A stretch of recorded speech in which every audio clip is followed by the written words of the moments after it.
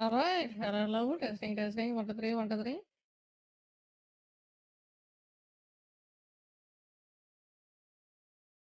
Okay, we are live.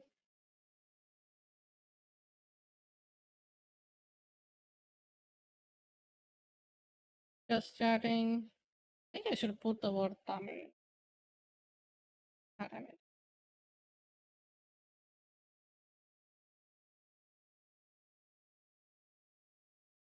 Is what it is. Yes, I identify as a VTuber. We identify as a VTuber. GG.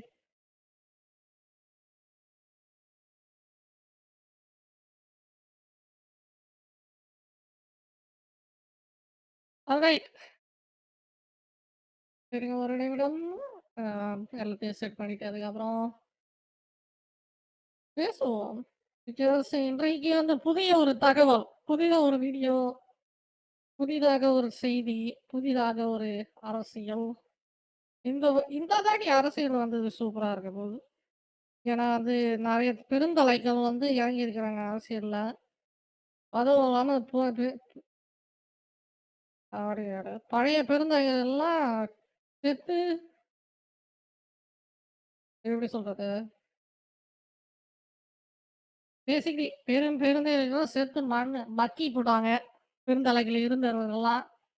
அது யாருன்னு தெரியும். 2 பேர் இருந்தாங்களே முதல்ல. அந்த 2 பேரும் இப்ப காணோம். அதனால இப்ப வந்து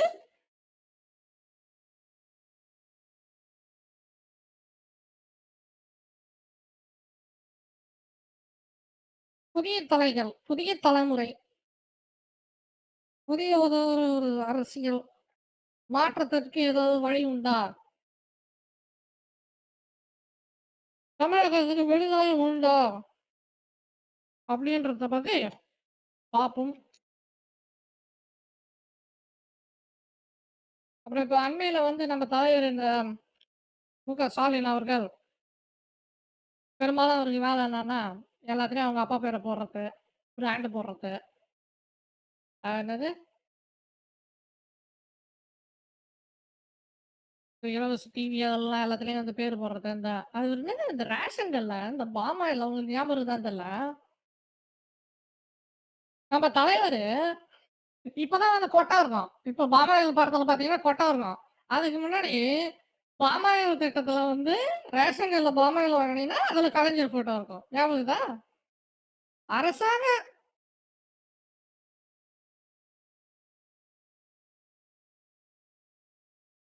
அரசாங்க வரி பணத்துல மக்களுக்கு வழங்கப்படுகிற ஒரு பொருளின் மீது தன் சுய குடும்பத்தின் தந்தையின் படத்தை போடுவதற்கு உங்களுக்கு யாரு பர்மிஷன் குடுத்தா? எப்படி நீங்க போடலாம்? யாரு காசுல நீங்க போட்டீங்க? அதுதான் கேள்வி. அத பத்தி நம்ம சீமான் கருத்து என்னன்னு பார்ப்போம். சீமான பொறுத்தவரைக்கும் சில கருத்துக்கள், அதாவது அவர் பேசுறதுல வந்து ஒரு 25% 125% நல்ல கருத்துக்களா தான் இருக்குது. ஆனா மீதி இருக்கிற இப்ப முன்ன வந்து எப்படி இருந்ததுன்னா, பாதிக்கு பாதி. பாதி வந்து ஏதாவது சொல்லுவாரு வில்லங்கமா. அதுக்கப்புறம் வந்து பாதி வந்து நல்ல கருத்துக்களா இருக்கும். நல்லது பண்ற மாரி இருக்கும். இப்ப என்னாச்சுன்னா, 75% பேரும் மீம்ஸ் விட்டுக்கின்னு, டயலாக் விட்டுக்கின்னு, ரொம்ப உணர்ச்சிவசமா பேசினா, கேட்கறதுக்கு நல்லா இருக்கும். ஆனா கருத்துக்கள் அந்த அளவுக்கு இருக்காது. இப்ப சுத்தம். விஜய் மேடையில ஏறி ஆ விஜய் மேடையில ஏறி அந்த மாட நடத்திட்டாரு முடிஞ்சது கத.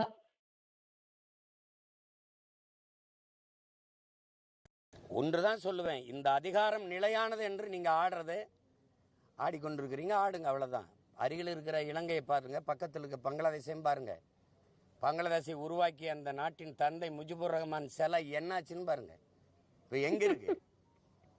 இதே தான் ஆடிட்டு இருந்தா அப்புறம் ஜெகன்மோகன் ரெட்டி எல்லா இடத்துலயும் ம். அப்பா பேரை வச்சார், ராஜசேகர் ரெட்டி பேரை. சந்திரபாபு ம். நாயுடு ஆந்திராவில் கூட இல்லை, டெல்லியில இருந்தார். பதவியா இருக்கிறதுக்கு முன்னாடி இடிச்சு பொட்டலாக்கிட்டு போயிட்டாங்க. அதே நிலைமை உருவாகும். தெண்டா காசு, மக்கள் காசு. அன்னைக்கு உண்ம. ஐயோனாலும் அம்மானாலும் வராது. 83 கோடி நம்ம செலவு பண்ணி அந்த சிலை வைக்கிறேன், எத்த வைக்கிறோம்னோனே யார் காசு இது? சம்பாரிச்சியா? எங்க போய் கள்ள உடைச்ச நீனு? எந்த குவாரியில வேலை செஞ்ச? ஏது உனக்கு அந்த காசு? ஒரு ஒரு நாள் இந்த அதிகாரம் வேற ஒருத்தனுக்கு வராதா? நல்ல தன்மானமுள்ள தமிழ் மகன்கிட்ட போச்சுன்னு வச்சுக்கிறோங்க, பொட்டலாய் பார்த்துக்கிட்டு ஆடணும். ஏன் நானா இருந்தா உங்களுக்கு ஆகாதா? இல்லை சொல்லுங்க, என்ன ஆகாதா? தமிழ் மகன் நானா இருந்தா ஆகாதா?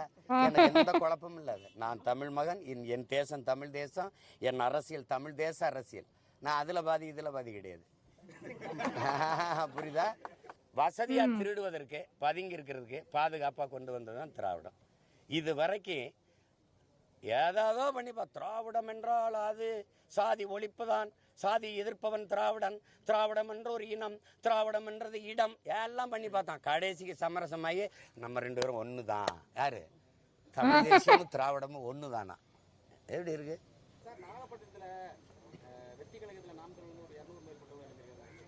வெற்றி கழகத்திலேருந்து 500 பேர் என் கட்சியில் இளைஞராங்க. அதை செய்தியா சொல்றதில்ல. அப்போ நாகப்பட்டினத்தில் 200 பேர் என் கட்சியில் இருக்கிறாங்கிறது நீங்க பெருமையா சொன்னதுக்கு நன்றி. இலங்கை அதிபர் இந்திய மீனவர்கள் எல்லை தாண்டி வராங்க, அவங்க மேல கடுமையான நடவடிக்கை எடுக்க. இதுக்கு மேல என்ன நடவடிக்கை எடுக்க போறாரு? 850 பேரை சுட்டு கொண்டாச்சு, பல ஆயிரம் பேரை சிறைப்படுத்தி படகுகளை பறிச்சு. அது என்னதான் தகவல் இன்னைய வரைக்கும் தெரியல. இலங்கை பார்டருக்கு நம்ம மீனவர்கள் அத்துமீறி போறாங்கன்னு அவங்க சொல்றாங்க. நாங்க போகலன்னு இவங்க சொல்றாங்க. என்னதான் நடக்குது? என்ன கேட்டீங்கன்னா, அந்த பார்டர்ல ஒரு பட்ரோல் நம்ம இலங்கை கடற்படை வச்சுக்கலாம்ல, வச்சுக்கலாம்ல. அதே மாதிரி நம்ம ஊராளுங்க இறக்கணும். அதுதான் நம்ம சீமானு நீதில் படம்னு சொல்லிட்டு இருக்கிறாரு. ஆனா இது சமரசமா போறது தான் நல்ல விஷயம். நான் அடிச்சா நீ அடிப்பான் அந்த மாதிரிலாம் வச்சுருந்தீங்கனாலும் வேலைக்கு ஆகாது. தமிழ்நாடுன்றது தனி நாடு கிடையாது காரணம். அது இந்தியாவோட இருக்கிறதுனால, நம்ம இந்தியா ஒட்டுமொத்த நாடுமே அதுக்கு கூட சண்டை போடுற மாதிரியான பிரச்சனைகள் வரும். அது ஒரு பெரிய தகராறு. நீங்க இலங்கை வரலாறு, இலங்கை தமிழ் இருக்கிற வரலாறு பார்த்தீங்கன்னா, இப்ப 2009 தான் முடிந்தது. 15 வருஷத்துக்கு முன்னாடி. அவ்வளோ எப்படி சொல்றது? கொடூரமான ஒரு எப்படி சொல்றது? சாவு தான் அது. அதுக்கெல்லாம் அந்த மாதிரிலாம் அது எக்ஸ்ட்ரீம். போரு போருன்றது எப்பயுமே நடக்கக்கூடாது. கடைசி காடுற க க கட்ட முயற்சின்னு கூட இருந்தாலும், போர்லாம் வந்ததுன்னா ரொம்ப கஷ்டம். அவங்க அரசுடைய அதான் நீலன் படை இறக்குறன்னு அவர் சொல்றாரு. ஐடியா நல்லா தான் இருக்குது. அதாவது அது சண்டைன்றது வரக்கூடாது. அதுதான் என்னுடைய கருத்து. சண்டை வந்ததுன்னா சுத்தம். ஏலம் விட்டு வலைகளை கிழிச்சு இதுக்கு மேல பண்ணி இதுக்கு மேல என்ன நடவடிக்கை எடுக்க போறாங்க? ஆமா. இதுக்கு மேல என்ன நடவடிக்கை இருக்கு? விரட்டி அடிக்கிறாங்க போனா. தமிழ்நாட்டு மீனவர்கள் தான் என்னதான் பண்ணீங்க? கேரள மீனவர்கள் எல்லை தாண்டி வரல. வர்றாங்களா இல்லையா? வர்றாங்க. ஏன் அவங்கள இந்திய மீனவர்கள் எல்லை தாண்டி வராது? இப்போ இதுக்கு இந்திய நாட்டை ஆளுகிற தலைவர்கள், குறிப்பாக வெளியுறவுத்துறை அமைச்சர், பாதுகாப்புத்துறை அமைச்சர், நாட்டின் பிரதமர், இந்த நாட்டை ஆளுகிற முதலமைச்சர்கள் தான் முடிவு எடுக்கணும். எல்லை கடலுக்குள்ள என்ன இருக்கு அப்படின்னா நீங்க என்ன ஒரு முடிவு எடுக்கணும்? கச்சத்தீவை திருப்பி எடுக்கணும். கச்சத்தீவை எனக்கென்று வைத்தால் கடல் தூரம் அதிகம். கச்சத்தீவை அவங்களுக்கு கொடுத்தா அவனுக்கு கடல் தூரம் அதிகம். என்னுடைய வாழ்வாதாரம் பறிபோகுது இல்லை? அப்ப இத்தனை மீனவ சொந்தங்களினுடைய வாழ்வாதாரத்தை பறி கொடுத்துட்டு என் நிலத்தை அவனுக்கு எடுத்து கொடுக்க வேண்டிய தேவை என்ன இருக்கு? அப்ப சொந்த நாட்டு குடிமக்களை கடல்ல மீன் பிடிக்க பேர் இந்திய பெருங்கடல்னு இருந்தா போதுமா? அதுல மீன் பிடிக்கிற உரிமை கூட எனக்கு இல்லைன்னா அப்புறம் இவ்வளவு செய்து ஒரு சின்ன நாடு அவனோட ஒரு பொருளாதார தடை அல்லது தொழில் என்ன சொல்றது பாதுகாப்பு கொள்கையில் நான் மாற்றம் ஏதாவது ஒன்று செய்யணும். நீ அந்த நாட்டு ராணுவ வீரனுக்கு பயிற்சி கொடுக்கறது, கடன் கொடுக்கறது, தர மேம்பாட்டு பயிற்சி, அப்புறம் போர்க்கப்பல் பரிசு கொடுக்கறது, ஏதாவது ஒரு நெருக்கடி கொடுக்கணும்ல. உன்னோட வர்த்தக தொடர்பு இல்லை, பாதுகாப்பு தொடர்பு இல்லை, தொழில் தொடர்பு இல்லை, ஏதாவது ஒன்று சொன்னாதானே அவன் கட்டுக்குள்ளே வருவான். வாயே திறக்கலைன்னா அவன் இஷ்டத்துக்கு விளையாடுறான். அது இது வரைக்கும் நீங்கள் சொல்கிறத பார்த்தா ஒரு முன்னேற்றம் இருக்குது. தமிழ் மீனவர்கள் இடத்துல இந்திய மீனவர்கள்னு வந்திருக்கிறாரு இவர் புதுசாக வந்திருக்கிறவர். சொல்லுங்க. அப்புறம் இந்த தமிழக முன்னாள் முதல்வர் கருணாநிதியோட பெயரை வைக்கிறதுல திமுக தலைவர் ஸ்டாலின் மற்றும் எடப்பாடி இடையே வந்து வாக்குவாதம் இருக்கு. அது பேரை வைக்கலாமான்னு இல்லை, ஐயா ஸ்டாலின் அவர்கள் முதல்வர் அவர்கள் சொல்கிறத பார்க்கும்போது அவங்க ஒரு திட்டத்தை கொண்டு வர்றாங்க, ஒரு நூலகம் கட்டுறாங்க, ஒரு ஜல்லிக்கட்டு விளையாட்டுக்கான வளாகம் கட்டுறாங்க, பேருந்து நிலையம் கட்டுறாங்க. இதெல்லாம் இருக்கட்டும். இந்த பேருந்து நிலையத்துக்கு அடிக்கல் நாட்டுறது அதிமுகவாக இருக்குது. இதை கட்டி முடித்து இப்போ கிளாம்பாக்கத்தில் இருக்கிறதுக்கு அடிக்கல் நாட்டினது வந்து அந்த திட்டத்தை தொடங்கினது வந்து அதிமுகவாக இருக்குது. அதை முடித்த பிறகு பேர் வைக்கிறது அதிமுகவாக இருக்குது.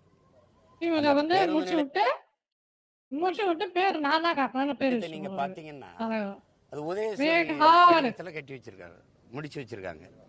அது எங்க காசுல உங்க கட்சி சின்ன அப்படி வருது. நீங்க கழிப்பிடத்துக்கும் குடிப்பிடத்துக்கும் தான் உங்க அப்பா பேர் வைக்கல, வைங்க. ஆனா உங்க காசுல இருந்து வைங்க, உங்க அப்பா காசுல இருந்து வைங்க. எங்க அத்தா அப்பா காசுல எடுத்து நீங்க உங்க அப்பா பேரை வைக்கிறதுக்கு நீங்க யாரு? இது எப்படி வைக்கிறீங்க? இப்ப 250 கோடிக்கு சமாதி கட்டிருக்கல, யாரு காசு? யாரு காசு சொல்லுங்க. ஒவ்வொரு ஊர்லயும் 200-300 கோடிக்கு நூலகம் கட்டிட்டு வரீங்களா, யாரு காசு? யாரு காசு சொல்லுங்க. சொந்த சொத்தையெல்லாம் வித்துட்டு எங்க பாட்டை 4ஆம் தமிழ்ச்சங்கம் அமைக்கலையா? பாண்டித்துறை தேவர், வள்ளல் பாண்டித்துறை தேவர், அவர் பேர் வைக்க தெரியாதா? இல்லை, இப்படித்தான் எங்க பாட்டனார் வஉசிக்கு நீங்க பண்ணிருக்கல. சொத்தையெல்லாம் அந்த நாட்டு விடுதலைக்கு வித்து கடைசி காலத்துல மன்னனை வித்து பொழைச்சானே எங்க பாட்டன், அவனுக்கு ஏதாவது பெருமைக்கு இருக்கா? சிலை இருக்கா? சிலை இருக்கா தலைநகர்ல? அவன் இல்லாம இந்த நாட்டுக்கு விடுதலை வந்துடுச்சா? எத்தனை எத்தனை எங்க முன்னோர்கள் கேட்டா அவர் சொல்றாரு, அவர் தான் இந்த நாட்டு மக்களை பற்றி சிந்திச்சார், அவர் பேரை வைக்காம. என்ன உங்க அப்பா இந்த நாட்டு மக்களை பற்றி சிந்திச்சாரா, அவர் வீட்டு மக்களை பற்றி சிந்திச்சாரா? சொல்லுங்க. நாட்டு மக்களை பற்றி அவர் சிந்திச்சது ஒன்னு பட்டியலிட்டு சொல்லுங்களேன். நாட்டு மக்களை சிந்திச்சவர் தான் சாராய கடை திறந்து விட்டாரா?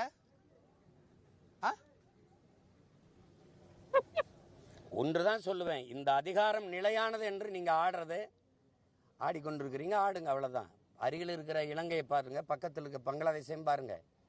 பங்களாதேஷை உருவாக்கிய அந்த நாட்டின் தந்தை முஜிபுர் ரஹ்மான் சிலை என்னாச்சுன்னு பாருங்க. இப்போ எங்க இருக்கு? இதே தான் ஆடிட்டு இருந்தா ஜெகன்மோகன் ரெட்டி. எல்லா இடத்துலயும் இவங்க அப்பா பேரை வச்சார், ராஜசேகர் ரெட்டி பேரை. சந்திரபாபு நாயுடு ஆந்திராவில் கூட இல்லை, டெல்லியில் இருந்தார். பதவியாக இருக்கிறதுக்கு முன்னாடி இடிச்சு பொட்டலாக்கிட்டு போயிட்டாங்க. அதே நிலைமை உருவாகும். தெண்டா காசு, மக்கள் காசு. அன்னைக்கு ஐயோனாலும் அம்மானாலும் வராது. ஒரு நாள் இந்த அதிகாரம் வேற ஒருத்தனுக்கு வராதா? நல்ல தன்மானம் உள்ள தமிழ் மகன்கிட்ட போச்சுன்னு வச்சுக்கிறீங்க, பொட்டலாயிரும். பார்த்துக்கிட்டு ஆடணும். ஏன் நானா இருந்தா உங்களுக்கு ஆகாதா?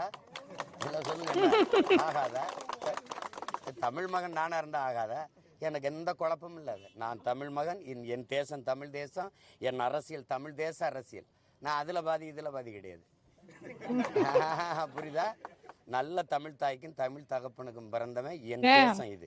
அப்படின்னா தேசம் தமிழ் தேசம். இங்கு வாழுகிற மக்கள் அவருடைய மொழி, கலை, இலக்கியம், பண்பாடு, வழிபாடு, தொன்று தொட்ட வேளாண்மை, காட்டு வளம், கனிம வளம், நீர்வளம், நிலவளம், மலைவளம், மணல் வளம், கடல் வளம் இவற்றை காப்பது பெண்ணிய உரிமை.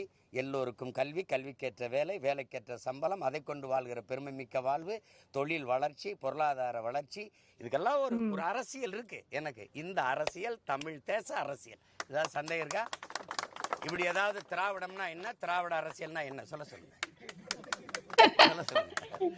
இல்ல அங்கவாதியா நிக்கிறவங்க ஏப்பா இதுல பாதி இதுல பாதி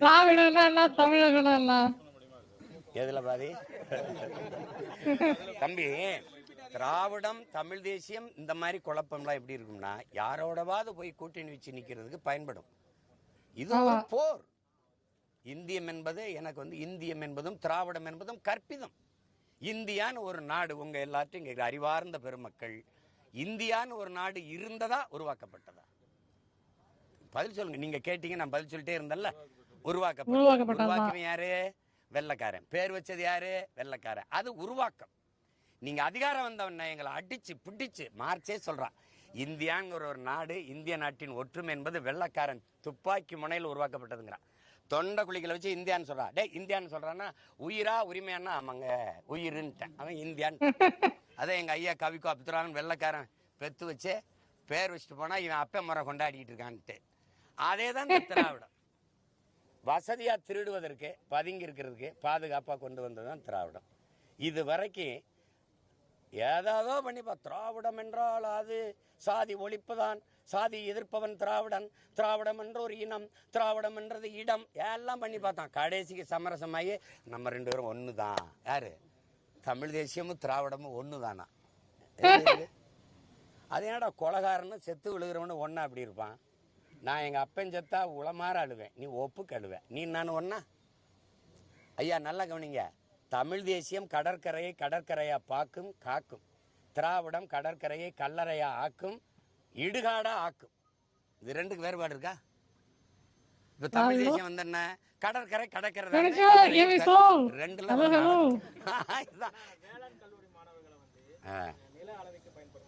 பெருந்தவறு. அதுக்கு ஒதுக்கப்பட்ட 1500 கோடியை ஆட்டையை போட்டு அதை இந்த தேர்தல் நேரத்தில் இவங்க பணத்தை ஒதுக்கிட்டு படிக்க போன பிள்ளைகளை கூட்டிகிட்டு போய் எந்த பாதுகாப்பற்ற சூழலில் சிற்றூர்களில் போய் நில அளவைக்கு பயன்படுத்துறது. இரவு நேரங்களில் எங்கள் பிள்ளைய பெண் பிள்ளைலாம் எங்கே போய் நிற்கும்? எந்த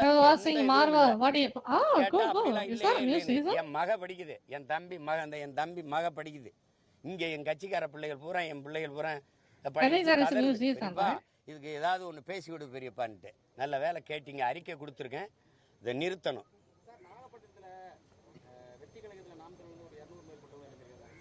வெற்றி கழகத்திலிருந்து 500 பேர் என் கட்சியில் இளைஞராக. நாகப்பட்டினத்துல 200 பேர் என் கட்சியில் இருக்கிறாங்கிறது நீங்க பெருமையா சொன்னதுக்கு நன்றி.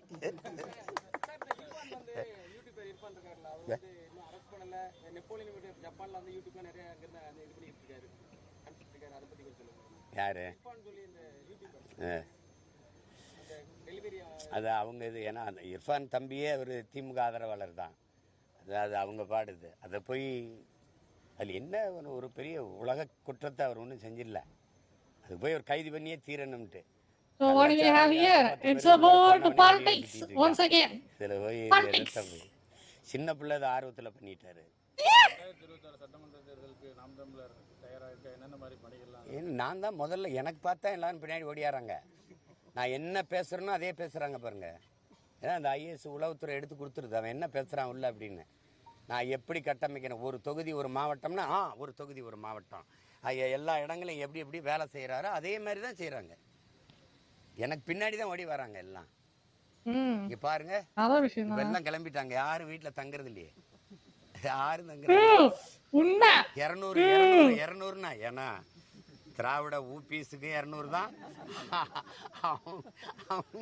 அவங்க அது 200 வந்தா 200 கொடுத்துட வேண்டியதான். இதாப்பா 200 வச்சுக்கப்பா அப்படின்னு. என்ன செய்ய போறாங்க தேர்தல் நேரத்தில்? 1000 கொடுத்தா வந்துச்சா, 1000 கொடுத்தா 2 பேரும் கேட்க போறாங்க. ஐயா அதே 1000 என் புருஷன் வாங்கிட்டு வந்து உங்க கடையில கொடுத்தாரு டாஸ்மார்க்ல, அது உங்க அதுல பாதி வர்றது இல்லையா?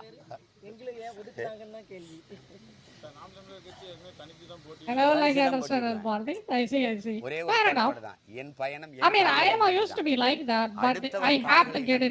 பயணத்தை தொடர்ந்து என்ன இப்ப வேற ஊருக்கு போயிட்டான்னா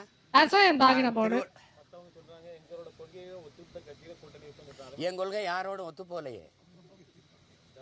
சரி, ஊழல லஞ்சத்தை ஒழிக்கணும், உங்களுக்கு புரிஞ்சுற மாதிரி ஒரு கொள்கை சொல்றேன். ஊழல் லஞ்சத்தை ஒழிக்கணுங்கிறீங்க, இதுல யாரோட சேர்ந்து ஒழிக்கலாம்? இவங்களை ஒழிச்சா தான் அது ஒழியும். சரிதானே? சரிதானே? ஒழிக்கணுங்கிறீங்க, யார ஒழிச்சா ஒழியும்?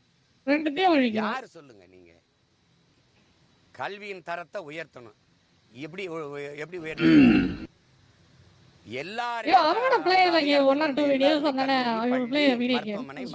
கல்லூரி எல்லாம் வச்சிருக்காங்க.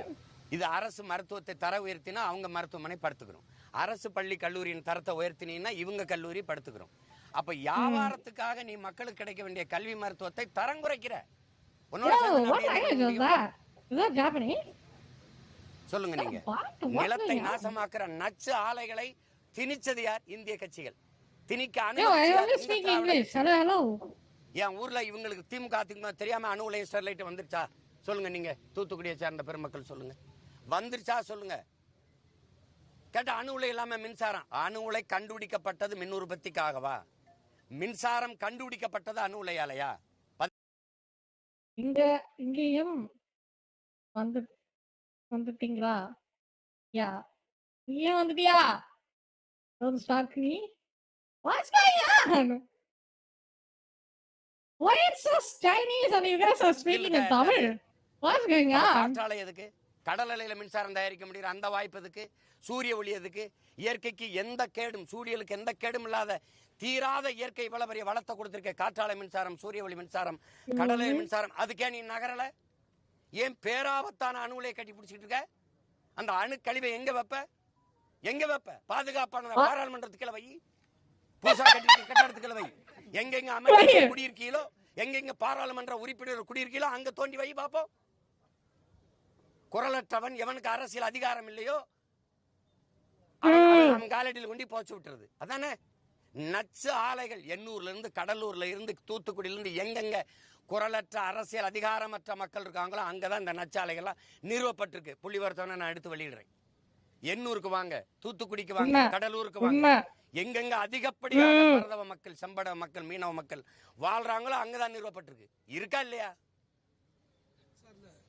எடப்பாடி சொல்லியிருக்காரு, அமைச்சர்கள் ஊழல் பண்றவங்க பட்டியலை நாங்க ரெடி பண்ணிட்டு இருக்கோம், அதிமுக ஆட்சி வந்து அந்த அவங்க மீது நடவடிக்கை எடுக்கப்படும்.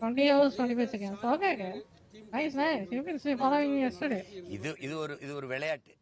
நான் வந்து ஓங்கோட்ட தொடரேன், என்னை பிடிச்சி பாரு. அப்புறம் நீ வரும்போது நான் என் ஓங்கோட்ட தொடரேன், பிடிச்சி பாரு. நம்ம 2 பேரும் உட்காந்து கை தட்டிக்கிட்டு இருக்க வேண்டியதுதான். இது குரங்கு அப்பம் பிச்சை கதை தான். இது ரெண்டையும் ஒழிச்சு தள்ளிட வேண்டியதுதான். இந்த தொலைக்காட்சியை தர அவங்க செஞ்ச ஊழல் தெரியாதா, அவங்க பண்ண அயோக்கியத்தனம் தெரியாதா, அவங்க வாங்கின கமிஷன் தெரியாதா, இந்த பக்கம் திருப்பி நீ வாங்கின ஊழல் தெரியாதா? அந்த ஒரு நேரத்துல தான் உண்மை பேசுவாங்க 2 பேரும் மாறி மாறி. அது நம்ம வீட்டுல சண்டை அடியே அடியே அடியே வாங்கி குடிச்ச சிரிக்கி எந்த வருஷம் இல்லாம இந்த வருஷம் 4 காணி விளைஞ்சிருச்சு நாடி உனக்கு இப்படி எடுத்துக்கிட்டு அடிக்குது அப்படின்னு இந்த அத்தை, அந்த வீட்டு அத்தை நான் தான் உம்பார் இல்லாம ஊருக்குரியுதுங்குது. நான் தான் என் வீட்டுல சட்டி ஏந்திக்கிட்டு சம்மணத்தை போட்டுக்கிட்டு இருக்கேன். இந்த தெருச்சண்டை தான் 50 வருஷமா நடக்குது. இதை ஒழிக்கணும். தயவு செய்து விடுங்க, இப்ப நிறைய வேலை இருக்கு.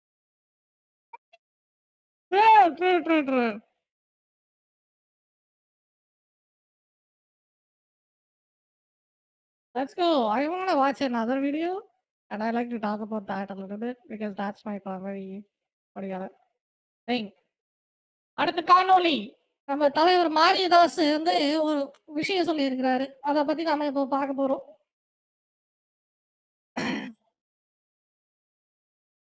மாரிதாஸ்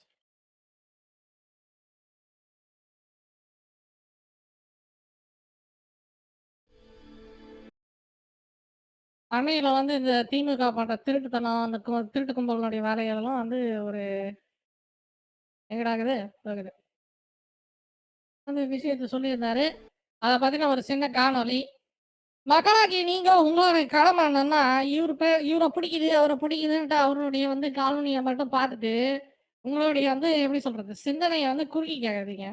என்ன கேட்டீங்கன்னா, நீங்க வந்து பெரும்பாலும் உங்களுக்கு பிடித்தவர்களோ பிடிக்காதவர்களோ அவர்களுடைய காணொலியை பார்த்து அவங்க என்ன சொல்றாங்கன்ற கருத்துக்களை நீங்க தெரிஞ்சுக்கிறது தான் உங்களுக்கு வந்து எப்படி சொல்றது ஆரோக்கியமான ஒரு செயல். அவங்க என்ன சொல்றாங்கன்றத முதல்ல தெரிஞ்சுக்கணும். அந்த ஒரு விதமான உதாரணம் தான் இந்த மாரிதாஸ் அவர்கள். அவர் வந்து அரசியல் வழியா உடன்பாடு இல்லைனாலும் அவருடைய கருத்துக்கள்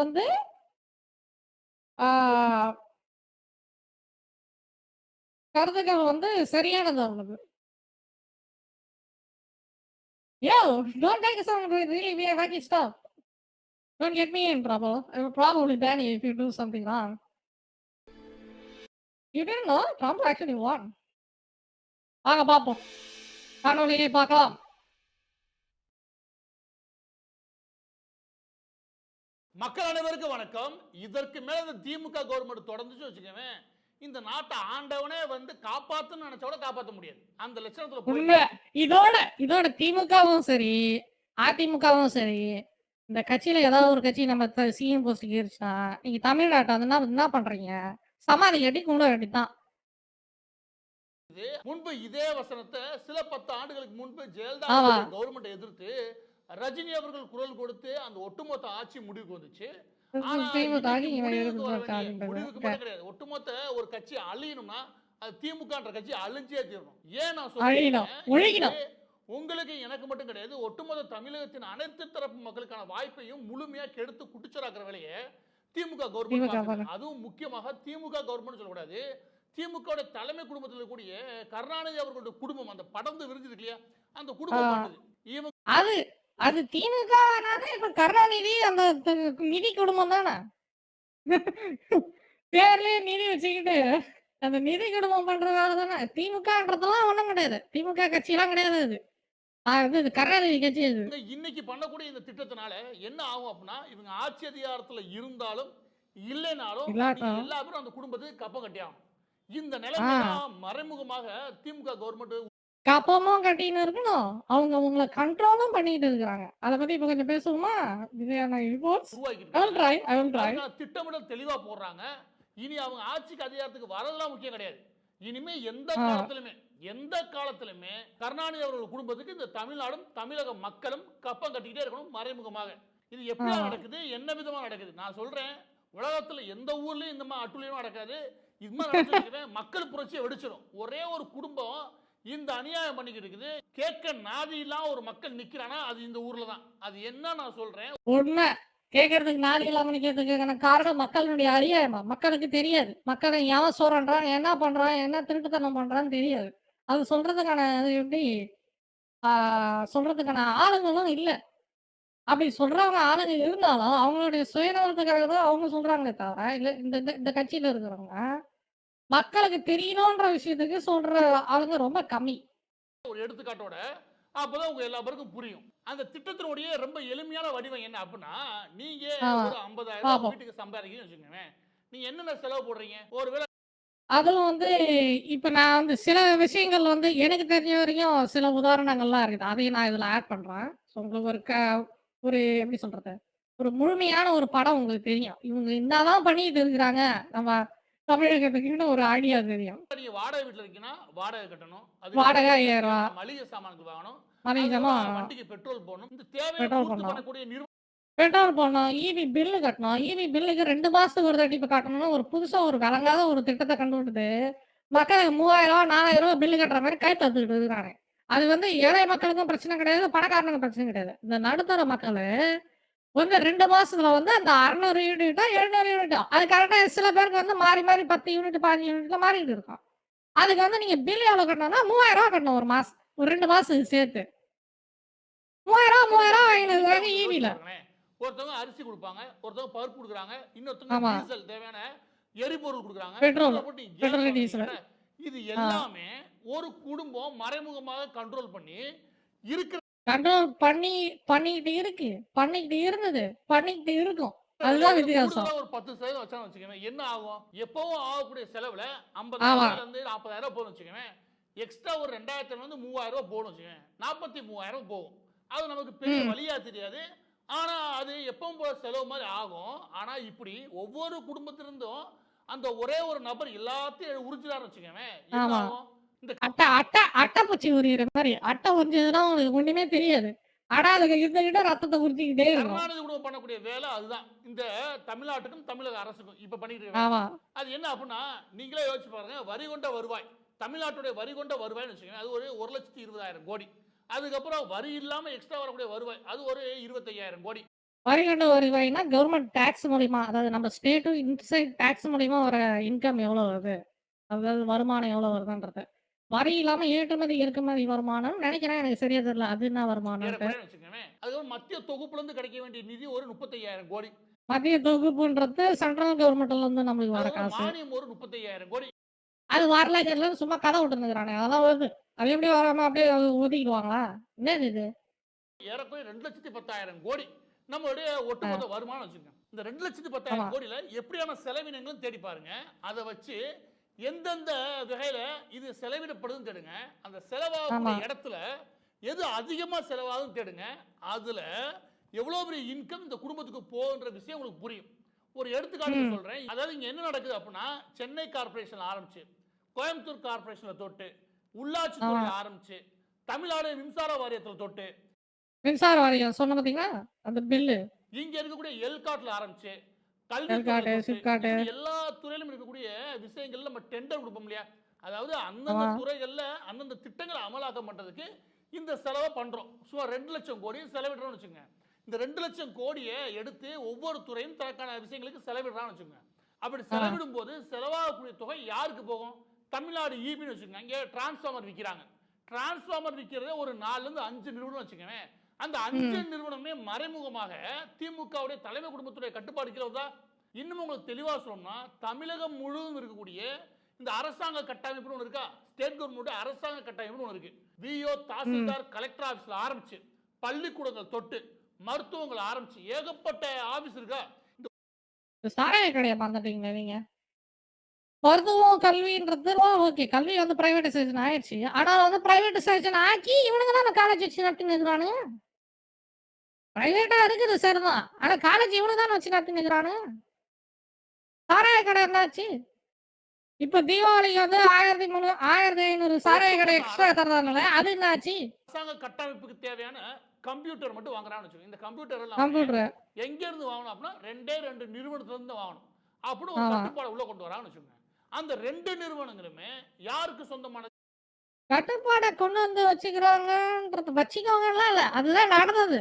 இவனுங்க என்ன பண்ணுவானுங்க, ஓப்பன் டெண்டர் விட்டுட்டு, எவன் கம்மியா வந்து டெண்டர் வந்து அப்ளை பண்றானோ அது அவனுக்கு குடுத்துறது. குடுத்துட்டு, ஆனா அந்த லேப்டாப்புகளுடைய செய்பொருட்கள் வந்து மதிப்புன்னு ஒண்ணு இருக்குது. அதுக்கப்புறம் விற்பனை மதிப்புன்னு ஒண்ணு இருக்குது. செய்பொருள் மதிப்புல வந்து வாங்கிட்டு, விற்பனை மதிப்புல விக்கிறானுங்க இவனுங்க. அது செய்யறதுக்கு ஒரு காசு. இப்போ ஒரு லேப்டாப் வந்து அந்த அம்மா லேப்டாப் ரூ. 5000 தான் போயிரும். அம்மா லேப்டாப் இந்த இலவச லேப்டாப் பேர் என்ன? அது அம்மா லேப்டாப் தான். எல்லாரும் அம்மா லேப்டாப் தான் கூப்பிடுவாங்க அத. அந்த லேப்டாப்பினுடைய மதிப்பு 5000 தான். ஆனா இவன் கணக்கு என்ன எழுதுவான்? 10,000ன்னு எழுதுவான். ஆனா இதுல என்ன கம்பெனிக்காரனும் உடந்ததான். ஏன்னா அந்த 5000 டெண்டர் அவன் ஜெயிக்கணுன்றதுக்காக அந்த லேப்டாப்ல இருக்கிற உதிரி பாகங்களுடைய வந்து கட்டுமான வளத்த வந்து குறைச்சு, அத வந்து ஒரு இத்து போன லேப்டாப்ப தான் குடுப்பாங்க உங்களுக்கு. அது நீங்க வந்து எத்தனை பேர் இந்த இலவச லேப்டாப் வாங்கி, அத யூஸ் பண்ணாம வச்சிருந்தாலே அது தானா அழிஞ்சு போயிடும். எத்தனை பேருக்கு நடந்திருக்குது? என் லேப்டாப் 2 போச்சு அந்த மாரி. எங்க வீட்ல இருந்தல 2 லேப்டாப். உங்க வீட்லயும் கண்டிப்பா போயிருக்கும். அதுவும் இல்லாம, அந்த லேப்டாப் அந்த மடிக்கணினிய உங்களால திருப்பி சரியும் பண்ண முடியாது. சரி பண்றதுக்கே செலவு அவ்வளோ தூரம் ஆகும்.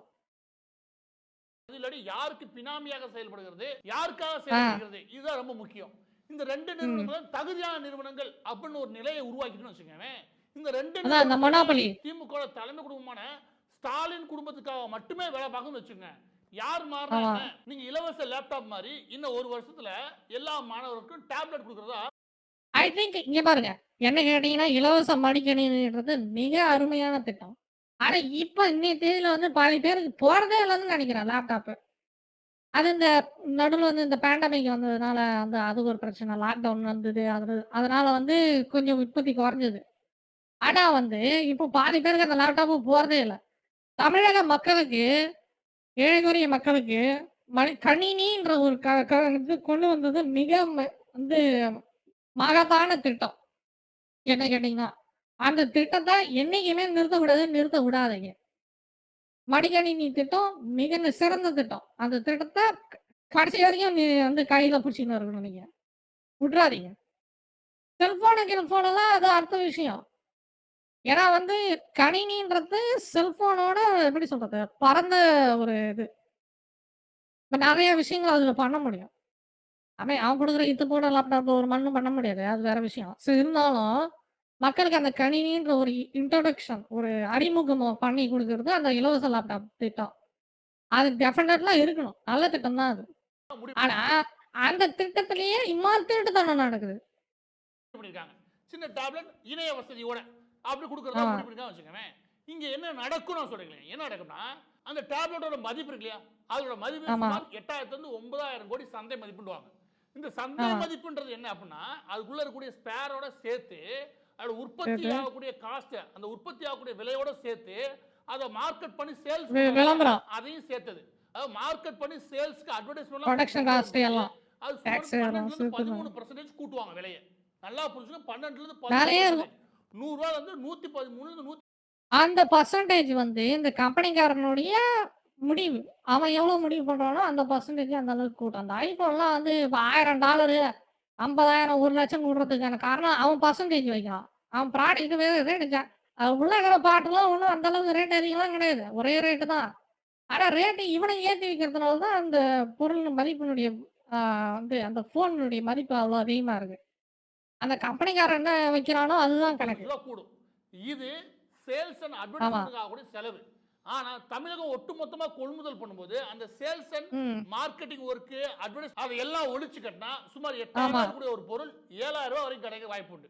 7,000 ரூபாய் இன்னும் கம்மியாவே வாங்கலாம். இன்னும் நம்ம ஒட்டுமொத்த கொள்முதல் பண்ணும்போது அதனுடைய விலை இன்னும் குறையறதுக்கான வாய்ப்புகள் உண்டு. ஆனா ஆமா. இங்க என்ன நடந்துட்டு இருக்கு அப்படின்னா, இந்த மல்டிநேஷனல் கம்பெனிகளை HP, ஏசர் போன்ற நிறுவனங்களுக்கு ஹெச்பி, ஏசரு இப்போ ரீசெண்டாக வந்த லேப்டாப் நான் பார்த்த வரைக்கும் லினோவோ, அதுக்கப்புறம் வாங்கலாம் அந்த ஹெச்கியோ ஏதோ ஒன்று விட்டானுங்க அதுக்கு முன்னாடி. இந்த நிறுவனங்களை வச்சு வெளிநாடுகளை பேசி முடிக்க வேண்டியது. இங்க ஆமா. நாங்க ஒட்டுமொத்தமா கொள்முதல் பண்றதுக்கு எங்களோட நாங்க சொல்லக்கூடிய நபர்களுக்கு நீங்க கொடுத்தா போதும். அந்த நபர்கள் ஆமா. இன்டர்நேஷனல் மார்க்கெட்ல என்ன விலையோ அதே விலையை தான் நாங்க ஃபிக்ஸ் பண்றோம் அப்படின்னு சொல்லி அவங்க தேவையான வகையில் வித்துருவாங்க.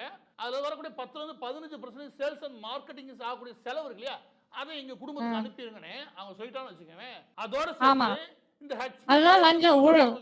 இவங்களாம் அப்படிதான் 5,000 10,000 டேப்லெட் இல்லாட்டி லேப்டாப் கொடுக்க முடியும். மற்ற நிறுவனங்கள்லாம் கொடுக்க முடியாது. இவ்வளவு பெரிய டேர்ன் ஓவர் யார்ட்டையும் கிடையாது. இவ்வளவு சும்மா சும்மா ப்ரொடக்ஷன் கதை யாருமே கிடையாது.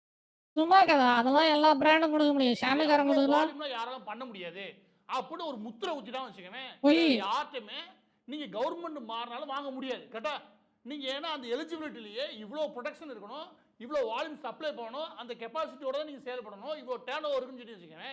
வேற யாரும் நீங்க வாங்க முடியாது. அதோட ரொம்ப முக்கியம் சைனால இருந்து வாங்கக்கூடிய நிலைமையில இப்ப இந்தியா இல்ல.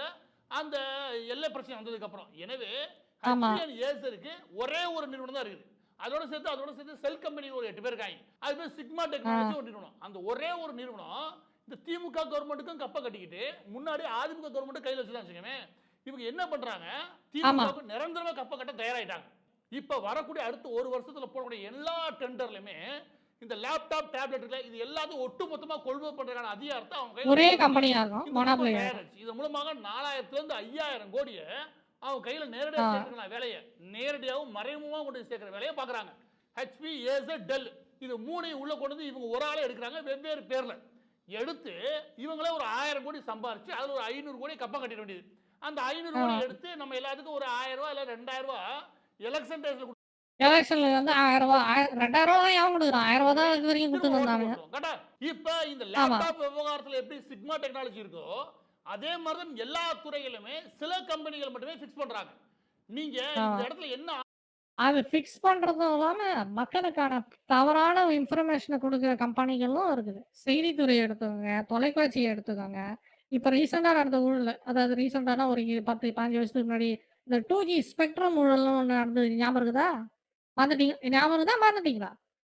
தமிழக மக்கள் ஞாபகம் இருக்கா? மறந்துட்டீங்களா? மறந்துட்டு தான் இருப்பீங்க. ஸ்பெக்ட்ரம் ஊழல் நடந்தது. இந்த சென்னையில வெள்ளத்துல போச்சு. அது என்ன ஆச்சு? அதுக்கப்புறம் இந்த தொலைக்காட்சியில வந்து இந்த சன் பிக்சர்னு வச்சுன்னு ஒருத்தன் சுத்திட்டு இருக்கிறானே, அது யாருது?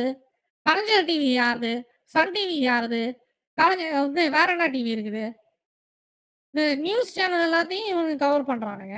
செய்தித்துறை எல்லாத்தையும் இவனுங்க கவர் பண்றானுங்க. நியூஸ் பேப்பரும் இவன் இந்த பாதி நியூஸ் பேப்பர் வந்து பாப்புலரான, அதாவது மக்களுக்கு தெரிந்த நியூஸ் பேப்பர் இவனுங்க கம்பெனி இது. எப்படி எப்படிலாம் கண்ட்ரோல் பண்றாங்க. டிவியில வர செய்திகள் அவங்களுக்கு ஏற்புடையதா இருக்குது. நியூஸ் பேப்பர்ல வர செய்திகள் அவங்களுக்கு ஏற்புடையதா இருக்குது. இலவச டிவி கொடுத்தாங்க. ஞாபகம் இருக்குதா? இலவச டிவி ஏன் கொடுக்கலாம்? அதுல ஓடுற சேனல் அவன் சேனல், அவன் கொடுக்குற நியூஸ் அவன் நியூஸ். அவன் நியூஸ் பேப்பர் எப்படி வருது? அவன் நியூஸ் பேப்பர் அது. அதனால அவனுக்கு சப்போர்ட் பண்ற நியூஸ் பேப்பர். எனக்கு சரியா தெரியல அவருக்கா இல்ல அவர் சப்போர்ட் பண்றதான்ட்டு. ஆனா சப்போர்ட் பண்றதும் இருக்குது, அவருக்கு ஜாலரா அடிக்கிற நியூஸ் பேப்பரும் இருக்குது. மக்களுக்கு எப்படி செய்தி போய் சேரும்? இதுதானே பிரச்சனை. அப்படியே ஒட்டு மொத்தத்தையும் கண்ட்ரோல் பண்ணி நம்மள அப்படியே ஒரு கனவு பிம்பத்திலேயே வச்சிருக்கானுங்க இவனுங்க. இது வந்து முழிச்சுக்கிறவங்க தான் கத்திக்கிட்டு இருக்குது. ஆனா இவங்களுடைய குரல் ரொம்ப கம்மி. சராசரி மக்கள் வீட்டுல இருக்கிற அம்மா தந்தைமார்கள் தாய்மார்கள்லாம் வந்து பெரும்பாலும் டிவி பார்க்கறது தான் வழக்கம். அந்த டிவியே இவனுங்க வந்து மொனாப்பலி ஆக்கி வச்சிருக்கானுங்க. போய் பாரு நியூஸ் சேனல் வச்சு பாருங்க என்ன பேசுறான்ட்டு. எதை பத்தி பேசுறான்ட்டு. ரீல்ஸ் வீடியோ போட்டுன்னு அது இந்த கட்சி பறிச்சு, அந்த கட்சி பறிச்சுன்னு சும்மா மேலோட்டமா ஒரு திரிச்ச நியூஸ குடுத்துக்கிட்டு, எல்லாம் பொய். நம்பாதீங்க. ஆபத்து உருவாவது புரிஞ்சுக்கோங்க. ஏதோ ஒரு நிறுவனம் விற்கதான் போகுது அப்படின்னு நினைக்கலாம். அப்படி ஆமா. கிடையாது. பொதுவா நாம ஏன் டெண்டரை ஓப்பன் டெண்டரா மாத்துறோம்? அதாவது எல்லா பேருமே போட்டியில வரணும். அந்த போட்டி இருந்ததுன்னா தரமான பொருள் கிடைக்கும். விலை குறைவாகவும் கிடைக்கும். அதனால தான் அந்த ஜியோகாரன் வச்சானே ஆப் ஞாபகம் இருக்குதா? சிறந்த உதாரணம் இதுதான். ஜியோகாரன் இந்த ஏர்செல்லு, ஏர்டெல்லு, டொக்காமோலாம் சுத்தின்னு இருந்தானுங்கல்ல, இன்டர்நெட் விட்டுன்னு. ஜியோகாரன் ஒரே வார்த்தை தான் சொன்னான். உனக்கு அந்த சிம்மு ஃப்ரீன்னா 1 வருஷத்துக்கு உனக்கு காலு ஃப்ரீன்னா. முடிஞ்சுதா எல்லா கம்பெனியும்? அந்த காம்படிஷன் பெனிஃபிஷியல் மக்களுக்கு தானே. அதுக்கப்புறம் அவன் முழநீட்டுக்கு ஆப் வச்சான். அது வேற விஷயம். ஆனா மக்களுக்கான லாபமுடைய விஷயமா தானே இருந்தது ஜியோ. ஆனா அது தனியார் துறை. இப்ப கவர்மெண்ட் ஓப்பன் டெண்டர் விடுறது தனியார் துறைகள் எடுக்கிறது தான். அவங்க காம்படிஷன் நடந்ததுன்னா உங்களுக்கு தரமான பொருள் கிடைக்கிறதுக்கு வாய்ப்பு இருக்கு. போட்டியில வரும்போது நிறுவனங்களிடையே போட்டியில வரும்போது அந்த இடத்துல ம். விலை குறைவாகவும் சர்வீஸ் நல்லாவும் நம்ம கிடைக்கிறதுக்கான ஒரு நிறுவனம் வாய்ப்பு வரக்கலாம். இருக்கு. வாய்ப்பு தான் இருக்குதே தவிர உண்மையிலேயே கிடைக்க மாட்டது சந்தேகம். ஏன்னா அந்த கம்பெனிக்காரன் என்ன பண்ணுவான், அந்த பொருளுடைய தரத்தை குறைச்சிட்டு ரேட்டை குறைச்சி விட்டுருவான். இந்த சைனால வர பொருள்களுடைய பாதியினுடைய விலைகள் காண காரணம் அதான். அவங்களுக்கு உழைப்பு மலிவு, அதுவும் இல்லாம விலையும் கம்மியா கிடைக்கும். அது இறக்குனாங்கன்னா அதுல தரம் இருக்காது. அந்த நிறுவனத்துல மட்டும் தான் எல்லாரும் வாங்கணும்னு வச்சுக்கோங்க. உங்களுக்கு இந்த போட்டி உருவாகாது. போட்டி உருவாகல சந்தையில பெரிய அளவுல உங்களுக்கு டெக்னாலஜிக்கல் அப்டேட் ஆகாது. அதுக்கான விலை ஆமா. குறையாது. அதுக்கான நல்ல அதுவும் இப்போ ஓப்பன் மார்க்கெட்டா இருந்ததுன்னா, அவங்க எல்லாரையும் அழிச்சு விட்டு, விலைய ஏத்தியும் விட்டுருவான். இப்போ ஜியோகாரன் நீங்க மாசம் ரூ. 300 கட்டினா தான் உனக்கு கால் வரும், கால் போகும்னு கதை விட்டானே எப்படி? உங்களால மாற முடிஞ்சுதா? அவன் பண்ணதுக்கப்புறம் உங்களால மாற முடிஞ்சுதா ஜியோ விட்டு? எல்லா கம்பெனிக்காரனும் பண்ண ஆரம்பிச்சான்ல. அதான் பிரச்சனை. சர்வீஸ் கிடைக்காது. அதனால நம்ம போட்டியை எப்பவுமே ஊக்குவிக்கணும். அது நாட்டுக்கு ஆமா. நல்லது, இந்த சர்வீஸ்க்கு நல்லதுன்னு வச்சுக்கோங்க. ஆனா இங்க என்ன உருவாகுது அப்படின்னா, நீங்க நினைக்கலாம் ஹெச்பி, ஏசர், டெல் இதெல்லாம் வேற வேற நிறுவனங்கள். அவங்களுக்குள்ள ஒரு போட்டி இருக்கு. அதன் வழியாக அந்த அதெல்லாம் சும்மா கதை. டெண்டர் நல்ல விலையில நம்ம தமிழ்நாடு கவர்மெண்ட் கிடைக்கும்னு நினைச்சுறாங்க. கிடையவே கிடையாது. இந்த மல்டிநேஷனல் கம்பெனியை ஃபுல்லா ஃபிக்ஸ் பண்றது ஒரே ஆள் தான். யாரு? திமுக குடும்பம். இந்த மாதிரி லேப்டாப் உண்மை. ஆரம்பிச்சு டிரான்ஸ்ஃபார்மர்ல தொட்டு அவன் டெண்டர் விடும்போது பேரம் பேசுவானுங்க. எனக்கு ஏம்மா குடுப்ப? எவ்வளோ எனக்கு காசு கிடைக்கும்ன்ட்டு. அத வச்சு தான் இவனுங்க டெண்டரே சேங்ஷன் பண்றது. எல்லாத்துலயுமே சுமார் 80க்கும் மேற்பட்ட நிறுவனங்கள் அந்த நிறுவனோட துணை நிறுவனங்கூடிய செல் கம்பெனிகள். இதன் மூலமாக எல்லா டெண்டரையும் எப்படி ஃபிக்ஸ் பண்றது? ம். இதற்கப்புறம் எந்த கவர்மெண்ட் மாறினாலும் சரி, இல்ல நாம தான் கவர்மெண்ட் வச்சாலும் சரி, என்ன பண்ணாலும் சரி, நிரந்தரமாக வருமானம் வரக்கான வாய்ப்புகள் என்ன? அதை உருவாக்குறதுக்கு தேவையான எல்லா விதமான கட்டமைப்புகளும் ஒரு மாஃபியா கும்பல் மாதிரி உருவாக்குது கர்நாடகாவுடைய குடும்பம். ஏற்கனவே ஒட்டுமொத்த டாஸ்க் இந்த ஒரு சினிமா படத்துல தனி ஒருவனு ஏதோ ஒண்ணு. அந்த படத்துல அந்த மாரி தான். அந்த பெரிய பணக்காரன் ஒருத்தன் மாஸ்டர் மைண்டா இருந்தானே. அந்த மாரி இந்த திமுக பின்னாடி பல மாஸ்டர் மைண்ட் சுத்திக்கிட்டு இருக்காங்க. கடையில 80-85% சப்ளை பண்றவன் அவையில பெரும்பாலான பேர் திமுக தலைமை குடும்பம் கருணாநிதி குடும்பத்துக்கு பினாமி குடும்பம் தான். எனவே இதே ஆமா. மாதிரி எல்லா துறையும் மாத்திட்டு என்ன ஆகும்? 2 லட்சம் கோடி பட்ஜெட் போடுறோம். எது நம்ம தமிழ்நாட்டுக்கு இன்றைய தேதியில ஒரு 2 லட்சம் கோடி பட்ஜெட் போடுறோம்னா அதுல 25,000 கோடி அந்த குடும்பத்துக்கு எழுதி வச்சு தான் நம்ம பட்ஜெட் போட முடியும். அப்படிதான் நம்ம பட்ஜெட் போட்டு இருக்கோம். அதான் நிகழ்காலத்துல யதார்த்தமான உண்மை. இப்ப இவன் என்ன பண்றாங்க அப்படின்னா இந்த கொள்ளை அடிச்சு பத்தாது.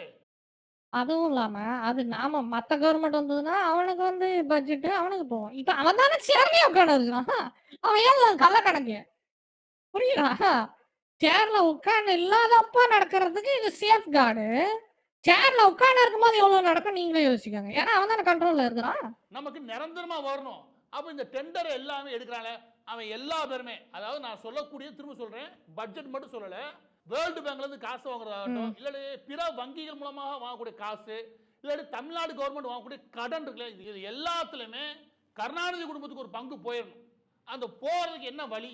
அதுக்கு எவையெல்லாம் முக்கியமான நிறுவனம், அது நீங்க இந்தியா அளவுலையோ இல்லாட்டி சர்வதேச அளவுலையோ இருக்கக்கூடிய பிராண்ட் இருக்கு இல்லையா? சினிமா துறை, செய்தித்துறை, ஊடகத்துறை, வேற என்ன நியூஸ் பேப்பர் துறை, செய்தித்தாள் துறை, எல்லா துறையிலயும் அவனுக்கு பங்கு இருக்குது. அவனுக்கு கை இருக்கு. டிரான்ஸ்ஃபார்மருக்கா, லைட்டுக்கா, ஸ்டீலுக்கா, டிரான்ஸ்ஃபார்மர், கட்டட லைட்டு. ஸ்டீல் இருக்குல்ல, ஸ்டீலா, சிமெண்டா, இப்படி நீங்க எடுத்தீங்கன்னு வச்சுக்கோங்க, எல்லாத்துலயுமே குறிப்பிட்ட ஒரு 3 ல இருந்து 4 நிறுவனங்கள் மட்டும்தான். அந்த எல்லா நிறுவனங்களையும் பட்டியல் போட்டு அவங்க எல்லாத்தையும் என்ன ஆயிட்டாங்கன்னா தங்களுக்கு கப்பம் கட்டக்கூடிய பினாமி நிறுவனங்களா மாத்துறாங்க. இதன் மூலமா எந்த போட்டியும் நடக்காது, எந்த புதிய நிறுவனமும் வரப்போறது கிடையாது, இந்த போட்டியில குதிக்க போறதும் கிடையாது. அதுக்கு மிகச்சிறந்த எடுத்துக்காட்டு தான் இந்த சிக்மா டெக்னாலஜிஸ் எல்காட்டை புடிச்சுக்கிட்டு ஒட்டுமொத்த லேப்டாப் சர்வர் இது சம்பந்தப்பட்ட விஷயங்கள் அதோட சேர்த்து வரக்கூடிய திமுக திட்டமான இந்த டேப்லெட் கொடுக்குறாங்களே அதையும் எடுத்து மொத்தமா டேப்லெட்லாம் எதுக்கு கொடுக்குறீங்க? விலை வைக்கிறாங்க பாருங்க. இந்த மாதிரி யாரு ஏகப்பட்ட கேட்டா நிறுவனங்கள் டேப்லெட்லாம்? உருவெடுத்து போச்சு. இந்த நிறுவனங்கள் தான் ஆபத்தானவை. போட்டியை குறைக்கிறாங்க, போட்டியே இல்லாம போட்டியை உருவெடுக்க விடாம போட்டியில் எவனும் கலந்துக்க விடாம தாங்க மட்டும் ஓடி வெற்றி பெறக்கான வாய்ப்புகளை உருவாக்குறாங்க. அதுக்கு திமுக தலைமை குடும்பமான பெரிய ரவுடி குடும்பத்துக்கு இந்த எல்லாரும் ஆயிட்டாங்க. இதனால ஒரு விஷயம் நடக்குது, என்னது வருஷம் 25,000 கோடி அந்த குடும்பத்துக்கு போகுது ஒண்ணு. ஆனா இன்னொன்னு என்ன தெரியுமா, இங்க படிக்கக்கூடிய இளைஞர்கள் எல்லாம் தெரிஞ்சுக்கோ, எல்லா பேருக்கும் எந்த வாய்ப்பும் கிடையாது, இனி வாய்ப்பு உருவாக போறதும் கிடையாது. எதுக்கு, நான் ஒருவேளை முயற்சி எடுத்து நான் ஒரு 20-30 லட்சம் ரூபாய் செலவு பண்ணி ஒரு சின்னதா ஒரு டெண்டர் எடுத்து நானும் உள்ள போட்டி போட்டு நானும் பிற்காலத்துல அரசாங்கத்துக்கு தேவையான ஏதாவது ஒரு சப்ளை கொடுத்து நானும் என்னுடைய நிறுவனத்தை வளர்க்க முடியும் அப்படின்னு உங்களுக்கு ஒரு கனவு இருந்துச்சு. அந்த கனவுல 1 லாரி மண் அள்ளி கொட்ட போறான் திமுக கவர்மெண்ட். அதுக்கு எடுத்துக்கிட்டு இந்த சிக்மா டெக்னாலஜி அவன் பாதி துறைகள்லாம் ஒரு லைன் பண்ண கொட்டினான். கொட்டி மூடி அதை புகை வச்சிருச்சு. நான் சொல்ல வேண்டிய விஷயம் ஒண்ணு, திமுக கவர்மெண்ட் முக்கியமா கருணாநிதி குடும்பத்தை எதிர்க்கிறதுக்கு திராணியோட நில்லுங்க. இல்லையா குழியை தோண்டி இந்த ஒட்டுமொத்த தமிழ்நாடு போட்டு அரைவோ மூடிடுங்க, வேற வழியே கிடையாது. ஆமா, வாட் a great வீடியோ, நல்ல பதிவு. இந்த மாதிரி சில கருத்துக்கள், நல்ல கருத்துக்கள் உள்ள பதிவை நீங்க தேடி கண்டுபிடிச்சு பாருங்க. அப்பதான் உங்களுக்கு வந்து இந்த அறியாமை ஒழியும். அறியாமை ஒழிந்தாதான் நம்ம தமிழ்நாட்டுக்கு விடுவியும். இப்ப நம்ம ஸ்டாலின் ஒரு டயலாக் விட்டாரு, அதை அப்படியே பார்ப்போம். மேடையில நின்று ஒரு டயலாக் விட்டாரு ஸ்டாலின்.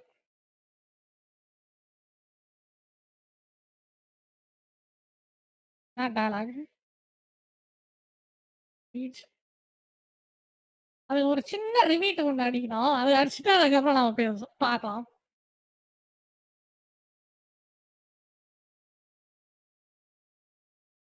திமுக மதிப்பு செறிஞ்சிருச்சுன்னு அவர் சொல்றத மக்கள் போய் காமெடியா எடுத்துட்டு போறாங்க. நான் அதை பொருட்படுத்துறதே இல்லை.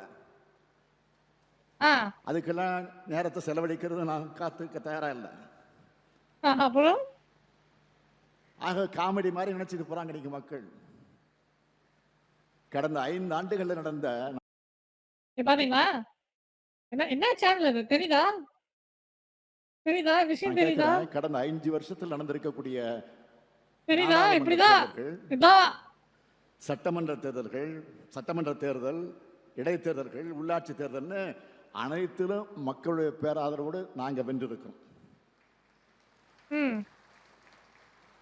மாண்புமிகு எதிர்க்கட்சி தலைவர்களை, திமுக மதிப்பு சரியில்லை. உங்க ஆட்சி காலத்துல தமிழ்நாட்டுடைய மதிப்பு அடமானத்தில் கொண்டு வச்சீங்க.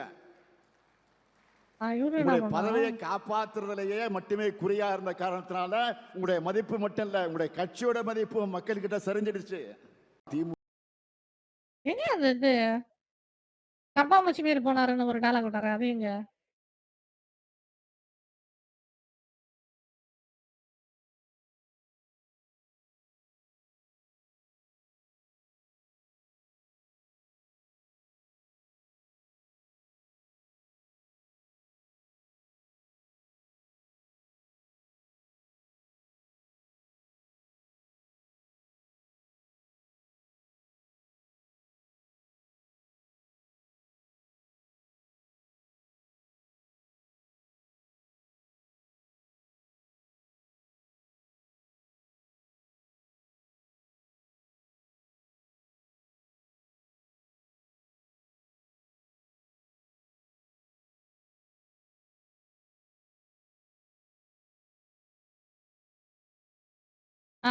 சமூகத்துல சமூக நீதியும் பொருளாதாரத்துல சமநிதியும் வழங்கப்படணும்னு தோற்றுவிக்கப்பட்ட இயக்கம் திராவிட இயக்கம். நாங்கள் பல்லாண்டு கால அதிகப்படியான இடங்களை இலவச மு.க. ஸ்டாலின் என்னும் நான் வீட்டுக்கு விளக்காக இருப்பேன், நாட்டுக்கு தொண்டனாக இருப்பேன், மக்களுக்காக கவலைப்படக்கூடிய தலைவனாக இருப்பேன். மு.க. ஸ்டாலின் இவர் பேரு, அப்ப திமுக பாதி பேர் இவரு பேரு இருக்குது. என்ன நடக்குது? கட்சி பேரே இவரு பேரோட வச்சுக்கிறாரு. மக்கள் கவலைகளை தீர்ப்பதே முதல்வனாக இருப்பேன் என்று சொன்னேன். விவரங்களையும் வெற்றிகரமாக தான் நான் மற்ற அமைச்சர்களிடமும் அரசு அலுவலகத்திலும் எதிர்பார்க்கிறேன். மாண்புமிகு எதிர்க்கட்சி தலைவர் படித்தது எனக்கு அதை படித்தது பழனிசாமி அளவுக்கு பொய் சொல்லக்கூடாதுன்னு இப்போ சொல்லணும். தலைவர் கலைஞர் பெயரால மக்கள் நலனுக்காக நாம் செஞ்சுட்டு வர மூலதன செலவு என்னென்ன சொல்றீங்க? தமிழ்நாட்டினுடைய வீர விளையாட்டான ஜல்லிக்கட்டுக்காக மதுரையில் இருக்கிற கட்டணம் அதை பயனில்லாத திட்டம்னு சொல்றீங்களா? அதை பயனில்லாத திட்டம் சொல்லுகிறேன். உங்கள் ஆணவத்துக்காகவே தமிழ்நாட்டு மக்கள் உங்களை இனிமே தோற்கடிச்சுக்கிட்டு தான் இருப்பாங்க தவிர அது உறுதி. தலைவருக்கு கொஞ்சமாவது முயற்சி பண்றாரு, அதுக்கே அவரை பாராட்டும். நம்ம தலை கொஞ்சம் முயற்சி பண்ணுது. எங்க அந்த கரப்பாம்பூச்சி போலயே உருண்டுகிட்டே போறன்னு ஒரு டயலாக் விட்டாரு. எங்க அது? அது ஆளையே காணுமே.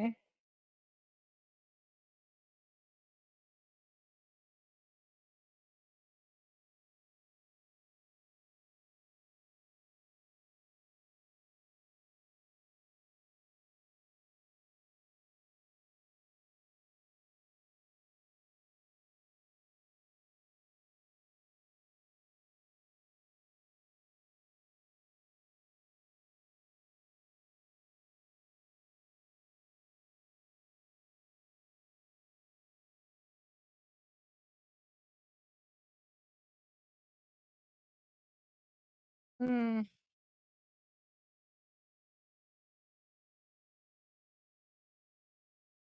அந்த எதிர்பார்ப்போடுதான் எதுவும் புரியாத பழனிசாமி அவர்கள் என்ன சொல்றாரு? மக்களுக்கு பயன்பட பொய் சொல்லலாம். புழுக மூட்டைய தமிழ்நாட்டை செதுக்கிய சிற்பி தலைவர் கலைஞர் பெயர் வர மூலதன செலவு என்னென்ன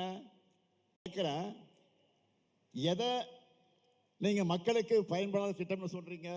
அமைச்சிருக்கிறோமே அது பயன்படாத திட்டம்னு சொல்லி மாணவர்களுக்கும் இளைஞர்களுக்கும் அறிவு சுரங்கமாக உடல்நிலையும் உயிரையும் காப்பாற்றுற கிண்டி இல்ல தமிழ்நாட்டில் இருக்கக்கூடிய திட்டம் சொல்றீங்களா? இப்படி வாயை துடுக்காகும் ஆணவமாக பேசித்தான் தொடர்ந்து தோல்வியை சந்திச்சுக்கிட்டு இருக்கிறீங்க. எங்க அந்த கரப்பாம்பூச்சியை காணுமே. இருக்குது.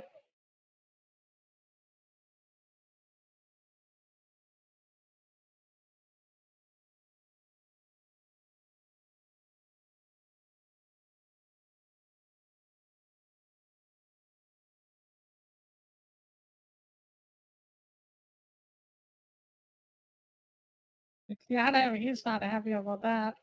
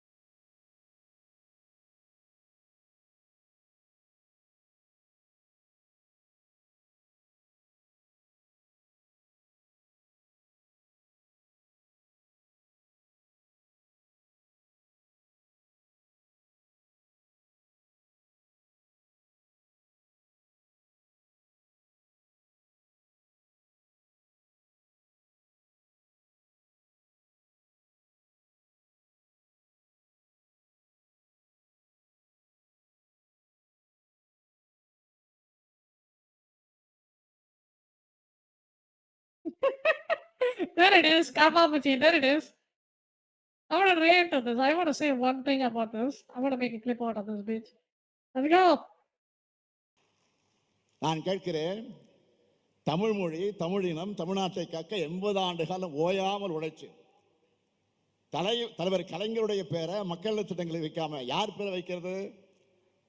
பதவி சுகத்துக்காக கரப்பாம்பூச்சி மாதிரி தரையில ஊர்ந்து போனீங்களே, உங்க பேர் வைக்க முடியுமா? அவர் கரப்பாம்பூச்சி மாரி போனதுக்கான ஒரே காரணம், நீங்க போகாத இருக்கிறதுக்கான ஒரே காரணம், உங்க அப்பா, உங்கள் தந்தை வந்து சிஎம்மா இருந்த ஒரே காரணம், ஒரே தகுதியால தான் உங்களால தலைய நிமித்தவே முடிஞ்சது. அதுலலாம் நீங்க அதோட தரையோட தரையா நீங்க போயிருப்பீங்க. அந்த ஒரே ஒரு தகுதிய வச்சுக்கிட்டு இவரு பேசுற பேச்ச பாத்தீங்களா? என்ன பேசுறீங்க? ஐயோ! ஐயோ!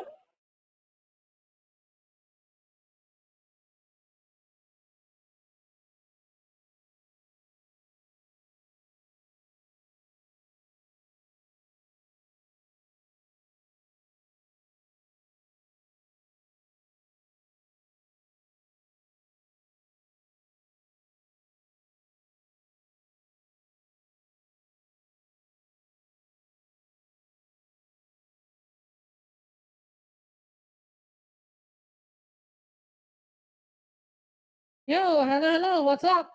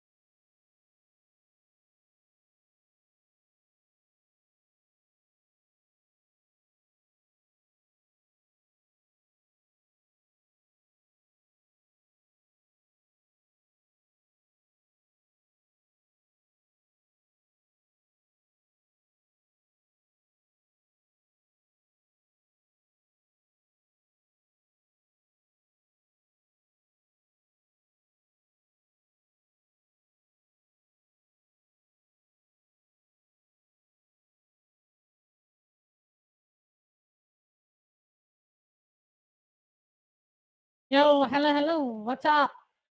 Stop, you still here?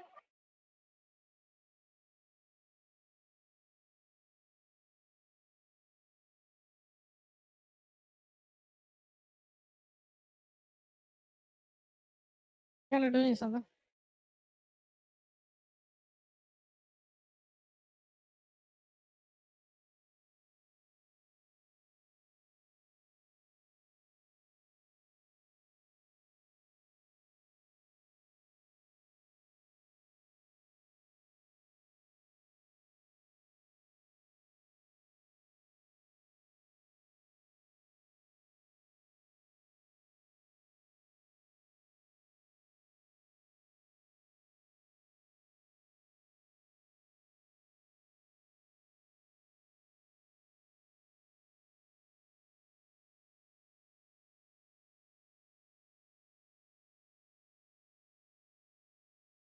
Alrighty, it's been done. It's done. Let's go.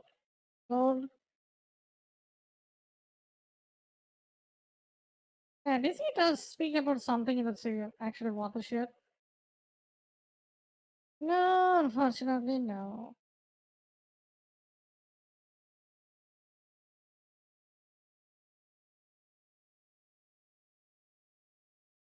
Alright, I think I'm gonna play King. Wait, is that a new one? Wait, what?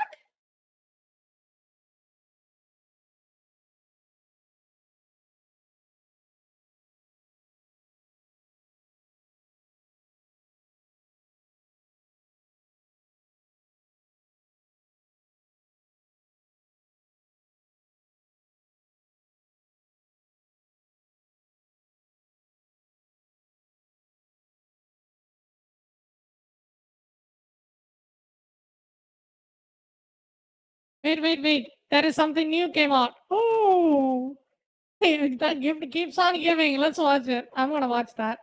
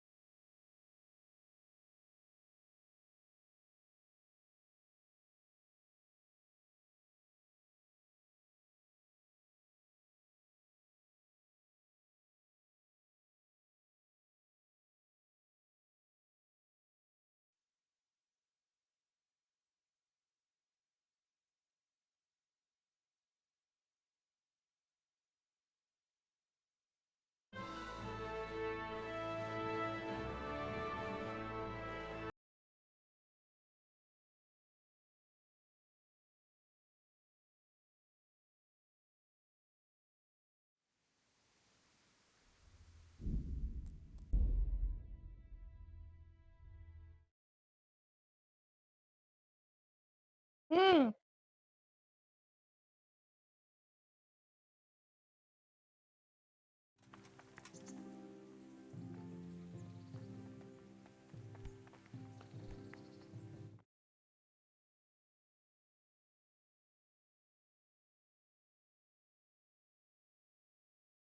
Yo, let me see the title. We can continue playing with Gamo. We are playing Gamo.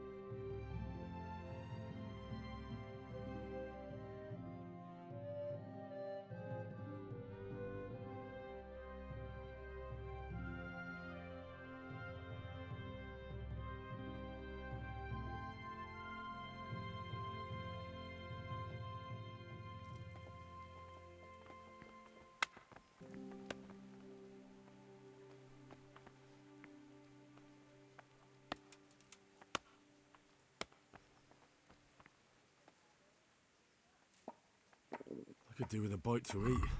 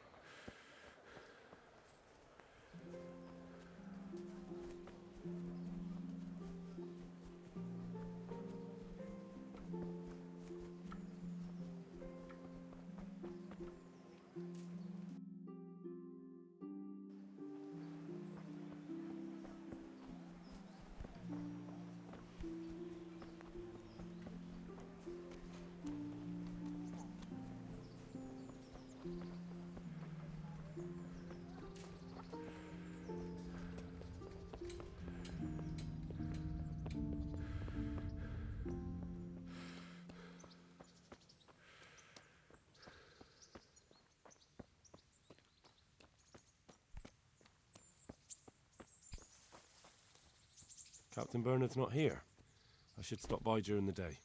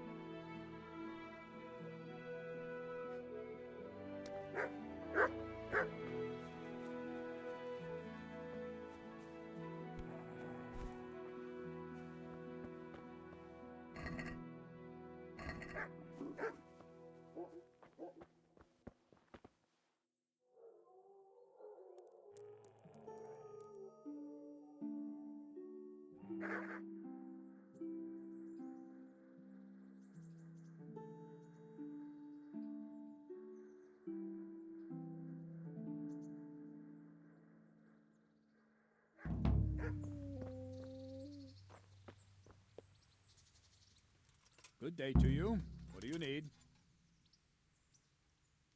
I'm here for training. Yes, you're that boy Sir Radzig sent. Yes, that's me. Let's get to it then, since that's what Sir Radzig wishes. And because you've never held a sword in your hand before, we'll start with something simpler. Very well. Come with me and listen closely. I don't want to be repeating myself. Take care now. Oh, God. Eat. So let's see what you're made of. Hold it properly. Food. Keep moving. Never stand still when your life depends on it.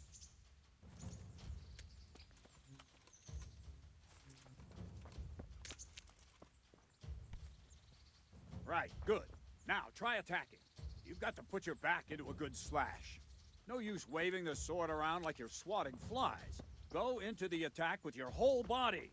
Try slashing from various sides to get used to it. Not bad. Ah, that's it. Nice. Ah, that's it. Very good. That pointy tip isn't for decoration. Try stabbing me with it a few times. Nice. Well done.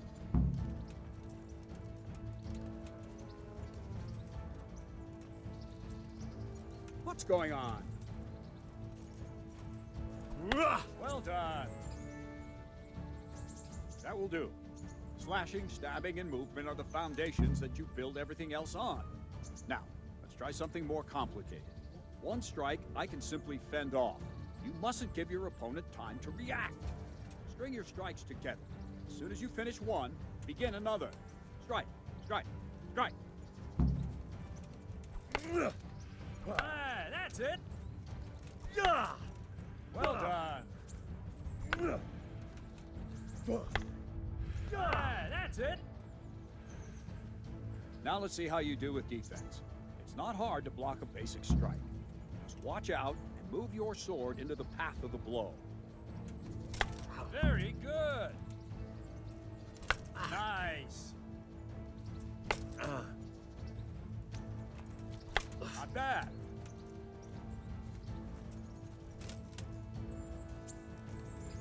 Very good. Very well then. Let's see what you're made of, lad. Come at me and don't hold back.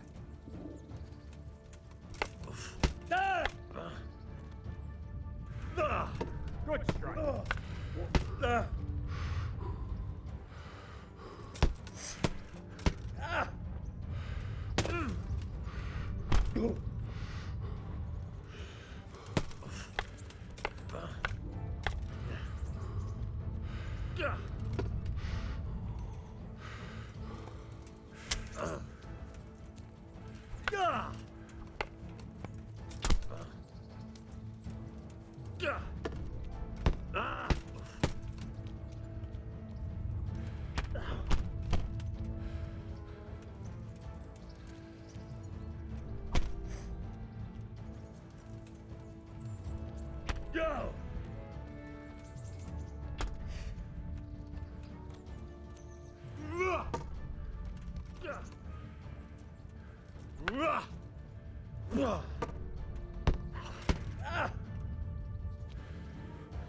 Fine. That's enough. Have my work cut out, it seems. That's life. Let's try something more advanced. When in combat, keep an eye on the space between you and your opponent. That is your space. Try to attack from the side the opponent will find harder to block in time. If I'm holding the sword raised up, do an uppercut. If my sword is low, lunge. Let's try it. You strike a few times at the side where I'm not holding my sword. Not bad. Well done. Ah, that's it. All right. Very good. Right, lesson 2. Everything you've learned about blocking is wrong. When I cover, I can simply fend off your blows with my sword and gain control of the space between us. But it's better not to control just the space, but actually your opponent's weapon. Attack, and I'll show you.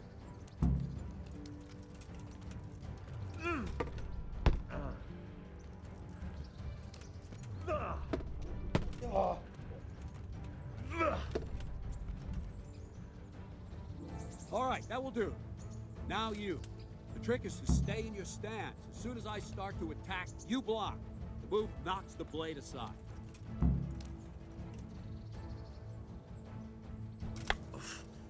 No, not like that. You mustn't hold the sword there. You have to move along with the attack. Again.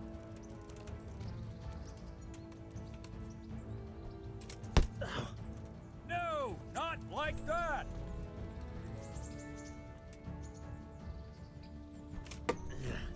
Well done.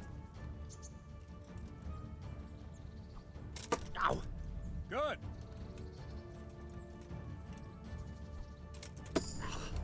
Well done.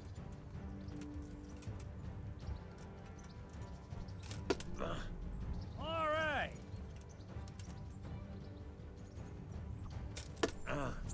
Nice. Right, now we'll try it a little faster. Concentrate and block just at the moment I start attacking. I'll strike you from above each time so you can see it well.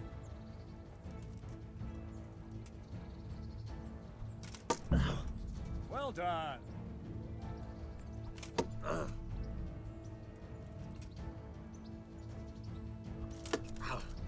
Good. Ow. All right. Too soon again. Not bad. Well done. Good, good. Now let's try it at full speed. You probably won't succeed, but that's normal at the start. You must train. Let's go.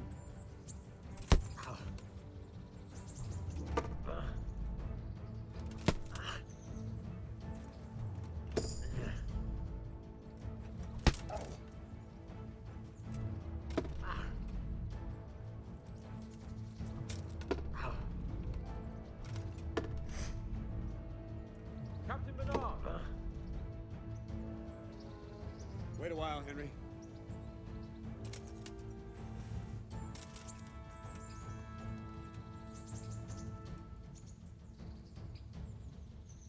Greetings, Sir Hans. What brings you here? I was on my way when I noticed that you're entertaining Sir Radzig's esteemed guest. Not the same as holding a hammer, is it, blacksmith? It's Sir Radzig's orders. I know. I'm actually to train at the archery range. I think the parry is good. I think I can just master the parry and then cheese everything. Probably. Let's see how it goes. Good day to you. Unless they parry the parry, that would be a problem. Yourself.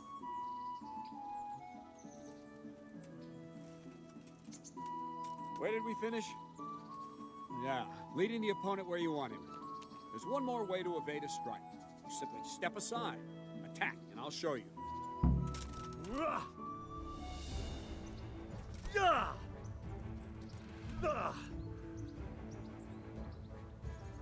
All right, try it. It's important not to move too soon. I'll see where you're going and hit you. And the same will happen if you move too late. I'll attack slowly now. As you see me, raise the weapon, jump aside. It'll throw the opponent off a bit, and there's your chance. Ah! Wrong! Again! Not bad. Not bad. No! Again! Fine. Now try it a little quicker. Try and get used to the rhythm. Never take your eyes off your opponent. You'll see a strike before it's even properly started. Nice. Nice. Well done. And the last thing for today, a trick. You raise the sword to force your opponent to block, but then change the direction of the attack at the last moment, and the opponent won't even know what hit him. Try it. Draw back the weapon, then change the attack zone and strike, so I don't have time to react.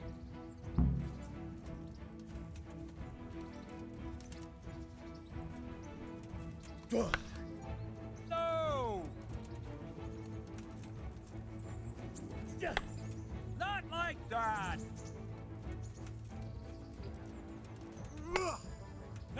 that's not it! Ugh! Wrong, damn it!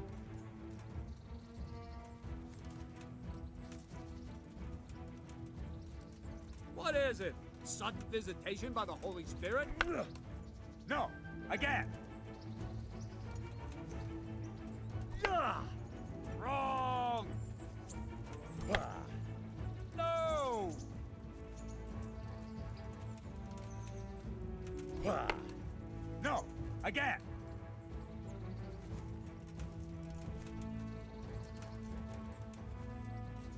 Move quickly! Ugh. Not like that! Ugh. No, that's not it!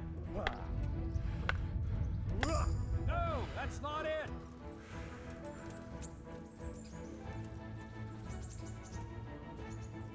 I don't have all day, boy. Ugh. Wrong, damn it! Ugh. No, again! Ugh. No, again! Ugh. Nice! Very good! Ugh. Wrong! Again! Ugh. No, that's not it! Ugh. Not bad! Ugh. No!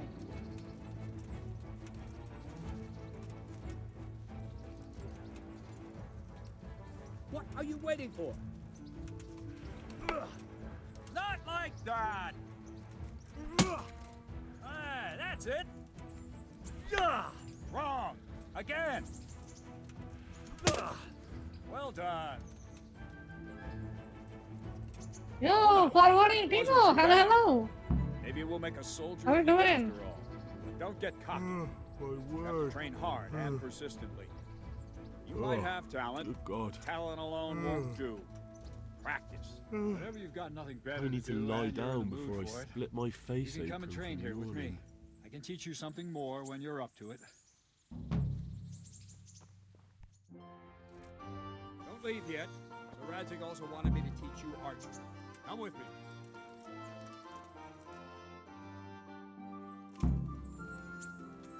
Love this game. Have fun with it. Thank you, thank you. I gotta eat food. I don't know how to sleep. And I gotta sleep, but I don't know.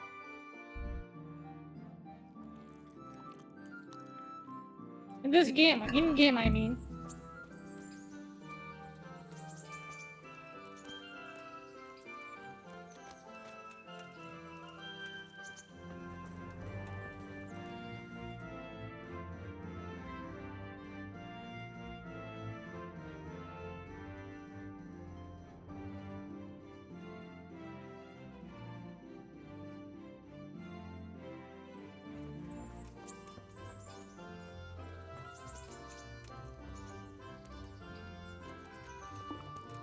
I have to eat something.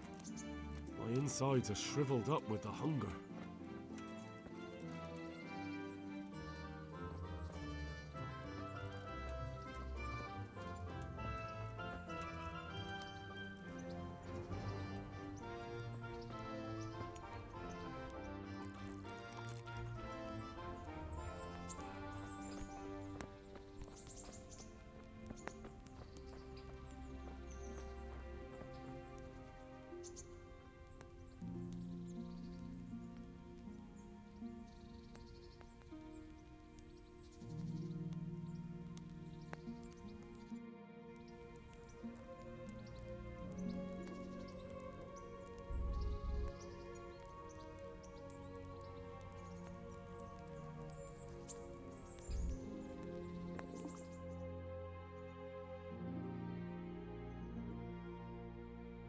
Good, good. How's it going? I'm doing good. I'm just, I don't like the mechanics this thing has. Like, you have to sleep, you have to eat. It's just so tedious. I've been a fan of those.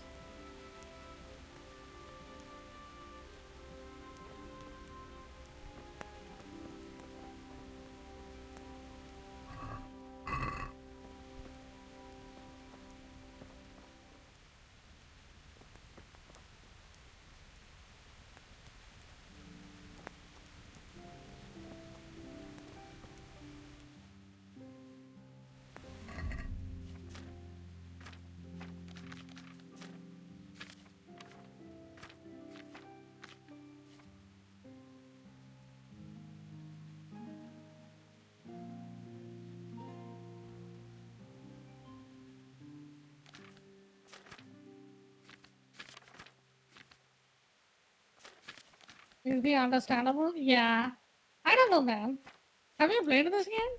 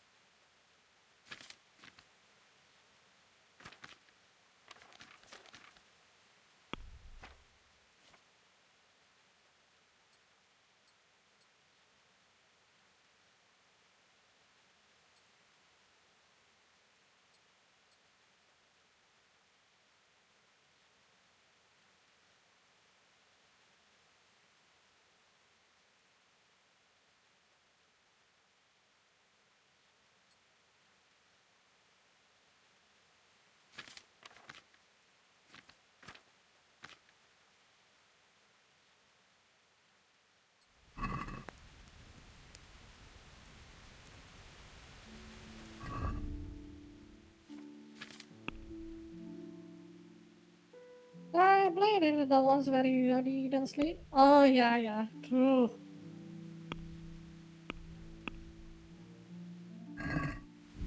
I wish I could just turn it off or something. I don't really like it.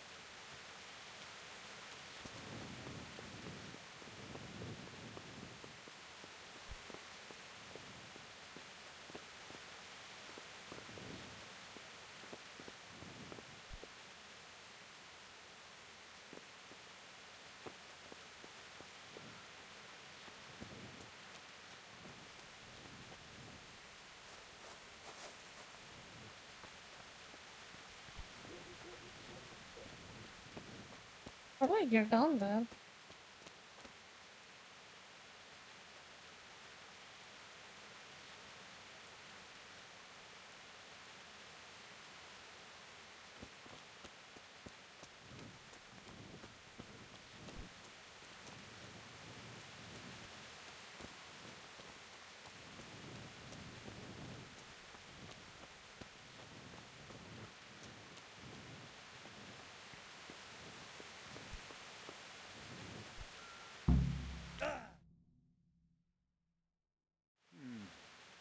Let's see then. Take this bow, go and stand in position over there, and we can start. And another thing, put on this arm guard. Without it, you could flay your forearm with a bowstring, so be sure to wear it. Thank you, Captain. Save the thanks and get in position. Now concentrate. The bow ain't exactly the weapon of choice of a knight, but very handy. You've got two bandits coming at you from a distance. You shoot one in the eye, drop your bow, and draw your sword on the other. Emperor Charles, God rest him, encouraged his subjects to learn archery. He even organized contests in Prague. But you wouldn't have gotten far there. You're holding the thing like a piece of firewood. But enough talk. There's the target. Try and hit it. Draw the bow, aim and release. Try to get a feel for the rhythm.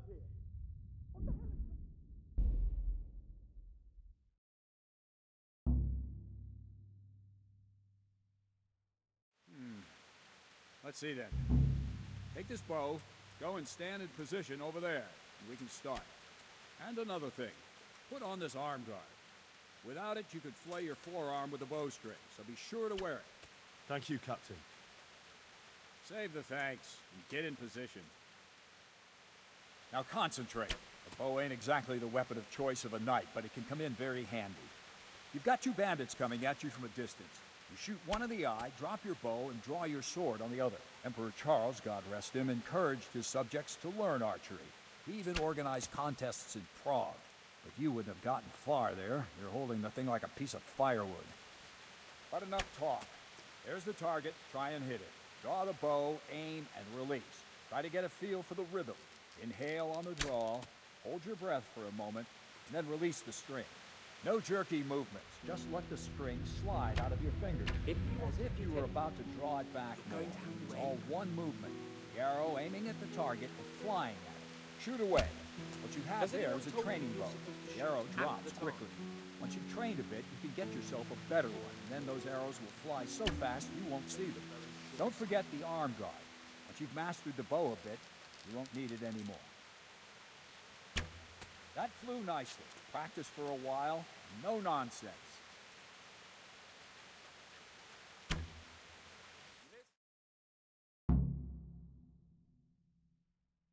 Well, that was awful. I didn't imagine a village yokel like you would have much skill, but you failed to meet even my low expectations. I don't know why you're wasting your time, Sir Bernard. Nothing will come of him anyway, and at the first sign of trouble, he'll run away like any other cowardly peasant. After all, he's done it before. What did you say? Calm down, boy. Keep in mind who you're talking to. The braggart who was born with a silver spoon in his mouth. Now, you've really done it. You'll go to the stocks for that. Calm yourself, Sir Bernard. If the blacksmith boy feels he can prove himself, then let him try. Do you think you can beat me? Well? Any time. Very well. If you defeat me, I'll give you my bow. If you lose, you'll have to pay up. Do you even have any coin? I don't have enough. Then you'll owe me or work it off. Let's get to it.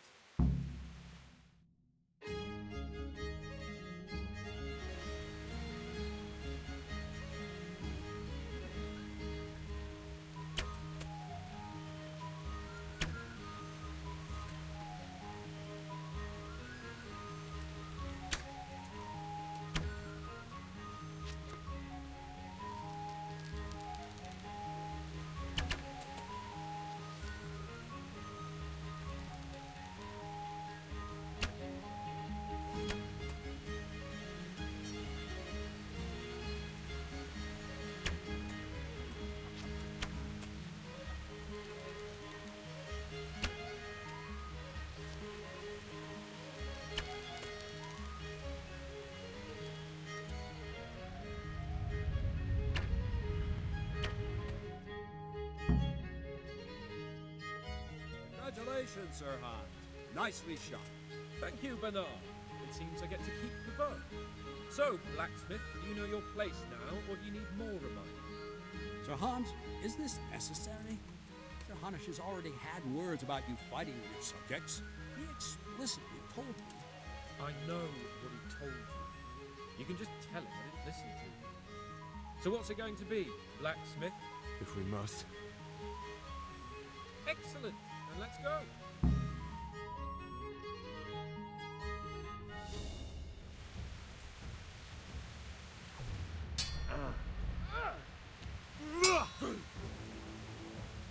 Oh, damn.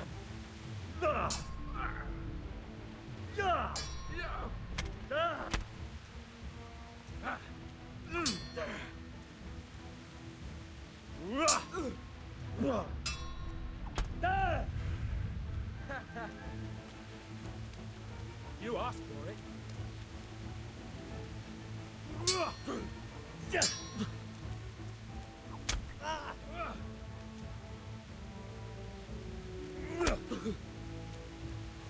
Stop, BJ.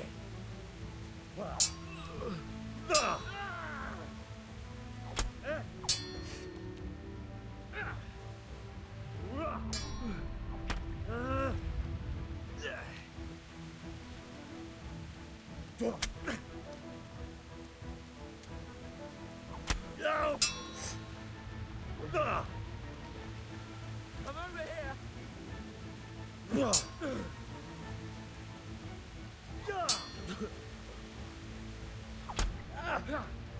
Well, Andy.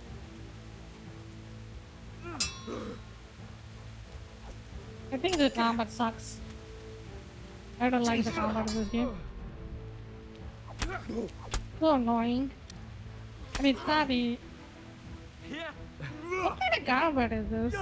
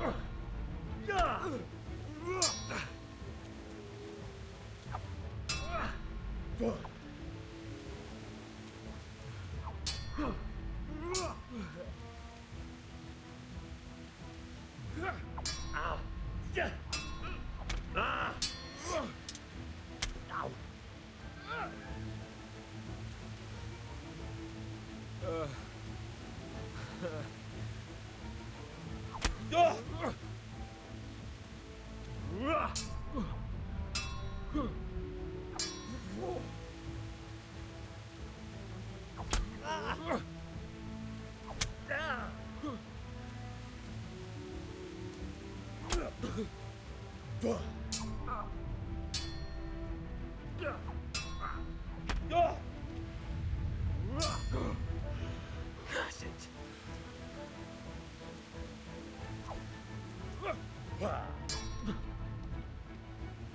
Where do you...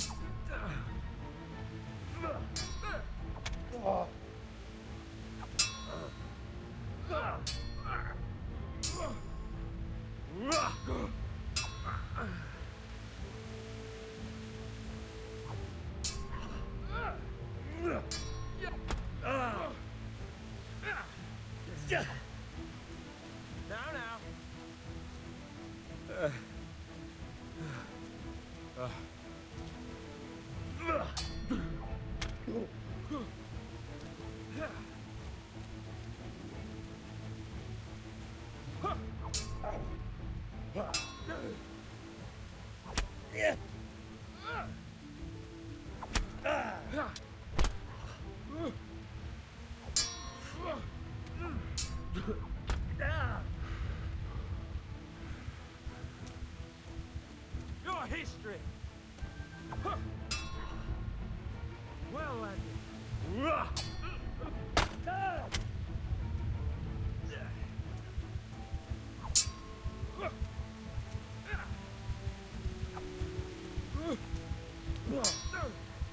Shit. Are you going to cry now?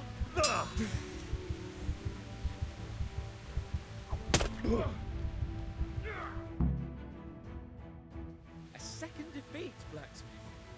You still have a lot to learn. I suppose I should give you credit for taking on my challenge, despite your limitations. Thank you, sir. You owe me now. I hope you keep your word and bring me coin when you have it.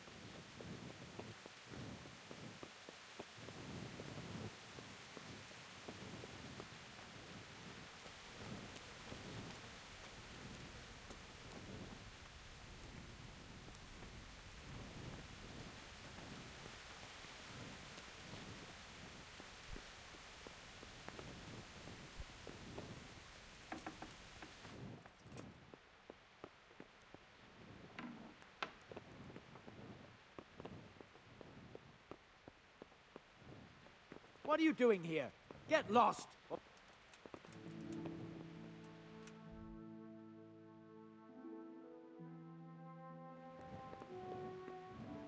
are you doing?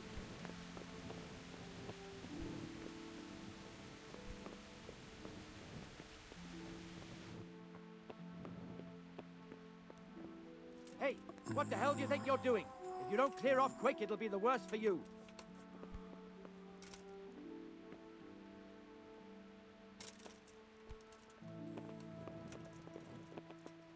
Are you deaf?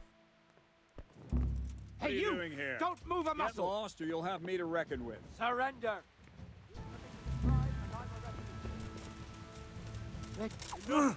Please. Oh, all right. You're free to go. I've had enough of your shit. When I said clear off, I meant right now. You should have thought twice about what you're doing. That will land you a fat fine.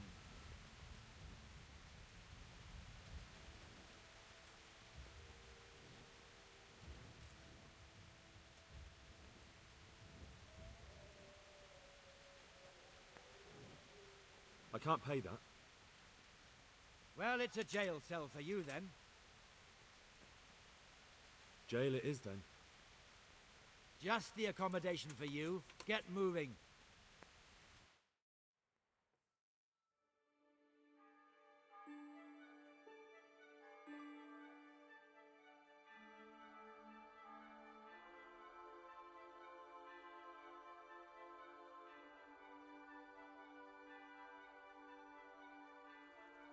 I think as the good story game got ruined by his clunky ass mechanic. Straight up. If it has a combat like Skyrim or something, I might enjoy it, but goddamn. It has the worst part of everything that Skyrim has. Hey! Look out.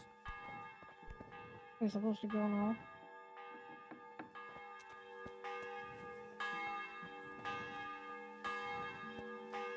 Like you have your food mechanic, you have your jail mechanic. It's just a waste of time. It just wastes your time. Straight up. Anything that doesn't let me what I want to do just immediately breaks immersion for me.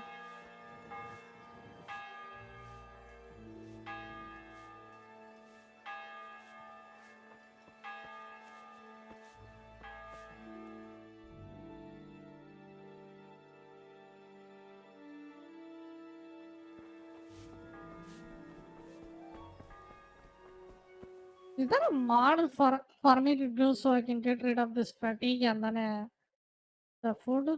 Because maybe if I can get that, I might enjoy it. It's just annoying. Like I don't like it.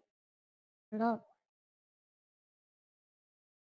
Like I'm here to play the game. I don't have to play your shit mechanic that just throttles you so much. And,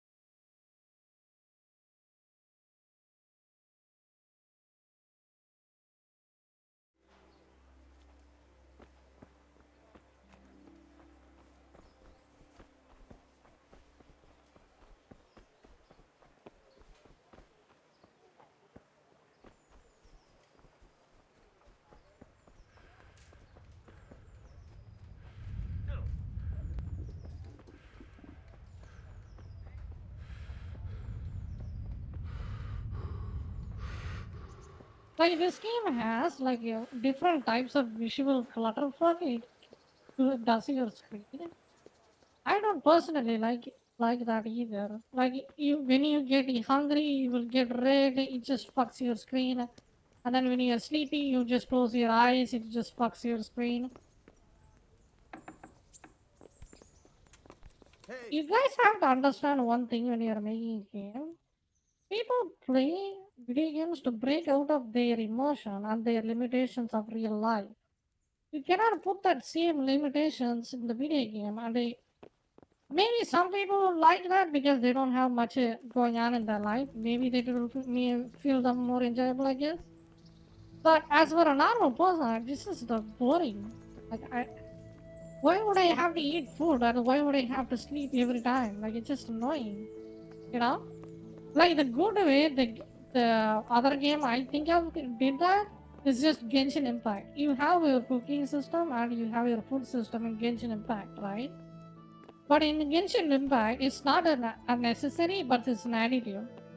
You can sleep to skip time, and then you can just do the quest, right? It doesn't have any penalty. This just throttles you so much. Like if you sleep, you will just get a penalty. If you get arrested, you get a penalty. If you don't eat, you will get a penalty. Just a penalty simulator, pretty much. Like, if they want this game to be popular, I think they should get rid of half of these mechanics. Is that better? Don't fret about it, lad. Lord Capon is a good swordsman. And Otherwise, this by game is some gonna be a fluke niche. You actually won. Well, you might not take it so well. Now go to the rat house. The bailiff's waiting for you there. All right, Captain.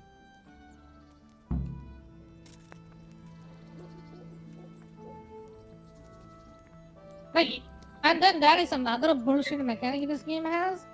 Like, if you save often because you want to, you probably die, right? So if you save often, you will get drunk, and then it just backs your camera back and forth. Like, who thought of this? It feels like a BDM simulator, you know? Like, why would you make this game that punishing? It's annoying. It's punishing in the sense it's not unplayable or anything, it's just annoyance, you know? We gotta deal with so much annoyance in the game. Why can't I just call my horse and then teleport? Like, why am I running back and forth? Can I teleport? No, it doesn't let me teleport.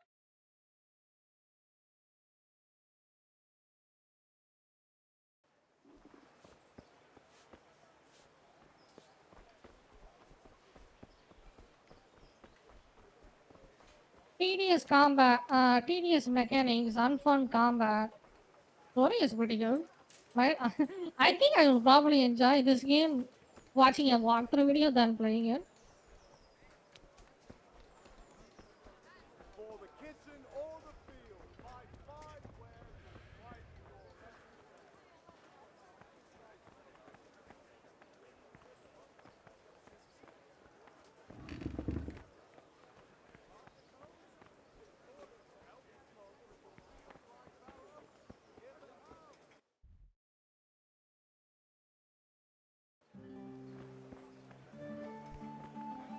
Why it shakes my camera? Like, why it shake my camera right now? Why it did that? What's this? It just randomly shakes your camera, dude. It's stupid. It's annoying. It's jarring. What do you got it? Sickness inducing.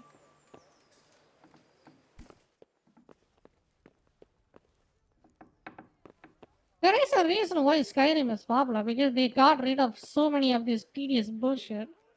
Jesus Christ be praised. Can I just play the game? Like you play the video game? That would be fun. You know, instead of playing your fucking mechanic. Master Bailiff, is there anything of interest going on here? Nothing of interest to me, thank Christ. I'm just not enjoying it. It's annoying me. I'm to put myself under the bailiff's command. Ah, so you're the young man Sir Radzig appointed? Yes. Very well. Sir Radzig asked me to test you a little, and as it happens, you've come at the right time. We've a few disputes to settle. It seems some of your former neighbors have been acting quite inappropriately. I was hoping having one of their own on the town watch might help sort things out.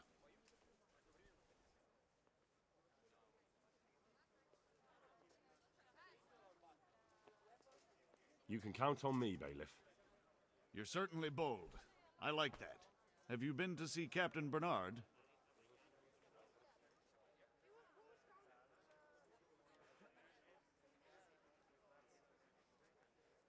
I have, and I have the bruises to prove it. The captain doesn't hold back. The harder the training, the easier the battle. Well, anyway, you're going to assist my town guard. Come to the church in the afternoon. Yaroslav the watchman, Nightingale they call him, will wait for you there. He'll show you around the town and teach you a little about keeping the peace. And you need to stop by the armory to pick up some gear. Yes, Bailiff.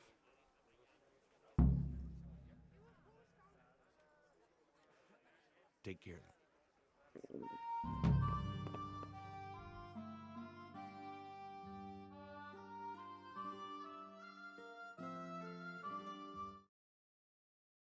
I want to look for a mod. I just straight up want to get rid of that food mechanic. I just don't want to deal with it. I don't care.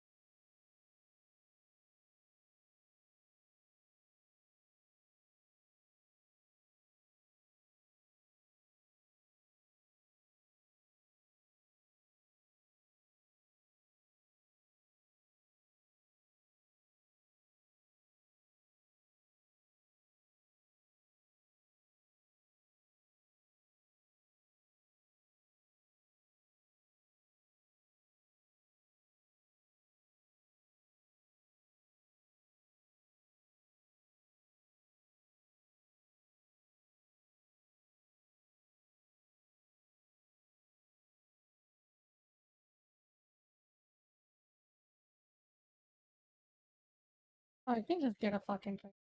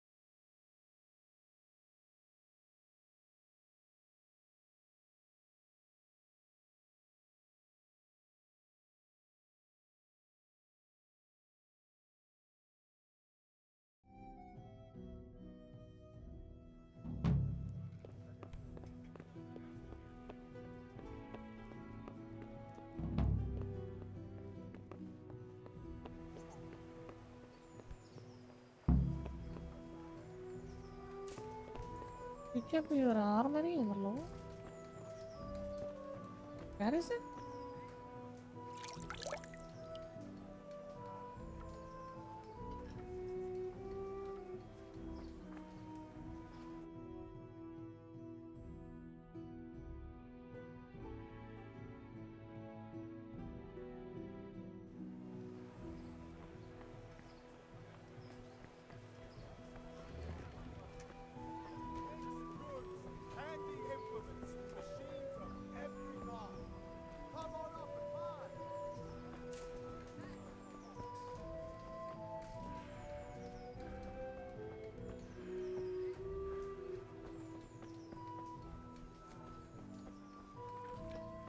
Out of camera combat stamina consumption should be removed. Like I think it should be at least used a bit lower or something.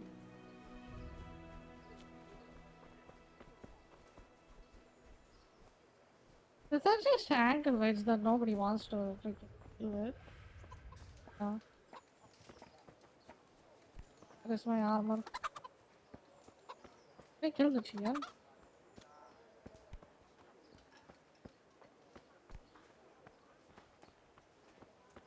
If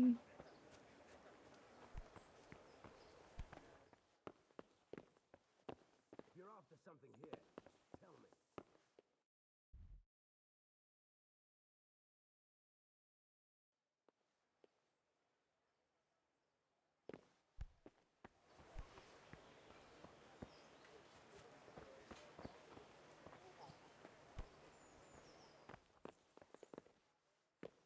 Don't think you can just... I was told to pick up a kit here. Name? Henry. And? In fealty to? Sir Radzig Kobyla? Yes. I've got you. Well, come on in then. Make yourself at home, Henry. If my memory serves me, you're entitled to a helmet, a gambeson, and a club. That's all? You want a kiss and a hug as well? I mean equipment. It's quite enough for patrolling the town. You're there to stop trouble, not start it. Okay.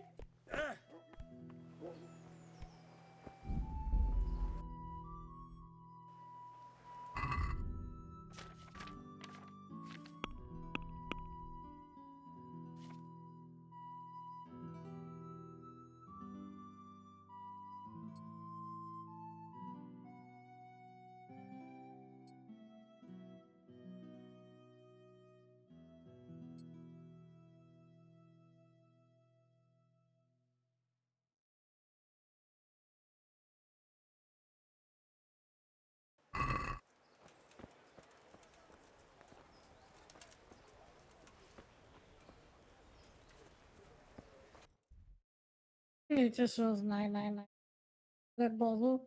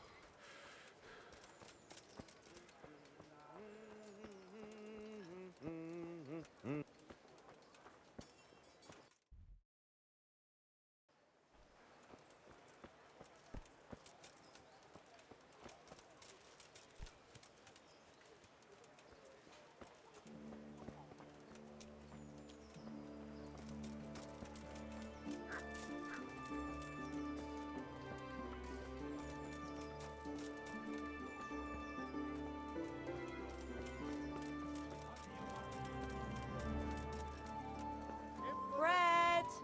Bread! Rolls and bread. You come there.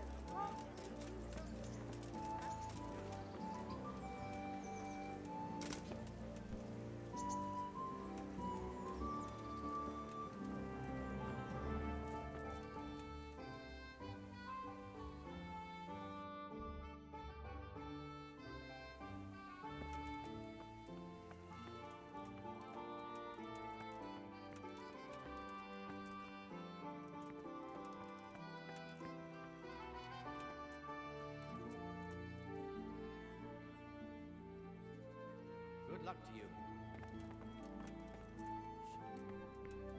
I made a song.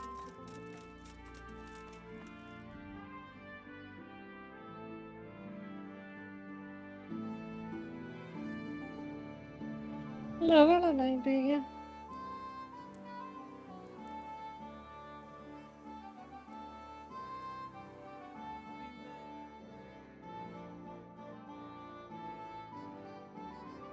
What to do? A poor wretch whose home was burnt to ashes by Sigismund's heart.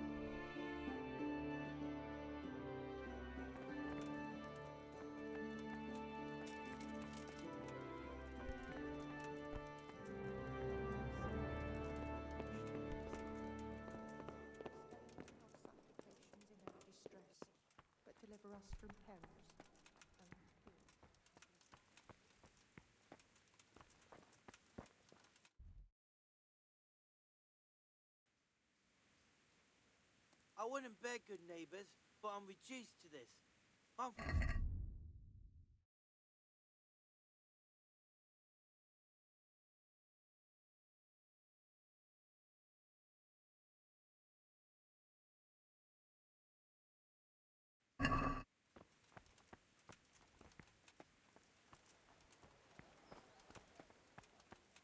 Be merciful, good neighbor. And may the souls of all the faithful departed, through the mercy of God.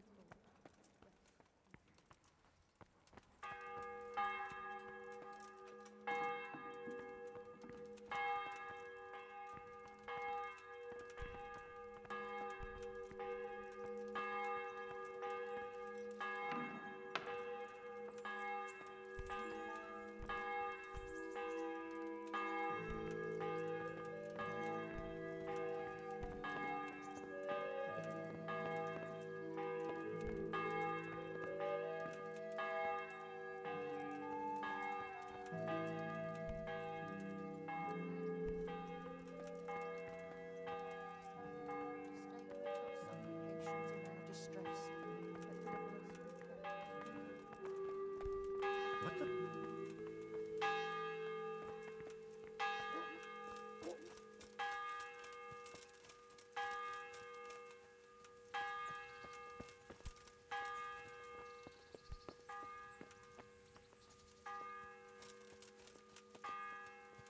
Yo, hello. How are you doing? How's your day?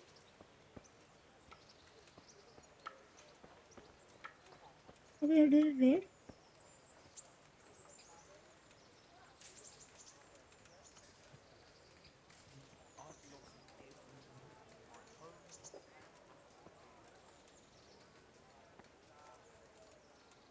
Here I am.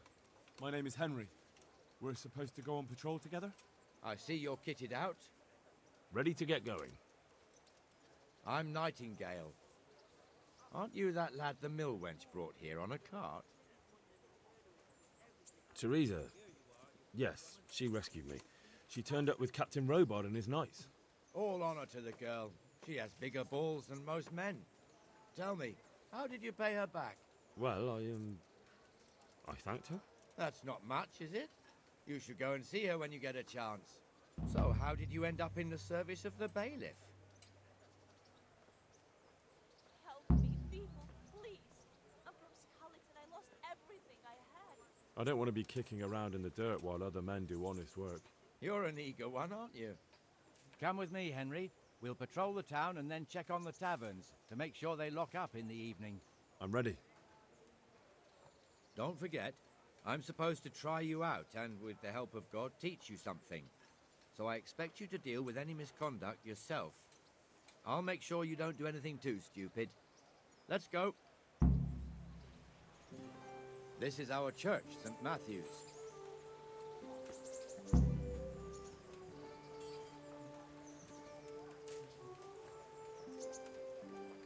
It serves not only as the house of God, but as the crypt of the Lords of Lipa, our masters. The gravedigger lives right round the corner. The priest, too. Our parish priest. Ah, a man shouldn't speak ill about servants of the Lord. This is our rat house. Pretty big, eh? The bailiff and his hands live there, and our maestro protonotarius, the scribe. And the jailhouse. You don't want to see the inside, not even as a guard. Naturally, we have an executioner too, but he doesn't live in town. That wouldn't be proper, as I'm sure you know. He lives by Gallows Hill, the other side of the creek. This pillory was brand new in autumn, and 2 people have already been rotting on it. The swordsmith lives here. Fred faked just this morning. Fred! What the hell is going on here now? Go and check it out, Henry. If you won't go to the church, go back to your people. I don't want you here. Is that manure pile not big enough for you? What are you two screeching about? Stop making such a ruckus. What I pre-ordered a Kingdom Come 2? Oh, nice, nice. Beggar thinks. My Wait, name wait. is I think the story-wise the game No is one good. cares what your name is. This filthy beggar thinks she can come and I stink think I'm gonna try it out when it comes out. I want you to get I rid of her. heard they improved so many things.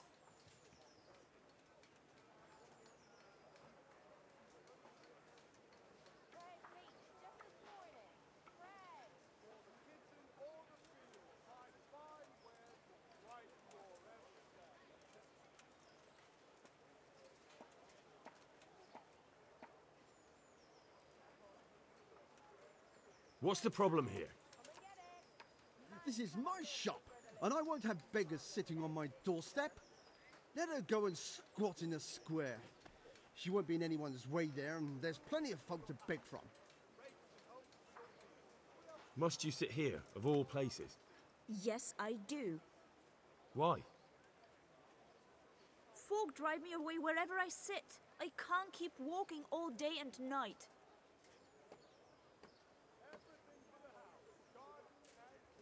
Can't you show us some Christian charity, Armourer? What? Have you any idea how much I've given away in alms, even to this witch only yesterday? Is that true? Might be, might not. Did you get any alms or not? Yes. From the Armourer here? I don't know. And even if I did, that was yesterday, and my belly's empty again today. That's true. What would you know about it?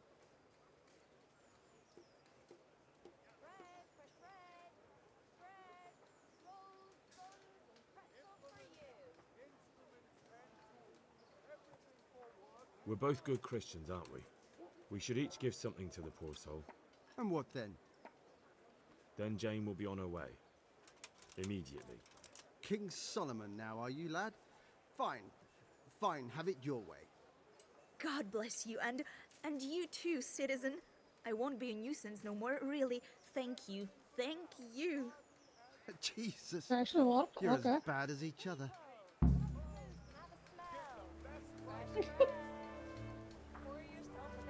I got some rib. Let's go. That's okay.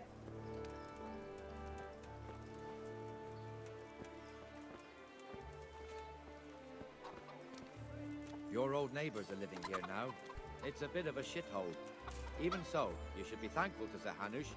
If the town burghers got their way, your folk wouldn't be let anywhere near the town. And now our people aren't too happy with him. Some fools are even calling for Sir Hanush to finally hand the fiefdom over to the young lord, Sir Hans Capon. Sir Hans's father, old Sir Yeshke, may God rest his soul, kept it till he was an old man. Then he retired from it, first to Moravia, then to eternity. Sir Hanush is managing the fiefdom until Sir Hans comes of age. They're related by blood somehow, the same great-great-grandfather or some such. The time's coming soon enough when the estates have to be handed over. These affairs often end in conflict. I hope we have nothing like that here.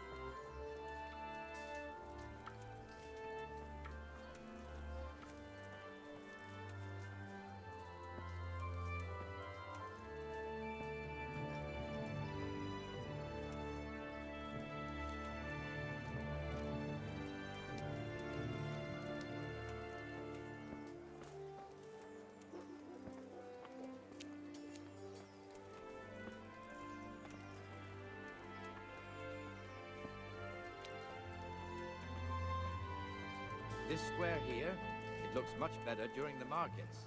Then it's filled to bursting with folk from all around. Have you done much in Sir Radhi? Not much. He just gave me the main quest of this, so I'm just doing this. You mean the training? I don't know what you're asking. We've also got the baker's shop here, and that mad merchant Wolfram Pruder. Pruder has a pretty daughter, but he keeps her on a short rein, which the young bucks are none too happy about. I heard he even keeps the poor lass locked up at home all day.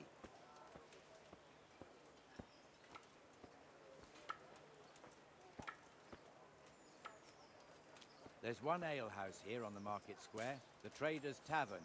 The other's up by the gate. We'll be going there later.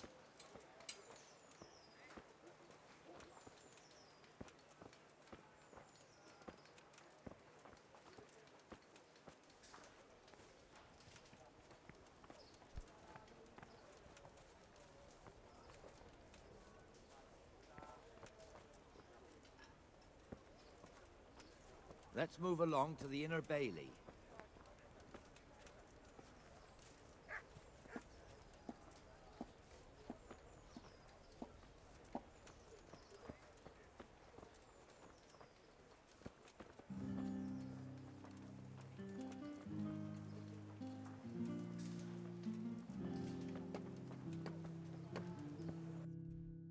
This is a long walk.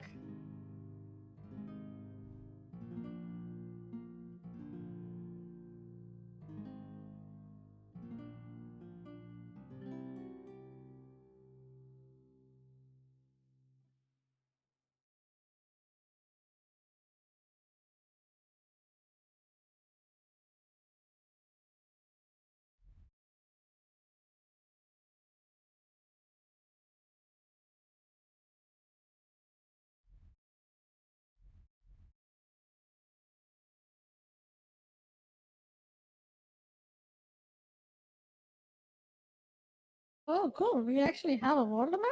Goddamn.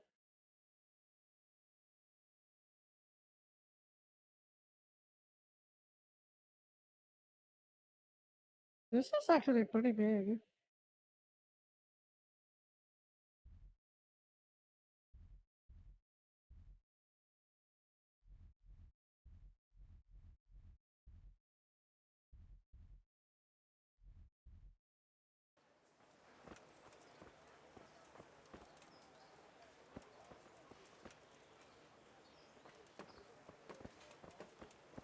Here's the forge. The blacksmith has some trouble and he's not working at the moment, but his apprentice is standing in for him tolerably. I hear you're a blacksmith's apprentice too. You lot could help if needed, couldn't you? Us? What do you mean? You and your master, or your father, whoever taught you. They... What is it, lad? My father was the master blacksmith. He was killed in Skalitz. Ah, I'm sorry. I didn't know. Thank you. So am I. My papa died not long ago. Of course, it was old age got him. That's not the same, but I know a little how you feel.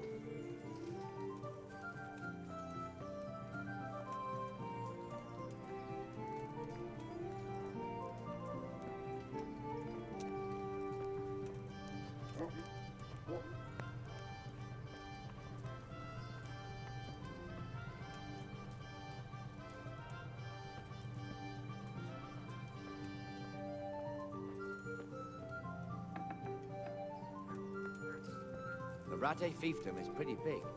Naturally, it starts here by the town and continues along the Sassau River all the way to the coast. There's Gallows Hill, lots of farmhouses scattered around. Neuhof, Merhoyed. Master Smill is in charge of Sir Hanish's stables. He's by far his best vassal. It's all a This bit Colorado complicated definitely for a looks newcomer, pretty I suppose. realistic, don't you guys This think? lord here, that lord there, this exemption here, that right there. Exemptions from exemptions, rights to half of something, so on. It'd take you a year to make head or tail of it. This tower was only half the size when I was a young lad. Sir Hanish had it extended and made into an armory.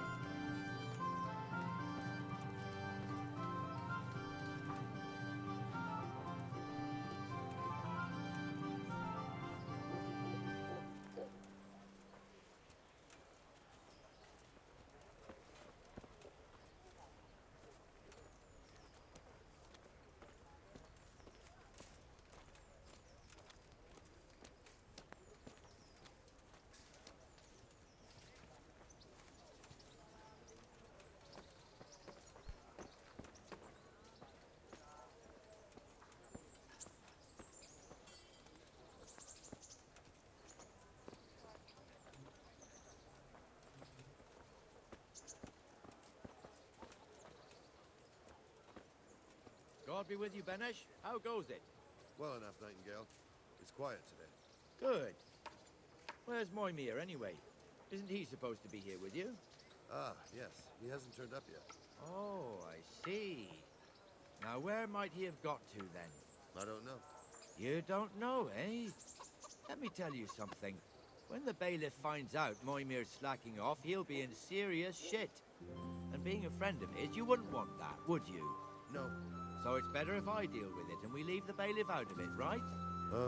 Yes, I suppose so. So where is he? In the he was thirsty, so he... Went for an ale. We know how that goes. Come on, Henry. Let's go and find that idler, and you'd better talk some sense into him.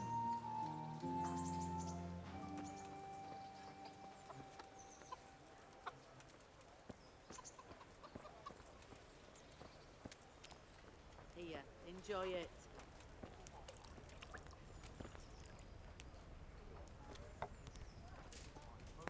What the I'm fuck hungry. are I'd you like a doing bite here to when eat. you're supposed to be on the gate? Move your carcass and go and guard the gate. Not a word. Get moving. You're lucky it was me found out, not the bailiff, or God forbid, Captain Bernard. Out! What is that? Come What and is sit with me, Henry. which YouTube song? Thank you. What do I even got? Subscribe, yes, it's a YouTube song. Thank you.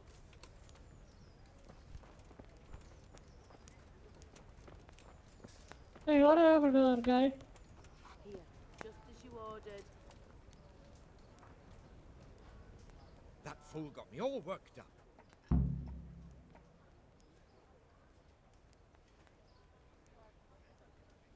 Shouldn't we be on patrol instead of drinking? You're eager, aren't you? Don't worry. Even watchmen are entitled to a break. Except the ones on the gate and the tower, of course. But that's enough about that. Let's not let it spoil our day. Listen, since we're sitting here anyway, how about a little game? I'd rather not. We should go back on duty. All right, if you're so keen. Let me finish my ale at least.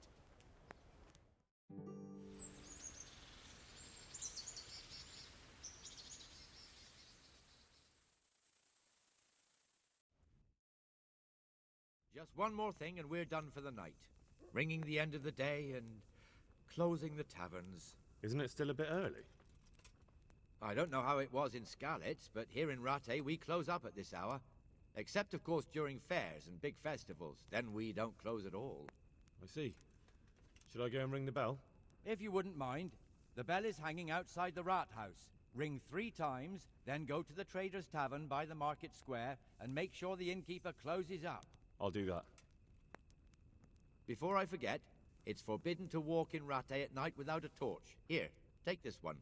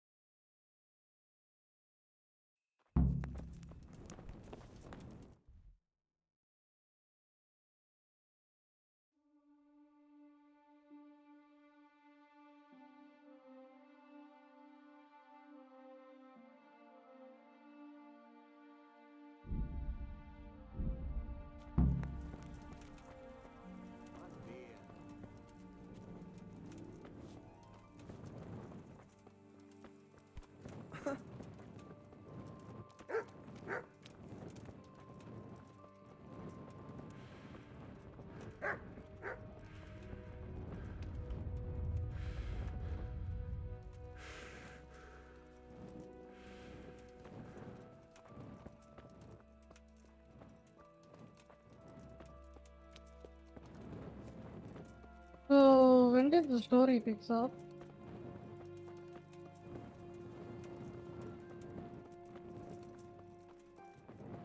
Basically being a watchman here.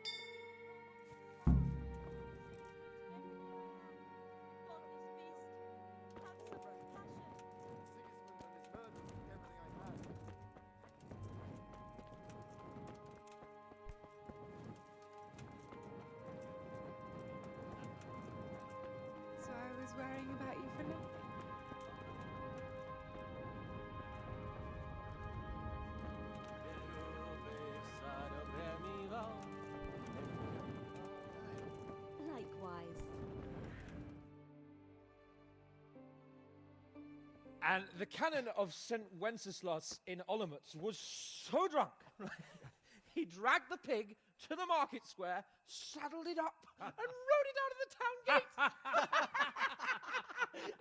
No, we could see that this wasn't going to end well. So Sir Peter and I rode off to look for the good canon on his pig. Did you find him? We tracked the filthy beast down to a sty beyond Cronau. I mean, the beast with a tonsure on its head. We never found the real pig, but the Reverend was sound asleep in the pigsty. Birds of a feather stick together. It seems the same goes for pigs and prelates. I toast, gentlemen, to pigs and prelates. God save the bacon. Sir Hans, forgive my intrusion, but I need... Oh, but what? You want to join us? Want to buy us around? I'm afraid we don't drink with peasants. You're not in your village now, boy. No, sir. Curfew's been rung. The alehouse is closing. Nothing closes while I'm sitting here. If that's all, you're dismissed. Are you out of your mind, lad? You can't cross his lordship. He's got a temper like a bear with gut ache. If I was you, I'd get lost before he shows it. The bailiff instructed me to close the tavern at the proper hour. He doesn't want anyone disturbing the peace after curfew. The bailiff? The bailiff can kiss my arse. I trust you haven't forgotten who's the rightful lord of Rattay. No, it's Sir Hannes. Oh, is he here? What, is he hiding under the table, maybe? No! Then what he wants isn't worth a fart in a bathhouse. And besides, he's only in charge till I grow up. Which clearly hasn't happened yet. Enough! You can't talk to me like that. That's a I'm good one. nobleman. Come now, sirs. You're not going to fight here, are you? We most definitely are. This yokel needs to be taught his place. Oh god, it's a fist fight again?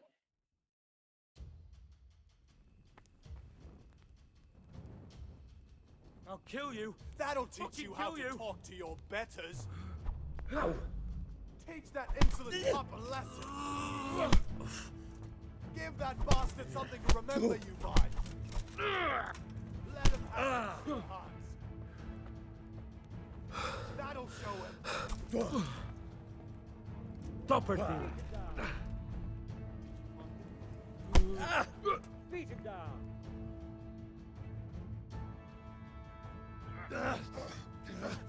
Crucifix!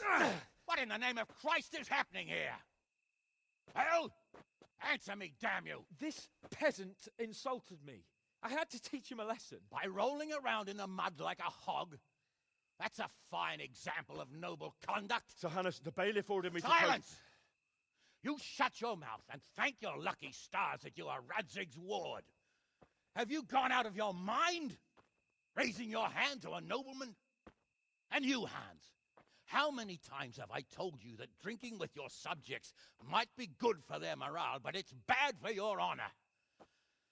You spend all your days drinking and chasing wenches, which wouldn't matter if you paid any attention at all to your duties. And now we see what that leads to. Tomorrow, you will go with me to a hearing. Some landowners have asked me to settle a dispute.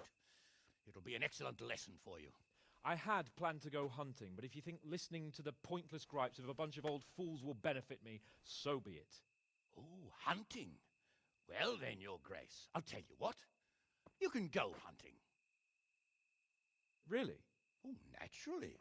Who am I to deprive the young Lord Capon of his sport? And you can take Henry here as your page. Him? Absolutely not. You'll do as I've commanded.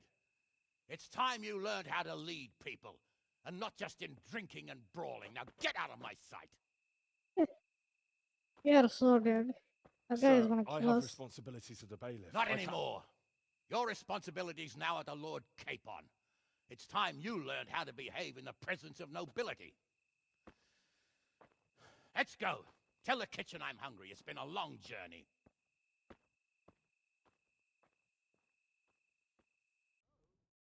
Oh, okay.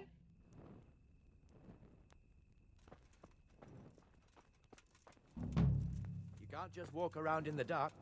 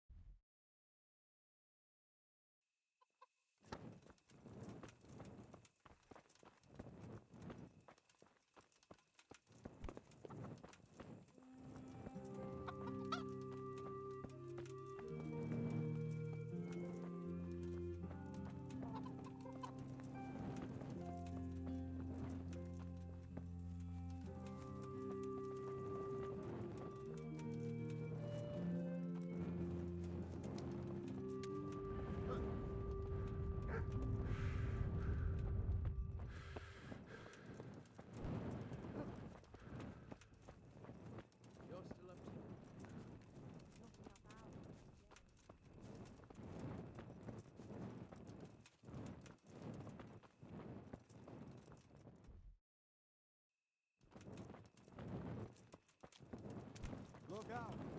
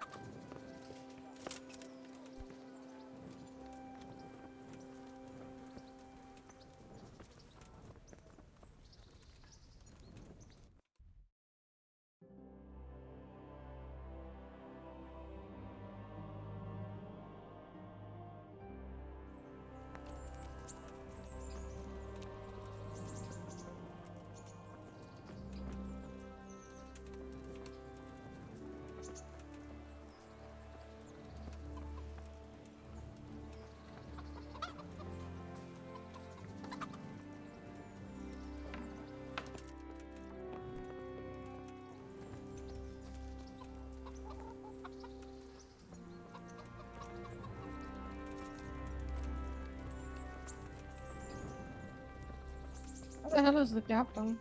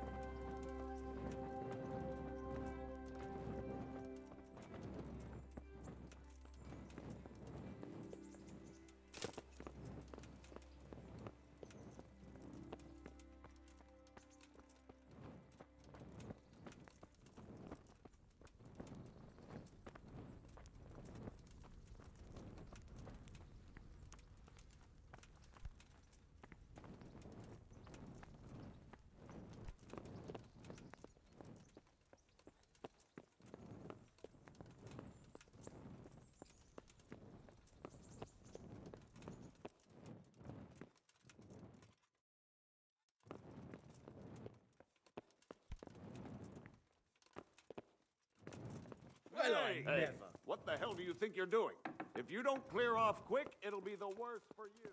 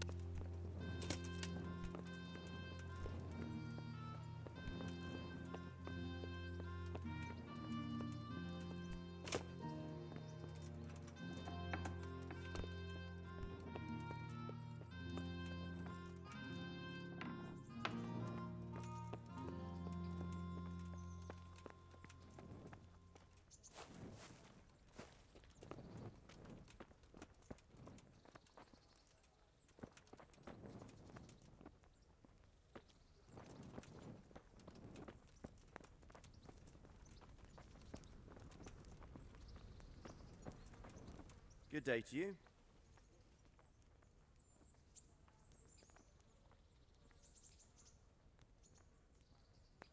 What's life like in Rattay? We got sturdy walls and 2 castles to protect us. There's not many towns have that, and we got everything we need here. We got an apothecary, a swordsmith, an armourer. We got a beautiful church and a fine alehouses. Good luck to you.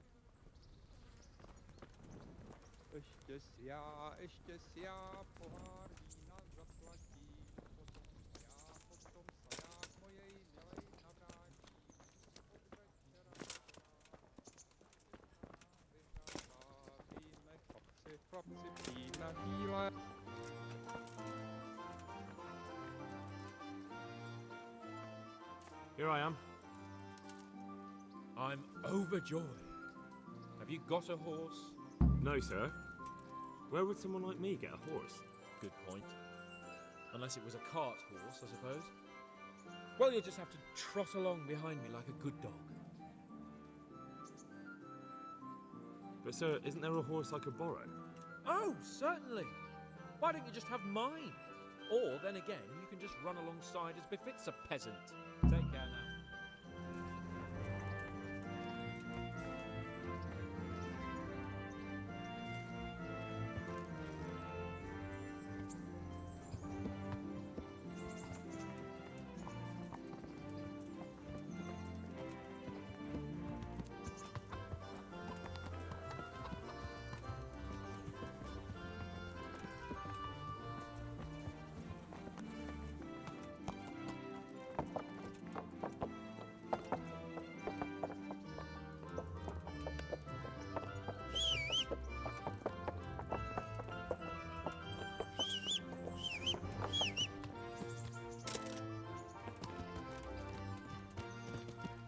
Let's go!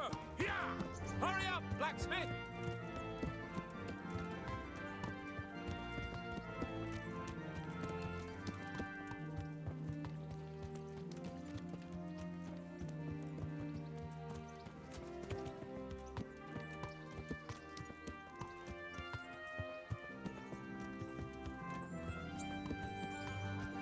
Look here, blacksmith.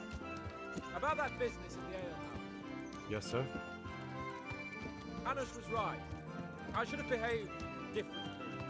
More, well, gentlemanly. But that doesn't mean you were in the right. You can't throw a lord out of the tavern in his own town. Understand? Yes. I was just... What? Speak up! Don't worry, I won't bite your head off. It's just that when you said those things in the arena, sir, I was, a little upset. Ah! I just like to tease greenhorns a little. And you vexed me too. You were insolent to Captain Bernard and they rewarded you with service. Whenever I do anything reckless, even if it's for my honour, Hanush is on my back about it and I get punished. Like now. I didn't mean to threaten anyone. Well, it's all water under the bridge. Let's not spoil our hunt. He is so gonna kill us. He's gonna backstab us instantly.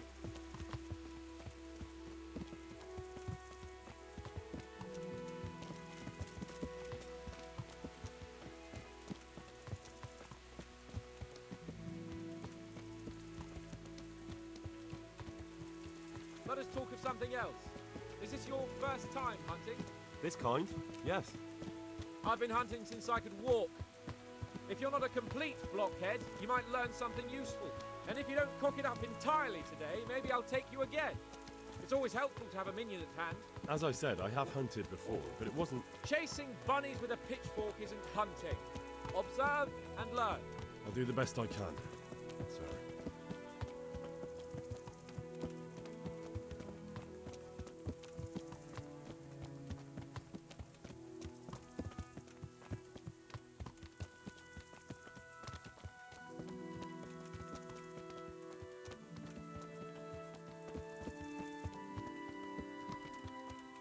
Listen, I wanted to ask you about Scallops. I don't know if... that is, sir, I don't know if that's a suitable topic of conversation for the hunt. We're not hunting yet. I'd like to hear about it at last from someone who was actually there. The humans attacked Skalitz and, anyone who didn't flee. That's what they all say. I want details. Is it really necessary, sir? Arguing with the nobility again, eh? It seems you're a bit of a rebel. No, not at all, sir. It's just that... well, it's hard for me to talk about. I see. So I'll have to get you drunk first. I'm not sure even that would work. We'll have to find out, won't we? There's a nice little place just north of here. We'll camp there and you can tell me all about it. If you wish, sir. And don't dilly-dally.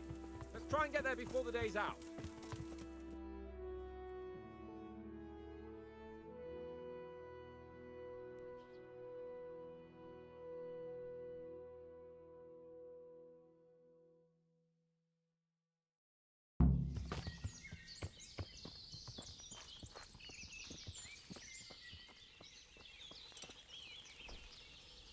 We'll make camp here.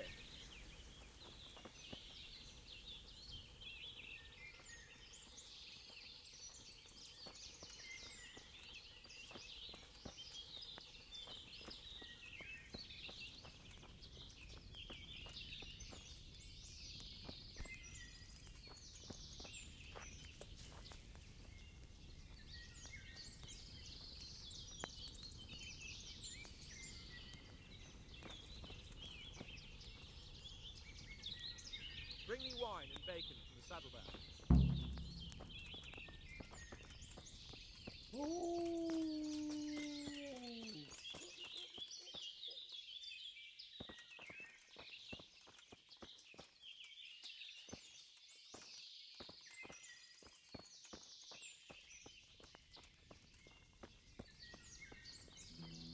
What's going on? Coming up, sir. At long last.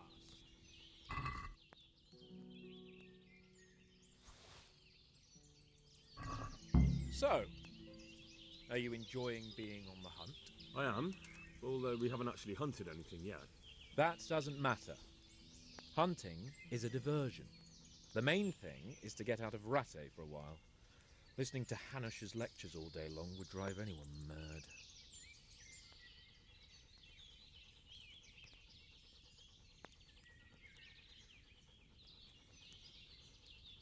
How come Hanush looks after you anyway? For a start, he doesn't look after me. I'm not an infant blacksmith's boy. Hanush is just managing my property until I'm an adult. When will that happen? What are you implying? Nothing. I didn't mean it like that. I meant that you seem quite adult to me already, sir. Well, it's hard to say. Before he died, my father appointed a council of nobles to decide the matter. Only they can't be bothered travelling halfway across the country just to assess the claim of some stripling. Under normal circumstances, it wouldn't be necessary. The king would decide on my adulthood. Only... the king is gone. Just so.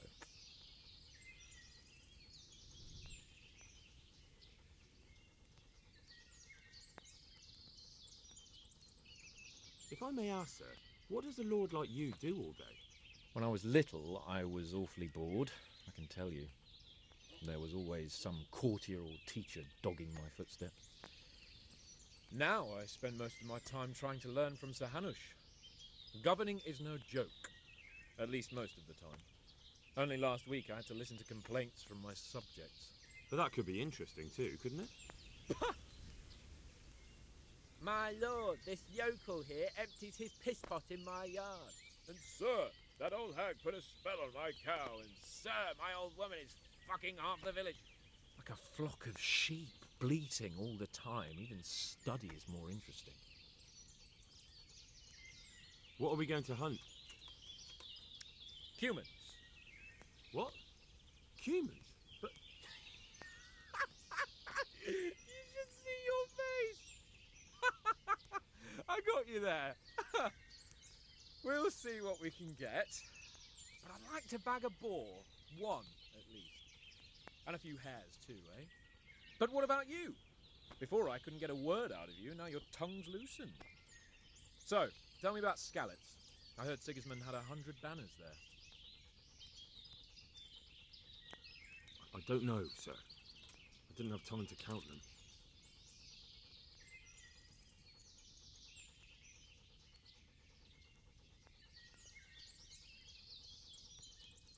Both of my parents were killed in Skalitz, right in front of my eyes. The Cumans slaughtered my friends and neighbours, and it was a miracle I got away. I don't know what else I can add. I'm sorry about that. But tell me, I heard in the tavern...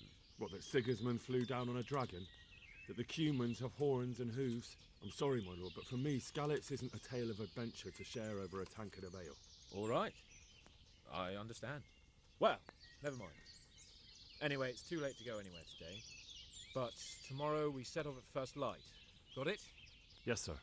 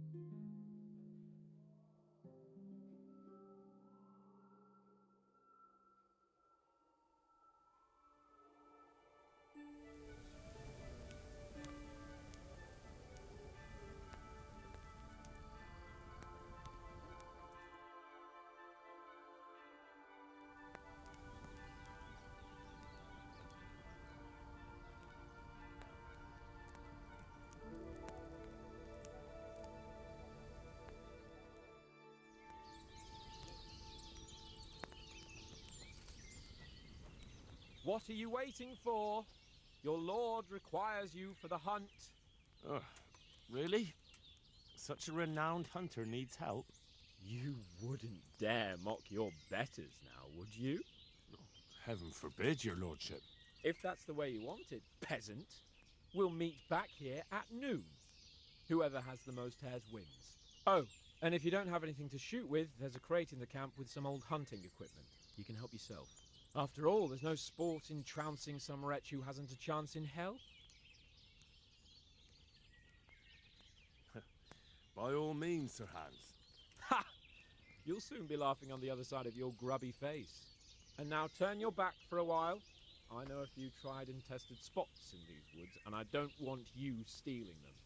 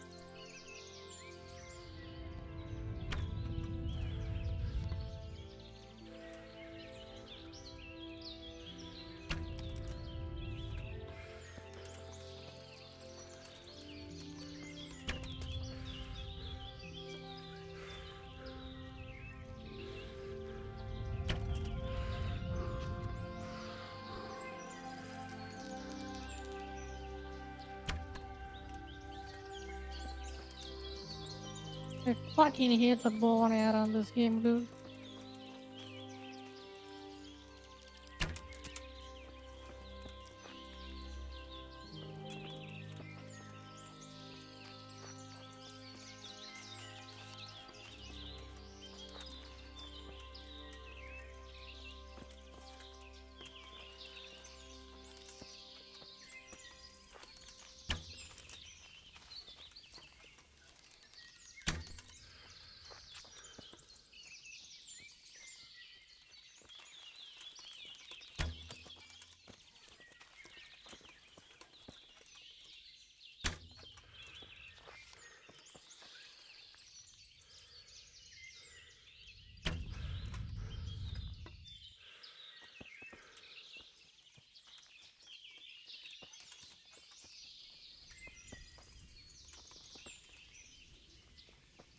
It just despawn.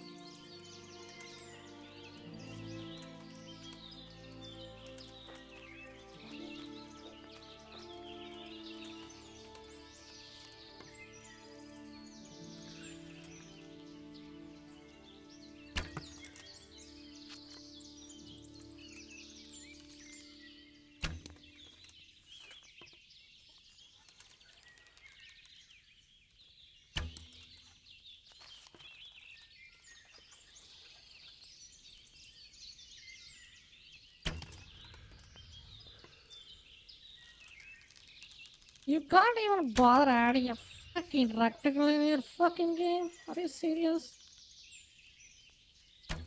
A pain in the ass.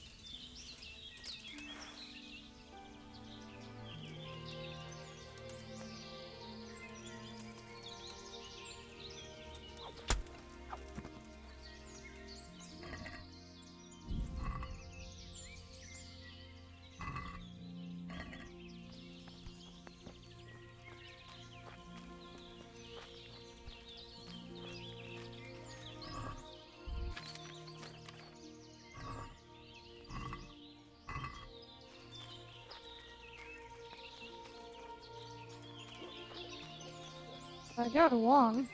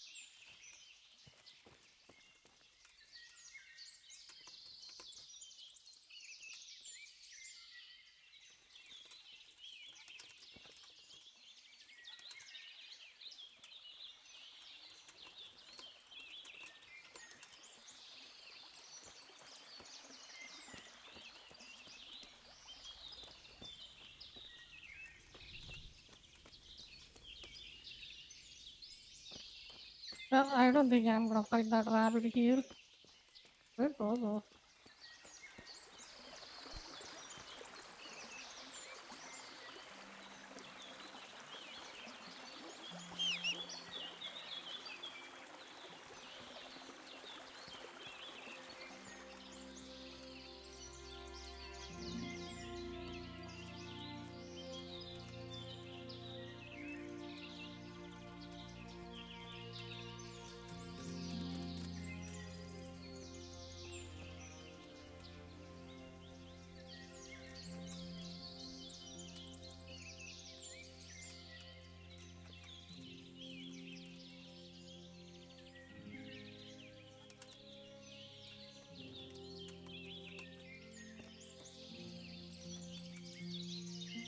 Hey, isn't there literally one here?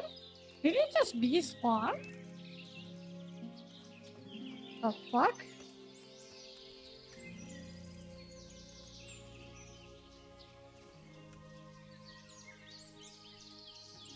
Yeah, it just despawned.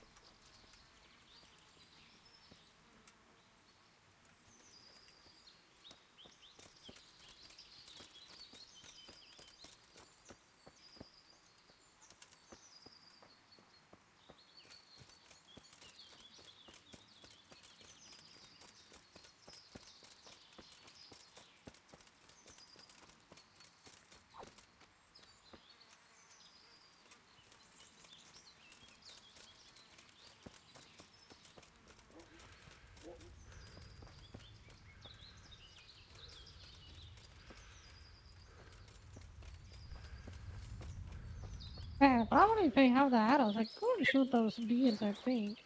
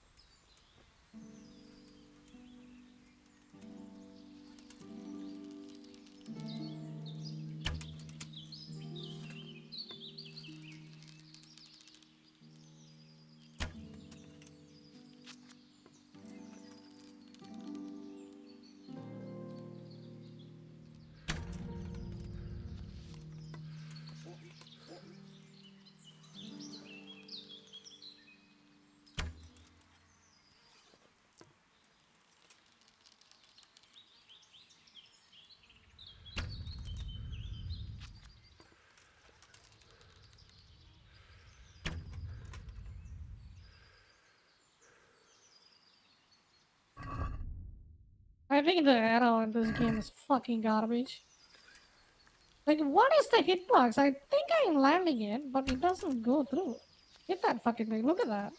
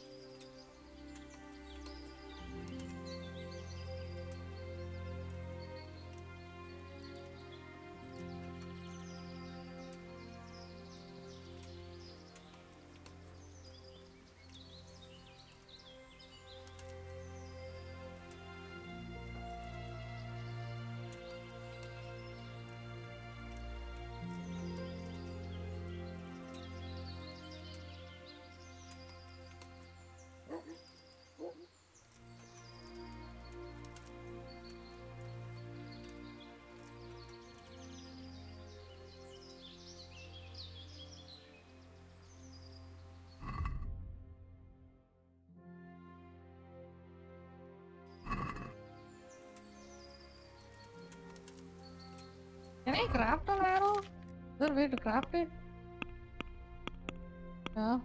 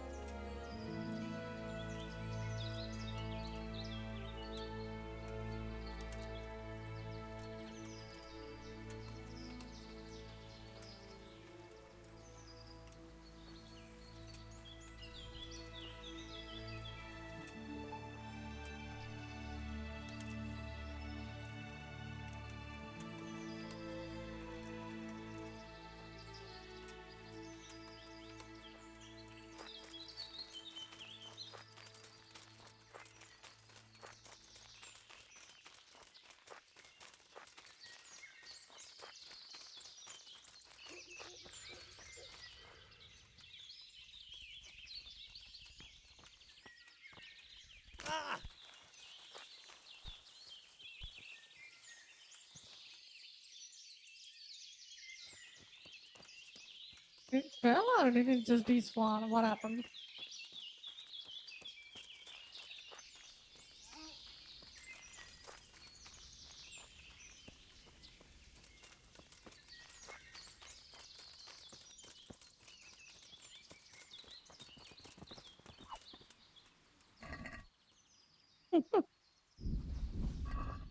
Oh, it just freaking ran and then automatically died.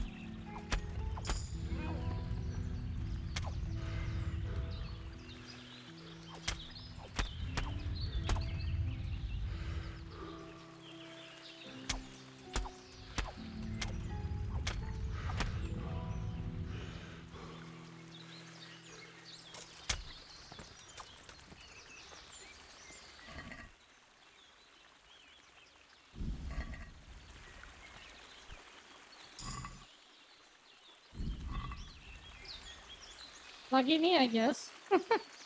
Good bozo.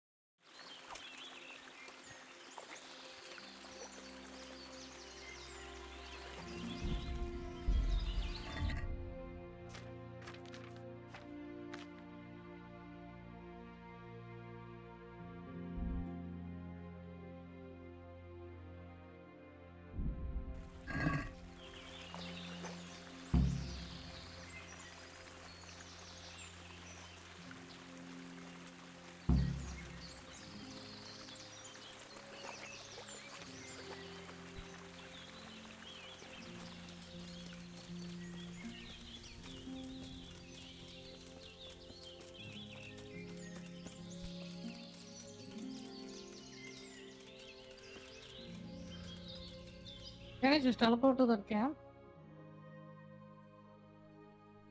Nope.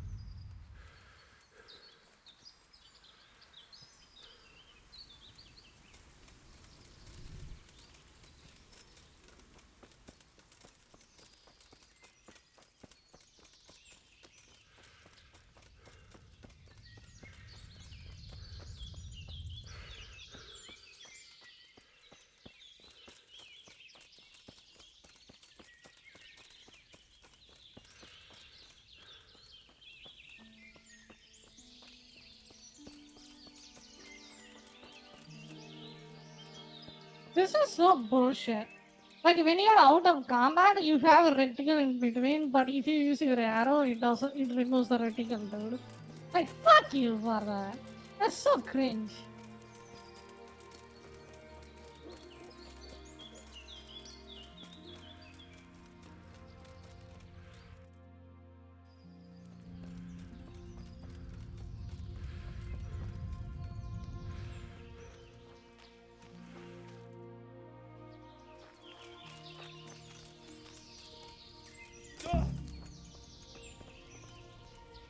How did the hunt go for you, sir?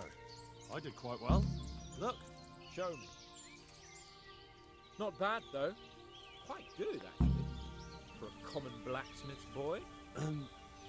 Shouldn't there be some reward for the victor?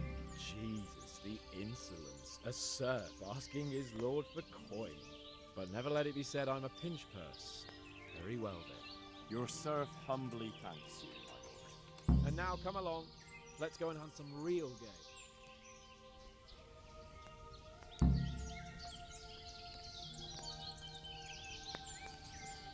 Henry, mount up and let's go hunting.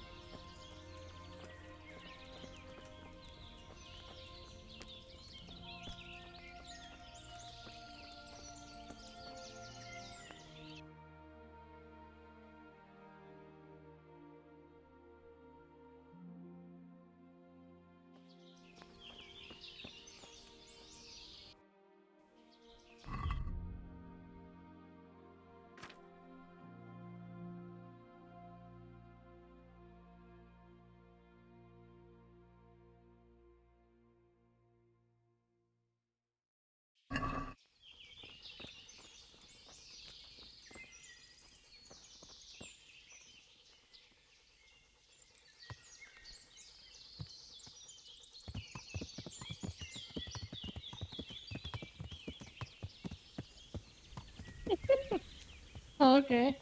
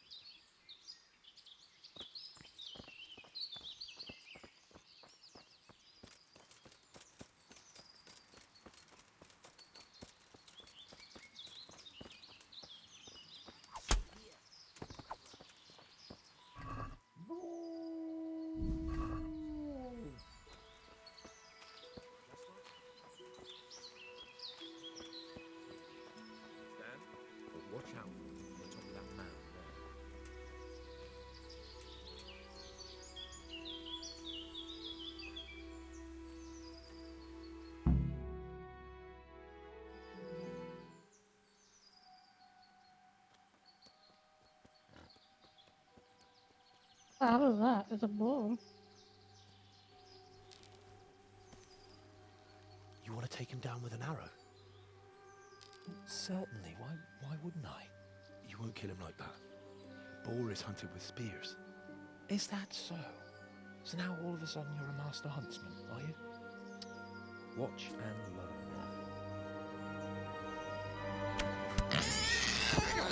Did you see that? Damn, I'm good. Quiet.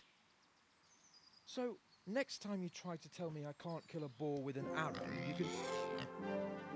Fuck! After him! Fetch! Mount up, Henry, and chase down that swine!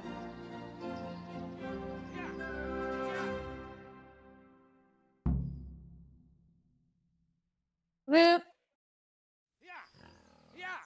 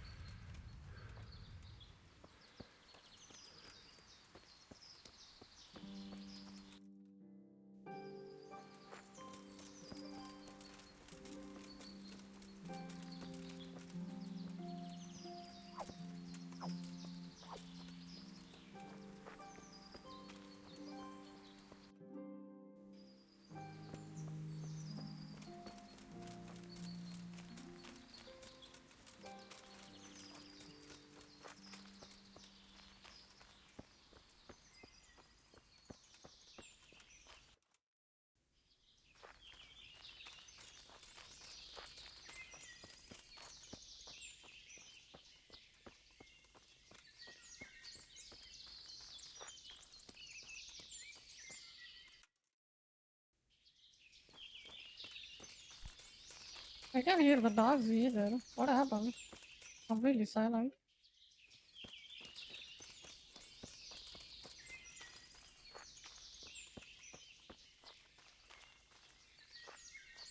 He just spawns in. Oh, fuck off.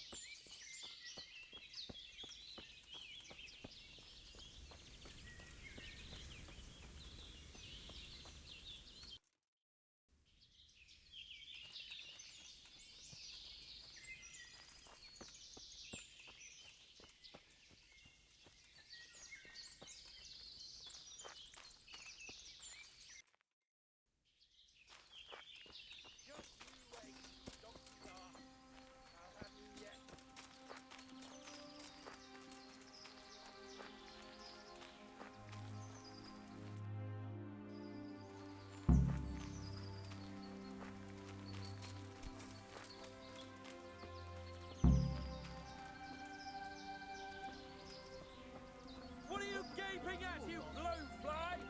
Never seen a real man before?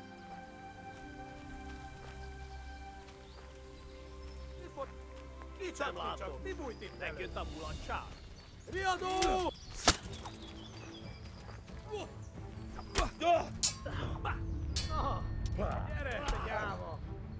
You! Forse che bicchiere! Your mother cat you out, and your sisters have bigger cocks than you! Now like a fuzzball.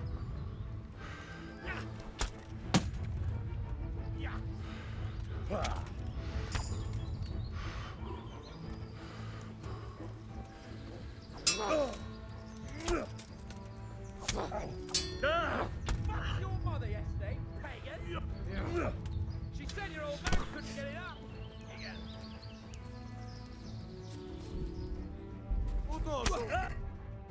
I don't want to deal with this combat, dude. Combat is fucking awful. One shot kill.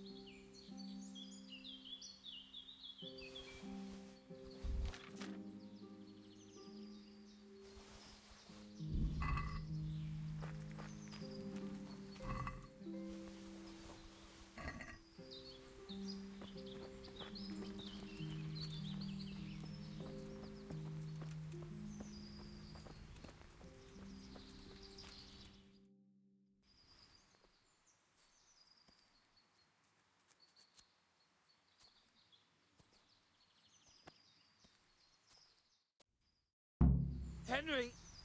Henry! I'll have a bronze bust made of you, my friend. But where have you been till now? Oh, you know, I was picking berries, had a drink of wine, took a little nap. You lunatic! They almost had me roasting on a spit. I'd say it looked more like they were about to take your maidenhood. Now look here, dung grubber. Is that any way to speak to a nobleman?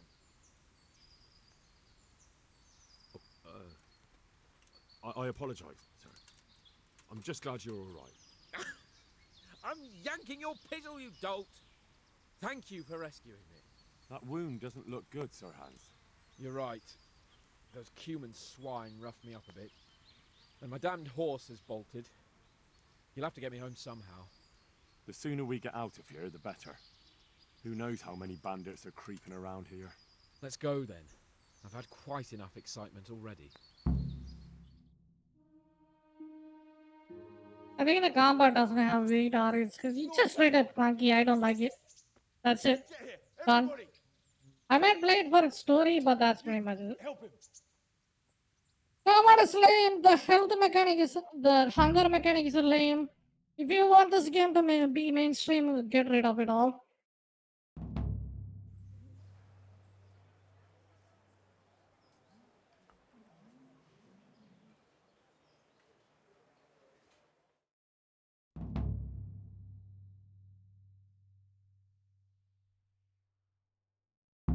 I think it's worse than that other game I played. It's even worse. Those bastards make so bold no more than a mile from the castle. We'll have to send out more patrols. That won't do us any good, Hanush. Even if we had 10 times the men, we couldn't beat through every thicket in the fiefdom. You sent for me, sir? Come in. I don't know how to thank you, Henry. If it wasn't for you, Hans would be dead. And to think I sent you out with him as a punishment. I was only doing my duty, sir. Don't be so modest, young Henry. You showed not only courage, but loyalty to your liege. That's why I'm taking you into my personal service. Sir,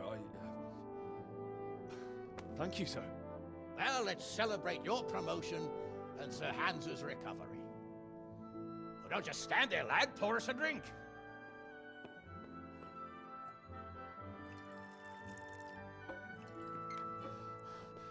I'm sorry to interrupt, sir, but I've urgent tidings. What now? A stable boy came from Neuhof. He says brigands raided the stud farm this morning. There's many dead or maimed. Tell us exactly what happened. I'm not sure. The boy was so shook up he could barely speak. He said the bandits murdered for the joy of it. I'm sorry, sir. Your vassal Smill is dead. Who did this? Who were they? We don't know, sir. The stable boy just kept babbling about some huge fellow in black armor who led the attack. Take as many men as you need, and don't stop until you've found those bastards. And bring me their heads! Yes, sir. My men at your disposal too, Hanush. Thank you, friend. Sir, let me ride with them. He's full of piss and vinegar, isn't he? Their leader, he must be the one who attacked me at Skalitz. There can't be two men in the whole kingdom who look like that. You think he might still have my sword? No doubt you could use another swordsman, Captain. As you command, my lord.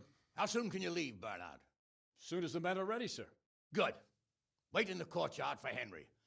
And give him a horse. His own mount? His reward for saving Sir Hans. He'll need it. Thank you, sir. Thank you. Well, go! I want these culprits in the hands of the executioner as soon as possible. I won't let you down, sir.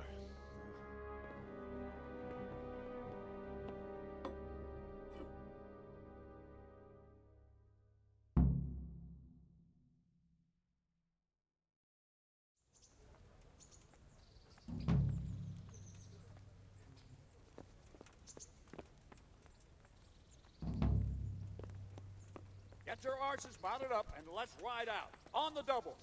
Maybe we'll catch up with that rabble.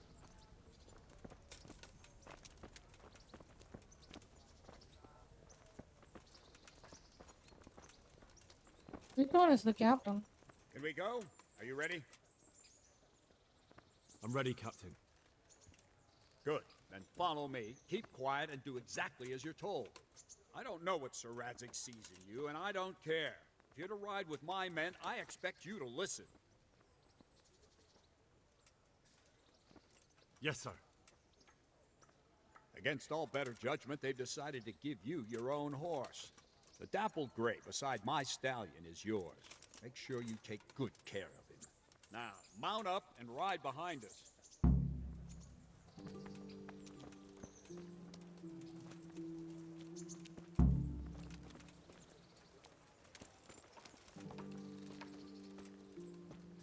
All right, men, saddle up.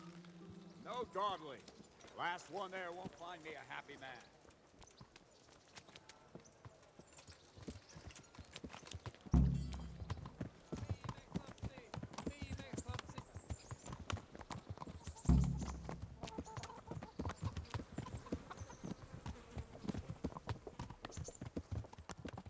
I think my horse has a receding hairline.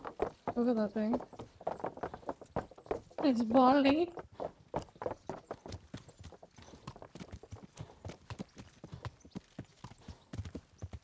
Yeah.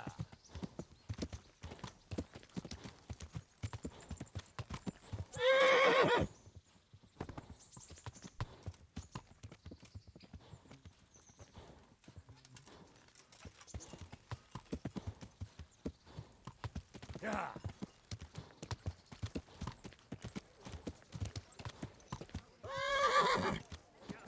I don't know why it's doing this.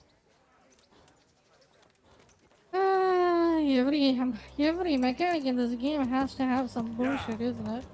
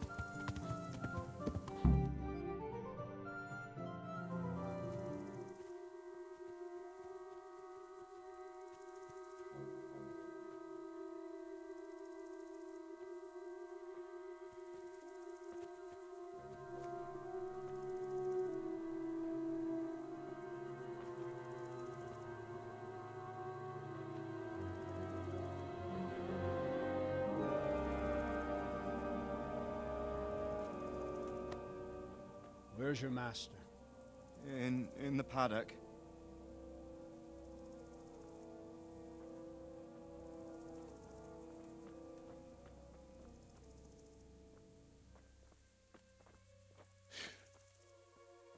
Crucifix? What kind of beasts could do this? By the blood of the martyrs.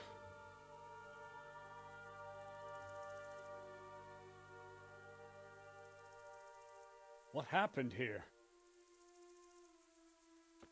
Why? Someone came at night and hamstrung every one of them. The horses, screaming, must have woke poor Radek, the stable boy.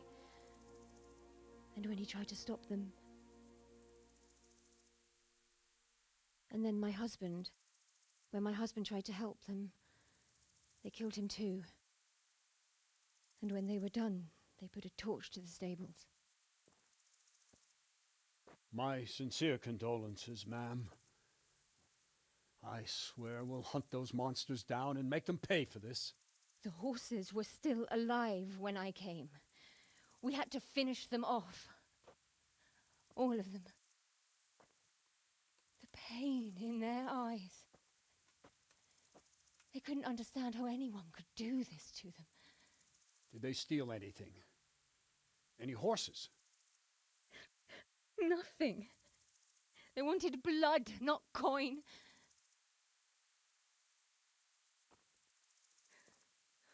Did your husband quarrel lately? Was there anyone who might want revenge? He argued over the price of a saddle, maybe, but nothing that could drive a man to this. These are dark days when there's more kindness in horses than in men. Did you see anything? How many were there? Or what did they look like? We saw no one. Has anyone tried to follow the trail? No. We were fighting the blaze until now, and even if we weren't, what chance would any of us have against someone who could do this?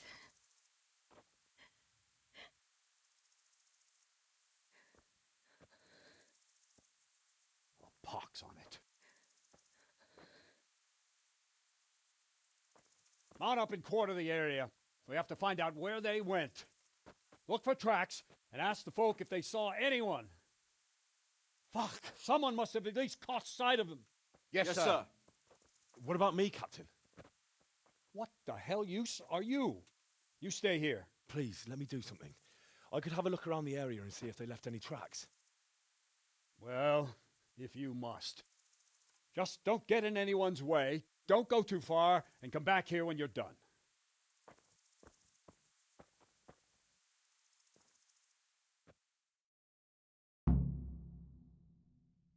If it was for profit, at least I'd understand. But I still for nothing.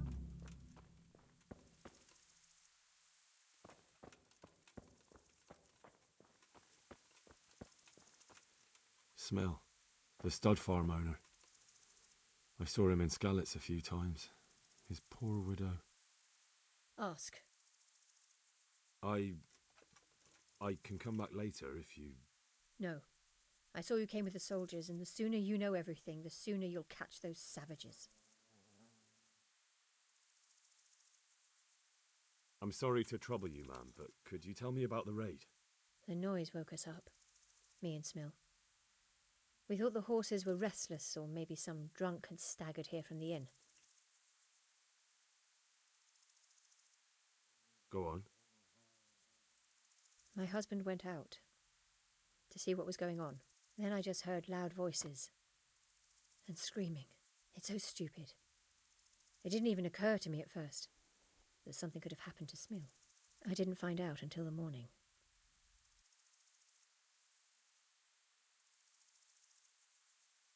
Did you recognize any of the voices you heard? No, but they spoke Czech, cursing like demons, even at each other. At each other? They quarreled? Yes. Something must have happened. And where did you hear this noise? Everywhere. It was chaos. I don't even know how many of them there were. I mean at the very start. Do you remember where you heard the noise come from then? I don't know. I just don't know. Did you get a look at them? There's one man, huge and dressed all in black. Did you see him? No, I didn't. Who should I question about the raid? Did anyone here see anything? Jacob, the old stable boy. He even fought with them. From what I've heard, Mark was the first one to wake. It might be a good idea to talk to him. Ginger was sleeping in the stable. He might have seen something. I don't know of anyone else. May the Lord watch over you.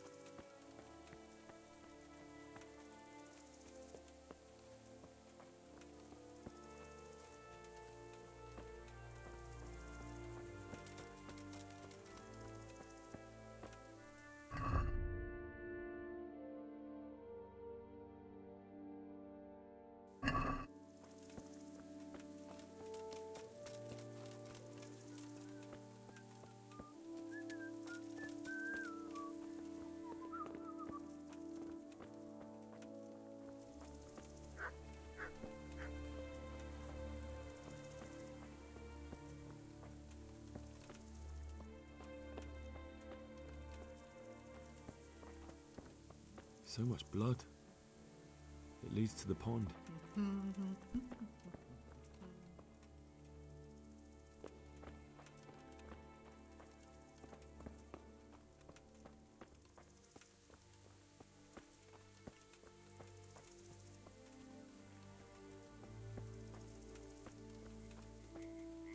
Poor wretch. He must have crawled here. If it was the horses they were after, there'll be even more of them by the main stables.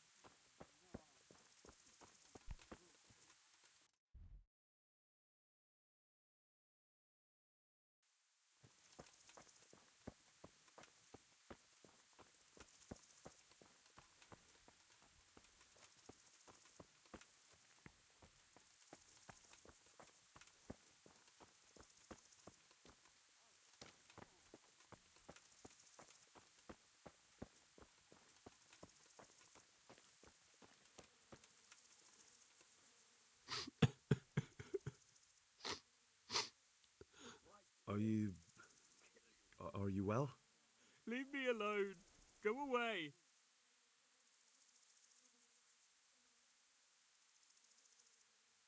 But there's no need to be afraid. With your help, I'll find those bastards and then I'll make them pay. They deserve it. What do you need to know? What actually happened here? They killed the animals and... Why did they kill them?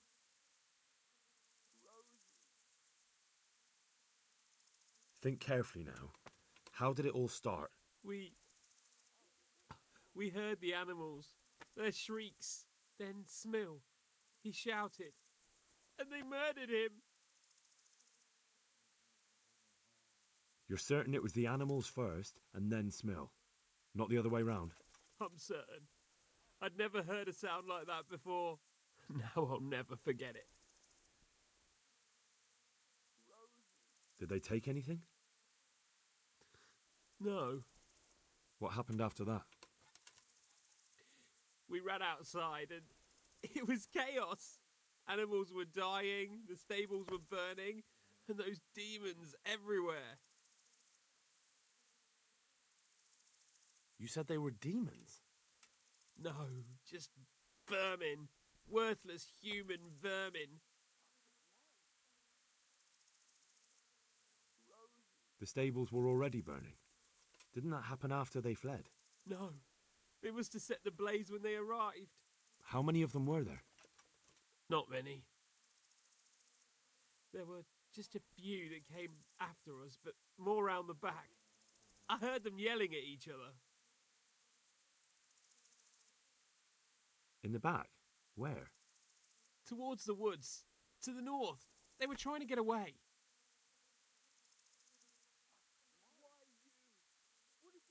Where? Where did they run to? To the north. Into the woods. Did you see a big man among them, dressed all in black? That cutthroat, that devil! I never want to see him again. So he was here? That bloodthirsty beast. So they were yelling because of all the noise? No, something happened. They quarrelled. Thanks. That's all I needed to ask. What actually happened here? They killed the animals and... Why did they kill them?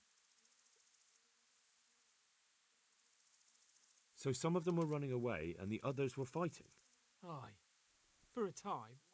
Then more of us came out and we fought back, so the others fled as well. Thanks. That's all I needed to ask. May the Lord watch over you.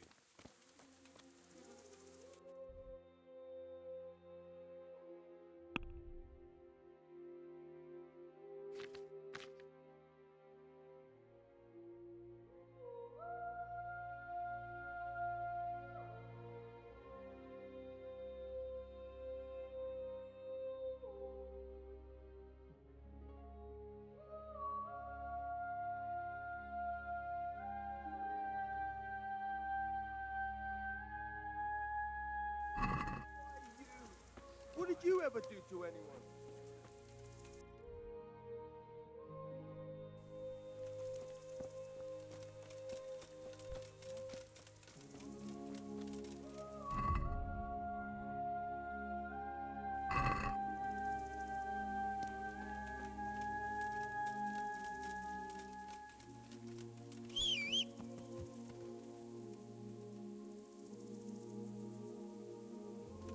Okay, that's kind of scary.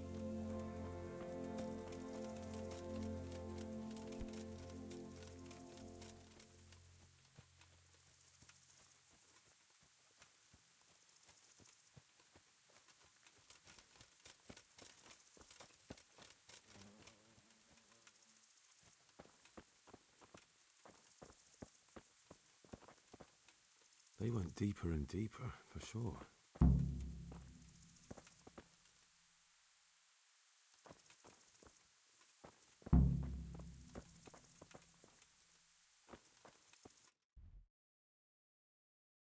Explore the what in the woods?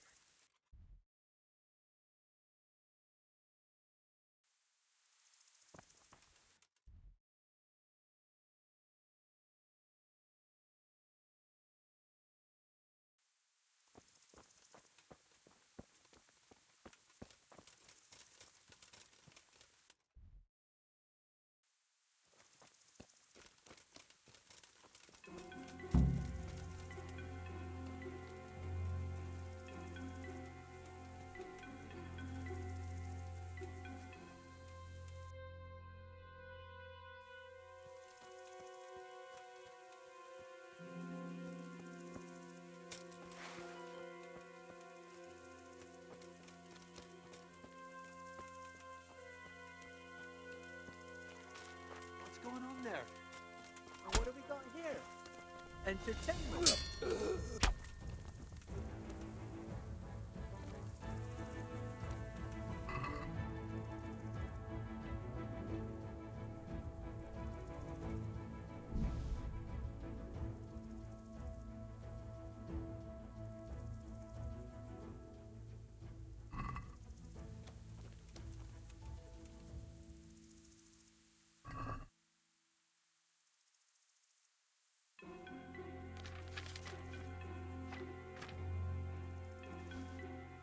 Well, it's a hoof pick. Someone in Neuhof must know more about it.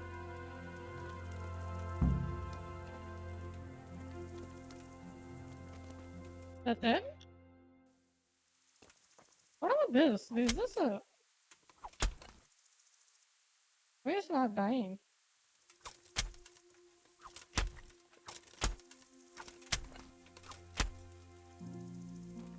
Is it bugged out? Or is he not even human?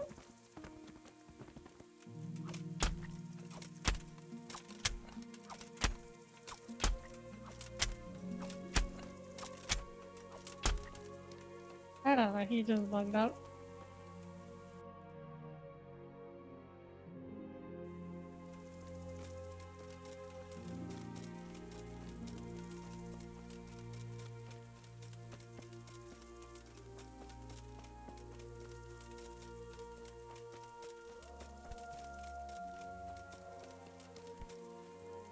Wait, does that guy has a maze? Because I wanna use a different weapon. Oh, I just forgot. Never mind. I'll just buy it off the shop or something. Because I heard that maze will work on any armor or something like that. Yo, Basil, hello. What's going on? I'm investigation raid. We are raiding someone. I mean, we got raided, so we are trying to find the culprit. Watch it. You can't draw your weapon here.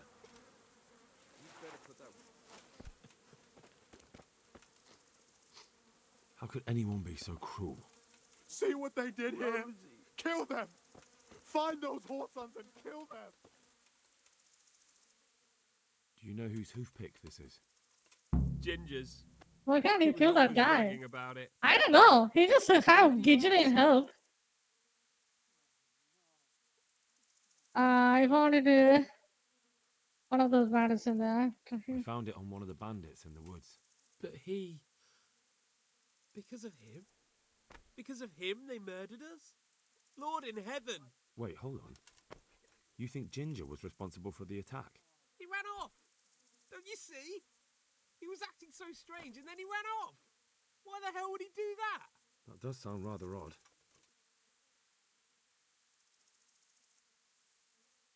And you don't know where Ginger could have gone?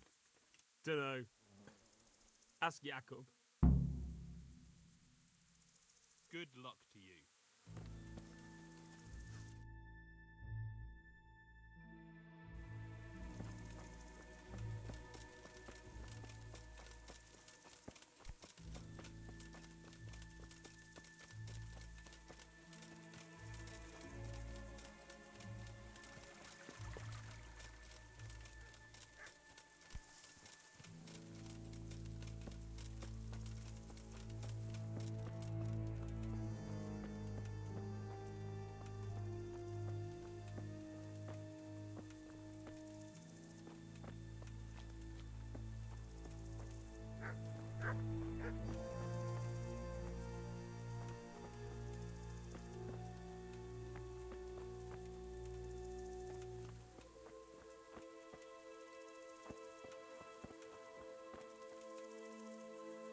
Can't talk to the guy though. Here's Jakob right here. Why is he not working? Is he bugging out? As well?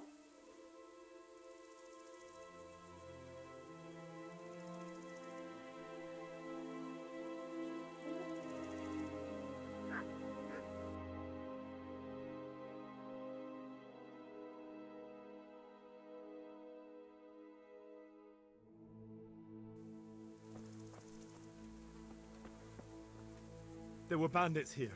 2 of them. Right there to the north in the woods. What? You saw them? They attacked me and they're dead. You killed them? One of them. The other was already dying. He had this on him. It must be from the stud farm. All right. Ask the folk here about it. I'll take the men and scout the woods. May the Lord watch over you. Men! We know where they are. Follow me!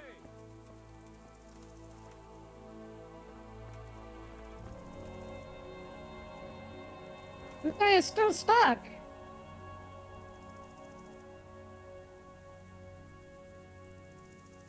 Oh my god, this guy is buggy as hell.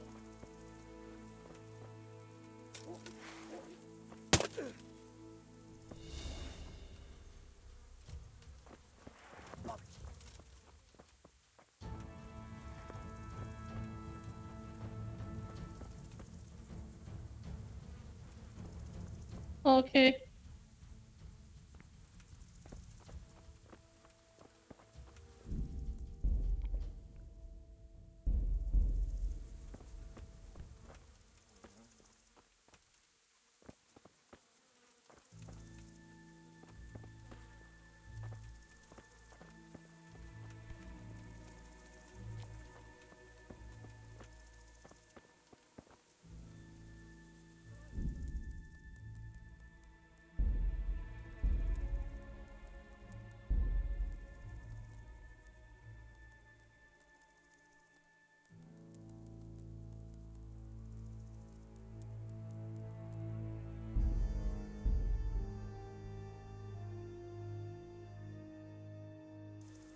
Oh god, oh god.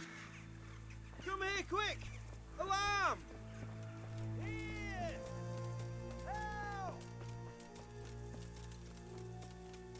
Here! Don't let him get away! My god! For fuck's sake! Damn it!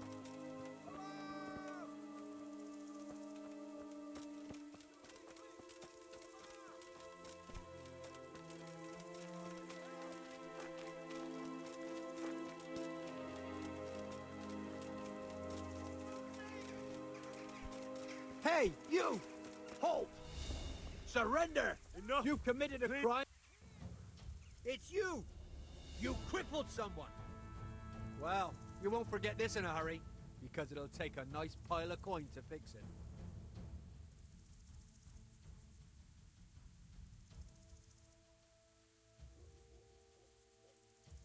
Damn it. Here's your coin then. You've paid for your crimes. I hope you've learned your lesson.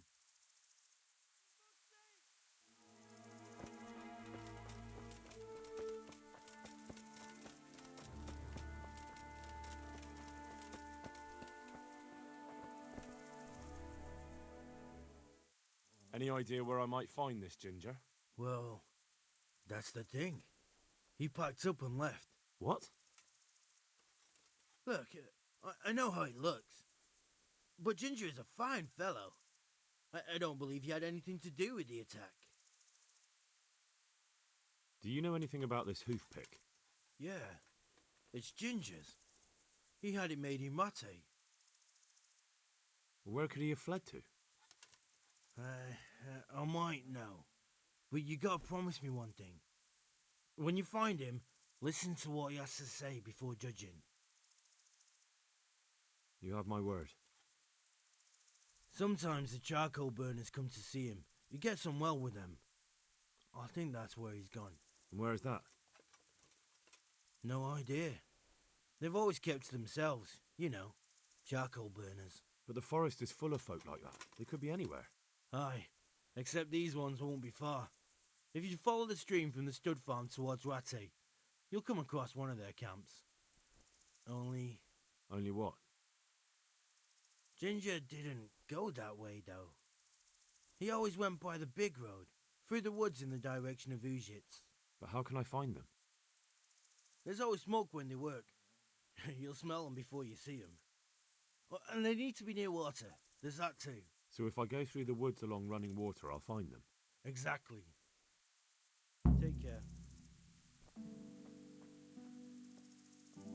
Did I just wasted like 200 gold on that? Either way, I can progress the story, so I don't really give a fuck.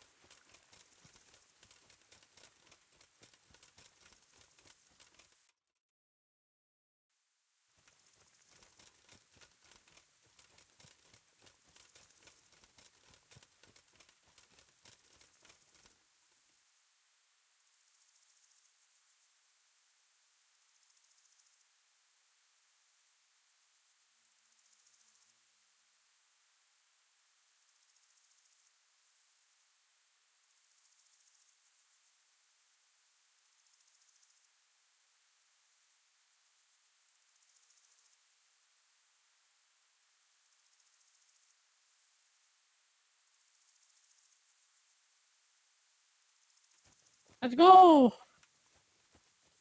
I gotta see a review. I think there is probably people complaining about this game's mechanics and how questionable it is. I'm pretty sure. I am hungry. Hmm.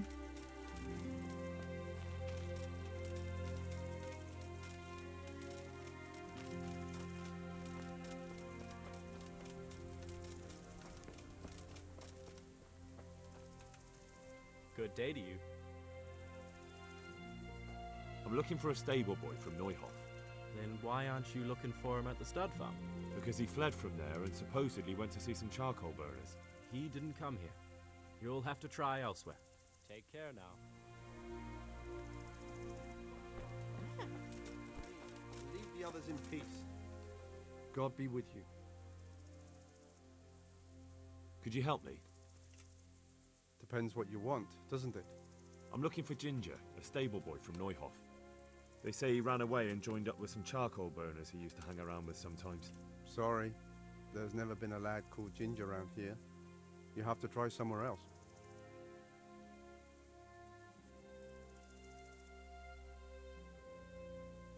A murder's been committed at Neuhof, and that boy likely knows who did it. It's vital I find him. There's been murder aplenty in these parts of late, but that Ginger lad really hasn't been here. There'll be a lot less murdering going on once I bring those bastards to justice, so how about helping me out? Calm down, lad. For the love of God. There's been no one like the boy you want round here. But then again, there are other charcoal burners. Try them. You might want to hurry. You're not the first to be asking about him, and the others weren't exactly a noble-looking bunch, although they were generous with their silver. They didn't happen to say what they wanted him for? No, but they definitely didn't look like they wanted to invite him to a feast. Hmm. Do you have any idea where else he could have gone? You said he was friends with the charcoal burners? Well, you'll definitely find some in the forest between Neuhof and Uzhets. There's good spots around there. But that forest is huge. I could spend weeks searching. Then follow the river. That's how you found us, isn't it? Where there's charcoal burners, there's always water nearby. All right, I'll go and ask somewhere else. God be with you.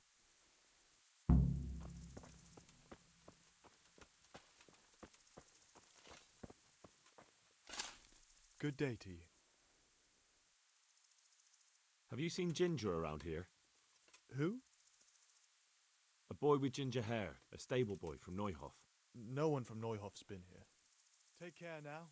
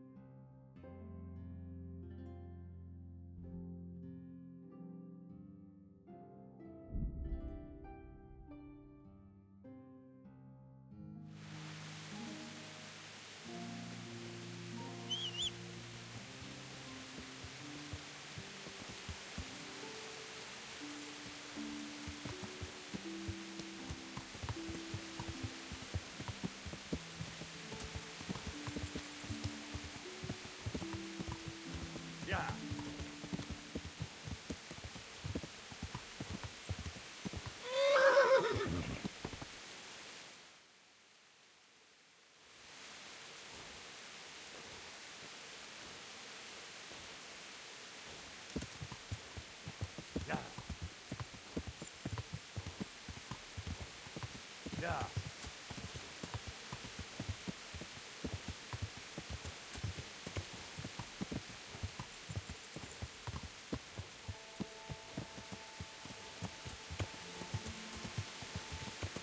Definitely is a good looking game, that's for sure.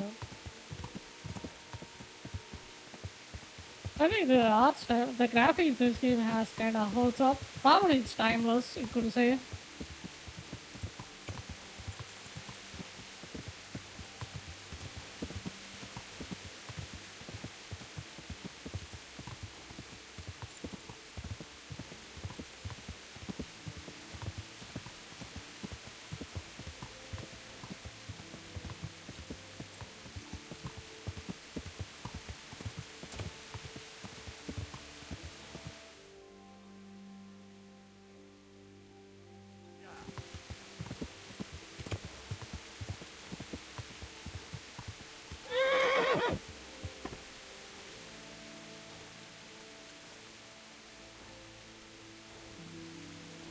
Okay, give me a second. I'm gonna go check for food and then I will come back once I'm done with it.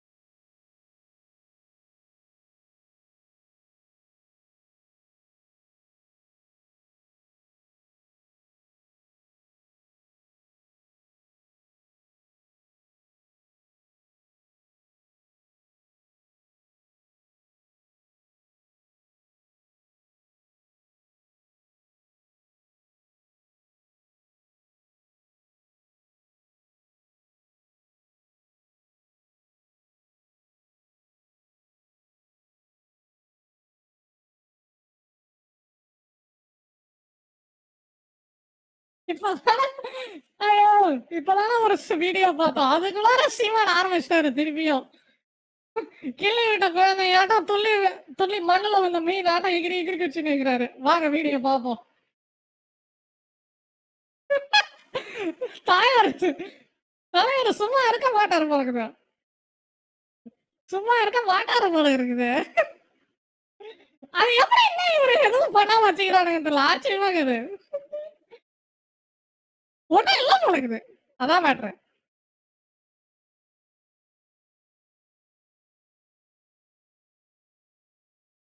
Okay இதான் வாங்க பார்ப்போம். நாம் தமிழர் கட்சி அவர் கட்சியினுடைய வீடியோவே பார்ப்போம் என்ன சொல்றாருன்னு. அவர் சொல்ற கருத்துக்கள் சிலது நல்லதாக தான் இருக்கு, என்னை பொறுத்த வரைக்கும் என்னுடைய கருத்து அதான். ஆனா வந்து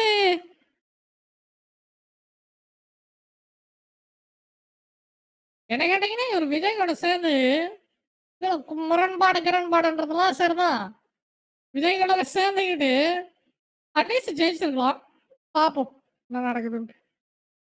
அதை விட்டுட்டு எங்களுக்கு அதனால இவரே சண்டை போட்டு இருக்கிறாரு விஜய் கூட. பார்க்கலாம் புதிய காணொலி.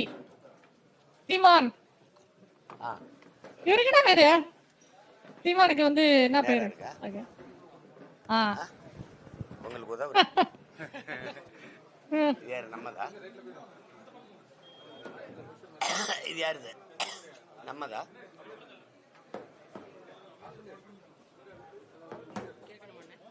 என்னாச்சுப்பா? நில்லுப்பா.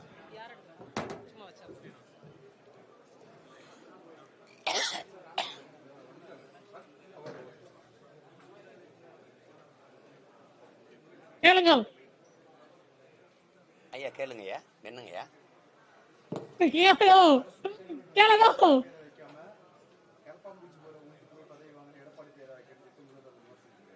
கரப்பாம்பூச்சி நீங்க அரசு நலத்திட்டத்துக்கெல்லாம் கருணாநிதியை தவிர வேற முன்னோர்கள் எங்கள்ல யாரும் இல்லையா? உங்க அப்பாவுக்கு பின்னாடி தான் இங்க நாடு மக்கள்மா, நாங்க இந்த இனமா? இந்த வகையில இவர் கேக்குற கேள்வி நியாயம் தான். எங்க முன்னோர்கள் எல்லாத்துக்கும் கலைஞர் கலைஞர் பேர் வச்சு நீ எதுக்கு சொல்லிருக்கீங்க? எழுதிட்டு இருந்தாங்களா? இந்த மண்ணிலே எத்தனை மகத்தான தலைவர்கள் சொல்லுங்க, நீங்களே சொல்லுங்க. நேசமணியை தாண்டி இல்ல ஜீவானந்த தாண்டி அப்படி யாரும் இருக்காங்களா? சொல்லுங்க. பல பேர் இருக்காங்க. ஒவ்வொரு இதுலயும் தமிழ் இனத்துல இல்லாத முன்னோர்களா, பெருமைக்குரிய ஆன்றோர்களா, சான்றோர்களா, தியாகிகளா?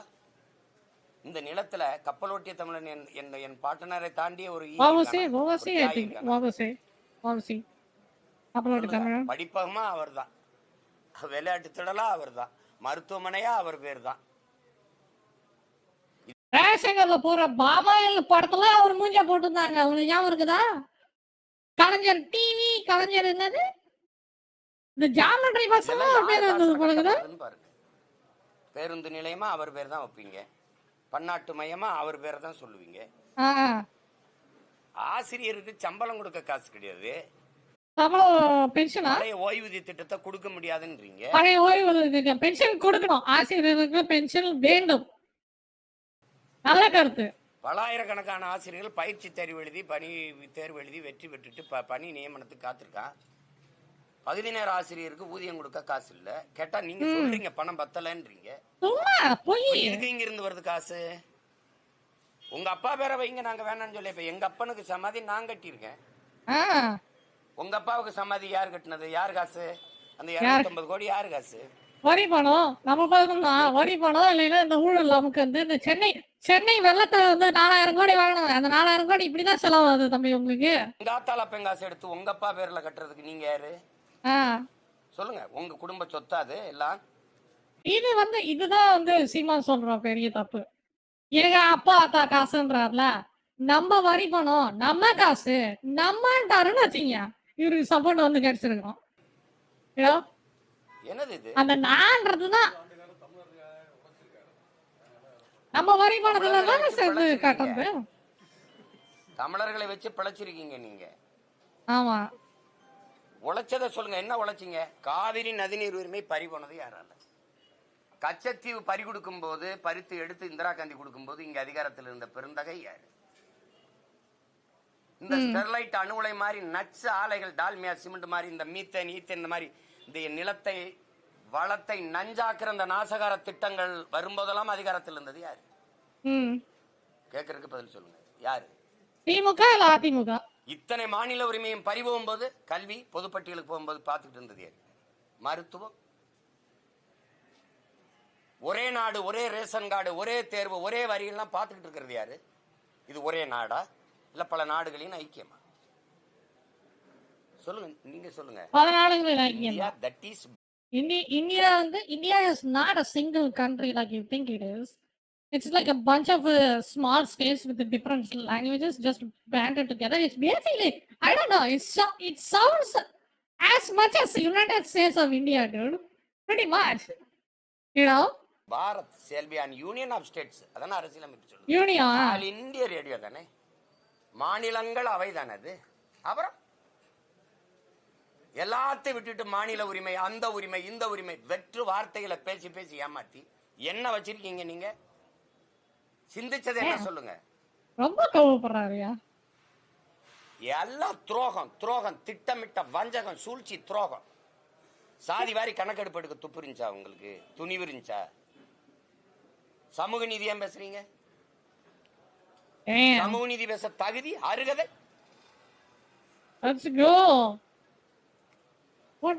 எது ஒன்று இருக்கு? லட்சக்கணக்காக இன மக்களை கொன்னது காங்கிரஸ், கூட நின்னது நீங்க. எங்களை நாடற்றவளாக்கி அழிச்சு ஒழிச்சு அனாதையை அகதியாக்கி ஓட வச்சது யாரு? இந்த இந்தியானா நாடை மொத்தமா குறை சொல்ல முடியாது. காங்கிரஸ் ஆட்சி, அந்த கட்சியோட கூடி பிடிச்சு கொஞ்சி குழாவி கூட்டணி வச்சுக்கிட்டு எங்களை கொண்டு குவிச்சதுக்கு காவிரியில ஒரு சொட்டு தண்ணி தர முடியாதுன்னு சீதாராமையாவும் துணை முதல்வர் சிவகுமார் சொல்றாங்களா இல்லையா?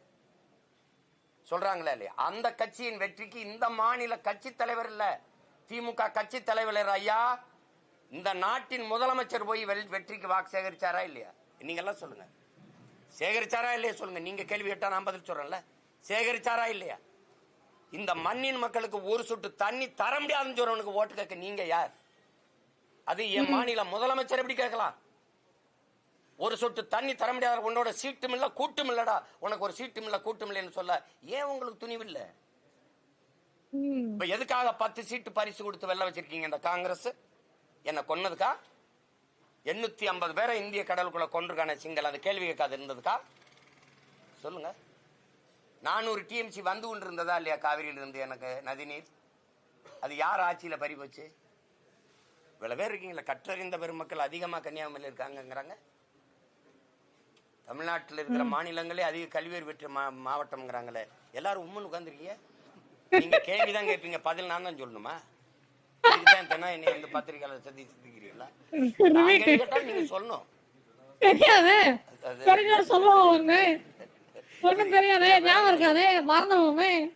சும்மா ஏதாவது சொல்றது. எங்க அப்பா பேரை வைக்காம யாரு பேரை வைக்கிறது அப்படின்னா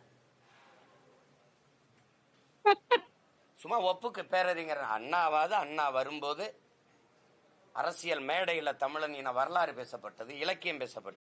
அதுவும் இல்லாம அந்த தலைவர்கள்லாம் ஐயோ ஐயோ இவனுக்கு பணம் அழிச்சாட்டியதுலாம் பாருங்க. அந்த தலைவர்கள்லாம் இருக்கும்போது மக்களுக்காக சேர்ந்து 10 பைசா பெயர்கள் இல்லாம செத்து போனவங்க. எம்ஜிஆர் உட்கானுங்க, அவருக்கு அவரே செலவு செஞ்சது இல்லையா? எம்ஜிஆர் வந்து வேலை செஞ்சு எம்ஜிஆர் அந்த வந்து பெரிய பெரிய தலைவர்கள், அந்த எம்ஜிஆர் விட்டுருங்க, மற்ற தலைவர்கள் எல்லாம் உழைச்சி மறைஞ்சதுக்கு பின்புதான் சிலைகள் நிறுவப்பட்டதை தவிர இருக்குமா ஒண்ணும் பண்ணலையா? இருக்குமாதான் எல்லாத்துலயும் பேரு.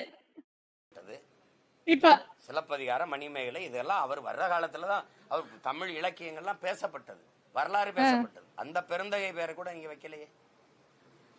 ஏன்னா நீங்க நிறுவனமயப்படுத்துறீங்க. எங்க அப்பா தான் எல்லாம், அப்படி எங்க பார்த்தாலும் கருணாநிதி அவர்கள் பேர் இருக்கணும். நீங்க கட்டமைக்கிறீங்க. நாளை எங்களுக்கு பின்னாடி வர்ற தலைமுறை ஓ இவர் தான். நீங்க தான் பேசுறீங்கல்ல, நவீன தமிழகத்தை உருவாக்கிய சிற்பி அப்படின்னு. என்ன சிற்பி? குடிச்சிட்டு குப்பரை வந்து கிடக்குறானே அந்த சிற்பியா? மக்களை பத்தி சிந்திச்சவர் எப்படிங்க டாஸ்மார்க் திறந்தாரு, மதுக்கடையை திறந்தாரு, அப்புறம் மூடணுங்கிறீங்க, மறுபடியும் திறந்தீங்க. ஒரு மாவட்ட ஆட்சியர் சேலத்துல விற்பனை டாஸ்மார்க் சரக்கு விற்பனை மேலாளர்களை கூப்பிட்டு ஏன் வியாபாரம் குறைஞ்சிருச்சு, சரக்கு விற்பனை குறைஞ்சிருச்சுன்னு உட்கார்ந்து விவாதிக்கிறார். அரசு பள்ளியில் சேர்ற மாணவர்கள், படிக்க வர மாணவர்கள் எண்ணிக்கை ஏன் குறைஞ்சது, தேர்ச்சி விழுக்காடு ஏன் குறைஞ்சது அப்படின்னாக்கா அது விவாதிச்சிருக்கீங்களா? நீங்க மக்களை பற்றி சிந்திக்கிறீங்க, நாங்க நம்பிடணும். 60 ஆண்டு 75 ஆண்டு கால கட்சி, 60 ஆண்டு கால ஆட்சிக்கு பிறகு 1000 ரூபாய் எங்க ஆத்தால கொடுத்துக்கிட்டு இருக்கீங்க. ஒரு நாளைக்கு 30 ரூபா காசு. படிக்க போற என் தங்கச்சிக்கு 1000, என் தம்பிகளுக்கு தமிழ் மகன் புரட்சி பெண் விருதுக்கு இந்த காசுக்கு பேரு புரட்சியா? 1000 ரூபாய்க்கு என் தங்கச்சி கையெழுந்துறது வறட்சியா? சொல்லுங்க. இந்த நிலைமையில வச்சுக்கிட்டு ஒருத்தனும் காசு கொடுக்கல. போக்குவரத்து தொழிலாளர்கள் போராடுறான், எங்களுக்கு எங்க பிடித்த பணத்தை கொடு அப்படின்னு. என்னுடைய நிலுவைத் தொகை, என்னுடைய பணத்தை கொடுங்க. எங்க அந்த பணம்? டாஸ்மார்க் சரக்கை கூடுதலா விற்பனை செய்ய இந்த தீபாவளிக்கு அதிகப்படியான கூடுதலா ஒவ்வொரு கடையிலையும் விரிவாக்கம் செஞ்சல இல்லையா? அதை மட்டும் சொல்லுங்க. 3000 கடைக்கு மேல எக்ஸ்ட்ரா டோர் கூடுதலா கதை வச்சு உண்மையே சொல்லுங்க. ஒத்துக்கிறீங்களா? மக்களை பற்றி சிந்திக்கிறீங்க.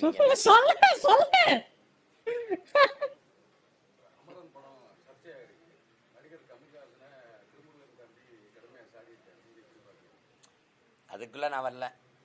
அது ஒருத்தனுடைய ஒரு முகுந்தன்கிற ஒரு ராணுவனுடைய அது வாழ்க்கையில் நடந்த நிகழ்வு அப்படின்னு எழுதப்பட்டிருக்கு. அது படமா பார்த்தீங்கன்னா அதனால நேர்த்தியான படம், அதோட விட்டுணும். அதே எங்கள் அண்ணன் கமல்ஹாசன் விஸ்வரூம்னு படம் எடுக்கும்போது தொழுதுட்டு போய் குண்டு வெடிக்கிற மாதிரி ஒரு எடுத்திருந்தாரு. அப்போ நான் ஒருத்தன் தான் சண்டை போட்டேன், எனக்கு துணைக்கு நீங்கள் யாரும் வரல. அவ்வளவு தடவை இந்த யாசின் மாலிகை கூட்டிட்டு மாநாடு போட்டேன், என் மேலே பெரியதுன்னு. அன்னைக்கு சீமான் செஞ்சது ஆமாம், எனக்கு ஆதரவாக நீங்கள் யாரும் குரல் கொடுக்க வரல.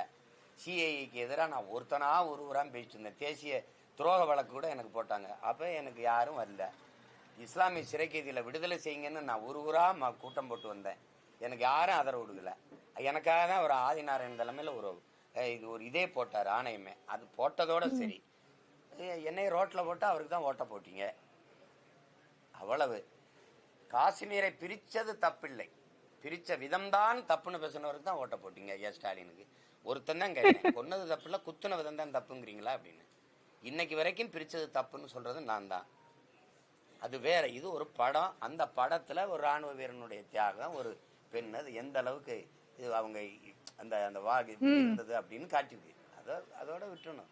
அது காஷ்மீர் மக்களுக்கு போராடணும்னு சொல்லுங்க, நான் வரேன், என் உயிரை கொடுத்து போராடுறேன், அது வேற. அந்த படத்தை பிடிச்சிக்கிட்டு உடனே அதுதான் அப்படி இஸ்லாமிய மக்களுக்காக நாங்கள் நிற்கிறேன். இல்லைங்களேன், இந்த சிறை கைதிகளை விடுதலை செய்ய சொல்லுங்களேன். இஸ்லாமிய சிறை கைதிகளை விடுதலை செய்ய எனக்கு வாக்கு தாருங்கள்னு ஐயா ஸ்டாலின் கேட்டாரா இல்லையா? செஞ்சிருக்காரா? பழனி பாபான்னு ஒரு புரட்சியாளர் இருந்தான்ல, அவனுக்கு வணக்கம்னு அவன் நினைவு தினத்துக்கு பூ வைக்க முடியுமா உங்களால? சரி, பூ வைக்கிறது மரபில்லை இஸ்லாத்துல, வணக்கம் அப்படின்னா போடுவில்ல? ஏன் கேளுங்க, ஏன் என்ன கேளுங்க சொல்லுங்க. மானமுள்ள ஒரு தமிழன் திமுகவுக்கு ஓட்டு போடுவானான்னு கேட்டான். ஏன் கேட்டான்னு கேளுங்க, அதை கேட்கணும்ல. ஏன்னா அவன் மானம் உள்ளவன், புரிஞ்சிருச்சா? இப்ப நாங்க ஏன் எதிர்த்து போராடுறோம்னா ஒழிக்கணும்டான்னா மானம் உள்ளவன். சாப்பாட்டுல உப்பு இருக்கு, உரப்பு இருக்கு, எங்க பிறப்புலே வீரம் இருக்கு. எங்க ஆள் சொல்லி கொடுத்துருப்பான், அஞ்சுவதும் அடிமணிவதும் தமிழன் பரம்பரைக்கே கிடையாதுறாங்க. ஒன்னு பயத்தை கைவிடு, இல்ல உன் லட்சியத்தை கைவிடுன்னு. நாங்க லட்சியத்தை விடுறதா இல்ல.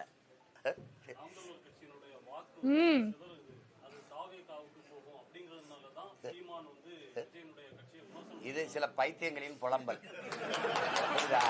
தம்பி, நீங்க இங்க பாருங்க, நீங்க கேள்வி கேட்டீங்களே, என்னைய உலகம் முழுமைக்கும் இருக்கிற என் உறவுகளுக்கு இந்த மாதிரி விமர்சனம் பேச்சு இந்த வியாடை வாய்களுக்கு சொல்றது, என்னை தலைவனாக தேர்வு செய்கிற, என்னை நேசிக்கிற, என்னை பின்தொடர்கிற, எனக்கு வாக்கு செலுத்துகிற என் மக்கள் யாருன்னு பாருங்க. பொழுதுபோக்கு தளத்தில் தலைவர்களை தேடியவர்கள் அல்ல, என்னை விரும்புகிற மக்கள். போராட்ட களத்தில் தலைவனை தேடுகிற மக்கள் தான் என்னை பின்தொடர்வார்கள். விளங்கிறதா? காத்தடிக்கிற திசையெல்லாம் பறக்கிற பதர்கள் எனக்கு வாக்கு செலுத்த மாட்டாங்க. புயலே அடிச்சாலும் நகராத அதே இடத்துல இருக்க தூய நெல்மணிகள் எதுவோ அவங்க தான் எனக்கு வாக்கு செலுத்துவாங்க. நீங்க இங்கிட்டு ஓடுறான் அங்கிட்டு ஓடுறான் கதருவான் அப்படின்னு கருணாநிதி இருக்கும்போது கட்சி ஆரம்பிச்சோம்னா அவங்க 2 பேரை விட ஒரு பெரிய தலைவரா இல்ல அவங்க 2 பேரை விட பெரிய கூட்டம் அவங்களுக்கு வந்ததா? கார்த்திக் சிதம்பரம் சீமானின் வாக்கு வங்கிங்கிறாரு. எனக்காவது வாக்கு வங்கியில தான் குறையும், உங்களுக்கு வாக்கே கிடையாது. இப்ப ஐயா கார்த்திக் சிதம்பரம் நானும் ஒரே ஊரு, நீங்களும் நானும் போட்டிடுறது, கூட்டணி இருக்கக்கூடாது. நானும் கூட்டணி வைக்கல, நான் எப்போ வைக்க மாட்டேன். நம்ம 2 பேர் யார் ஜெயிக்கிறான்னு பார்ப்போம். ஆனா காசு கொடுக்கூடாது ஓட்டு. நீங்க கொடுத்த பணம் வச்சுக்கிட்டு அப்பாவும் மைனும் அந்த திமிரில வாக்கு காசு கொடுக்கூடாது 2 பேரும். அப்ப யாருக்கு வாக்கு வங்கி இருக்குன்னு அதுக்கு தயாரா இருக்குல்ல தம்பி. நீ அத்தனை கட்சி கூட்டணி வச்சு நான் 1.5 லட்சத்துக்கு மேல வாக்கு வாங்கியிருக்கேன். 1 ரூபா காசு கொடுக்காம புது வேட்பாளரை நிறுத்தி என்னை பாருங்க. இப்ப யாரு பெரிய கட்சி? சரியா ஓராண்டுதான் இருக்கு தம்பி, சரியா ஓராண்டுதான் இருக்கு, சரியா ஓராண்டுதான் இருக்கு. 26க்கு தேர்தல் முடிஞ்ச வாக்கு எண்ணும் போது நான் எவ்வளவு தூரம் ஏறி வந்திருக்கேங்கிறத, எவ்வளவு தூரம் தொட்டிருக்கேங்கிறத பார்க்க போறீங்க. இங்க ஒருத்தனோட உறுப்பினர் அட்டையை போடு. நீ நல்ல நல்ல மானஸ்தனா இருந்தா, உண்மையான நீங்க நேர்மையாளராக இருந்தா, என் கட்சியிலிருந்து இந்த நாம் தமிழர் கட்சி உறுப்பினர் அட்டை கட்டுறா. எடுத்தவனே சும்மா சும்மா சொல்லி ஏங்க, எவனையாவது 4 பேரை உங்க கட்சிக்காரன் உட்கார வச்சுட்டு நாம் தமிழர்ல இருந்து வந்தாங்க, அதுல இருந்து வந்தாங்க அப்படின்னா எப்படி? இப்ப என் கட்சியில அந்த கட்சியில இருந்து எத்தனை ஆயிரக்கணக்கா நான் சேர்க்கட்டா? எனக்கு அந்த பழக்கம் இல்லை சொல்ற செய்திகளை சேர்றவங்களை. இல்லைன்னா மற்ற கட்சியிலிருந்து சேர்றவங்க எல்லாம் இந்த கட்சியிலிருந்து சேர்ந்தாங்கன்னு செய்தி போடணுமா? தொடக்கத்திலிருந்து நான் இதை செய்யறது இல்லை. என் கட்சியில் இருக்க எல்லாரும் ஒரு கட்சியில் இருக்க குடும்பத்தில் பிள்ளைகள் தான். உங்களுக்கு விளங்குதுன்னு நினைக்கிறேன். இவங்க அப்பா ஒரு கட்சியில் இருப்பாரு, இவங்க அப்பா ஒரு கட்சியில் இருந்திருப்பாரு, இவங்க அப்பா ஒரு கட்சியில் இருந்திருப்பாரு. ஆனா நாங்கெல்லாம் ஒண்ணு சேர்ந்திருக்கோம் பாருங்க. அதனால இதெல்லாம் சும்மா வெட்டி பேச்சு பேசணும். கேள்வி நாம் தமிழர் கட்சியிலிருந்து விலகினதாக சொல்லப்படக்கூடிய நபர்கள் தவறான செய்தி. நாம் தமிழர் கட்சியிலே உள்ளவர்கள் இல்ல அப்படிங்கிற மாதிரி நீங்க சொல்றதை எடுத்துக்கலாமா? நாம் தமிழர் கட்சியிலே உள்ளவர்கள் இல்லை இருந்தால் உறுப்பினர் அட்டை காட்ட சொல்லும். எனக்கே தெரியாம என் கட்சியில நீ நிறைய பேரை சேர்த்து வச்சிருக்கீங்க. உறுப்பினர் அட்டையை காட்டு, எப்படி விளங்குறாங்கன்னு காட்டு. சரியா? நாகப்பட்டினத்துல 500 பேர் அப்படின்னா அவ்வளவு பேர் இருந்திருக்கான்னு ஒத்துக்கிறீங்களே நீ? எதுக்காக போகணும் என் கட்சியில இருந்து? எதுக்காக போகணும்? ஒரு கேள்விதானே. சும்மா சும்மா கிளப்பி விடுறதாங்க உங்களுக்கு. நீங்க வலைவெளியை திறங்க. இது பாருங்க, இங்க பாருங்க, ராமா ராமான்னு கத்துறானோ, முருகா முருகான்னு சொல்றானோ இல்லையா, சிமான் சிமான் சிமான் சிமான். ஒரு என்னைய பேசாம அவனுக்கு தூக்கம் வராது, என்னைய பேசாம சோறு கிடைக்காது. திட்டி திட்டினாலும் வட்டியில சோறு வப்பா அப்படின்னு எங்க ஐயா இளையராஜா அம்மாவை பத்தி பாடின ஒரு பாட்டு இருக்கு. அது மாதிரி நான் திட்டி திட்டி பேசினாலும் வட்டியில சோறு வைக்கிறேன் பல பேருக்கு. அதனால போ நல்லாரு அப்படிதான்.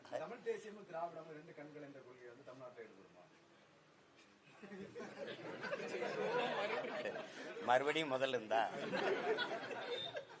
வரலாற்று பகை எங்களுக்கு வரலாற்று பகை. இந்தியம் திராவிடம் ரெண்டும் ஒரு கற்பிதம். அது இல்ல.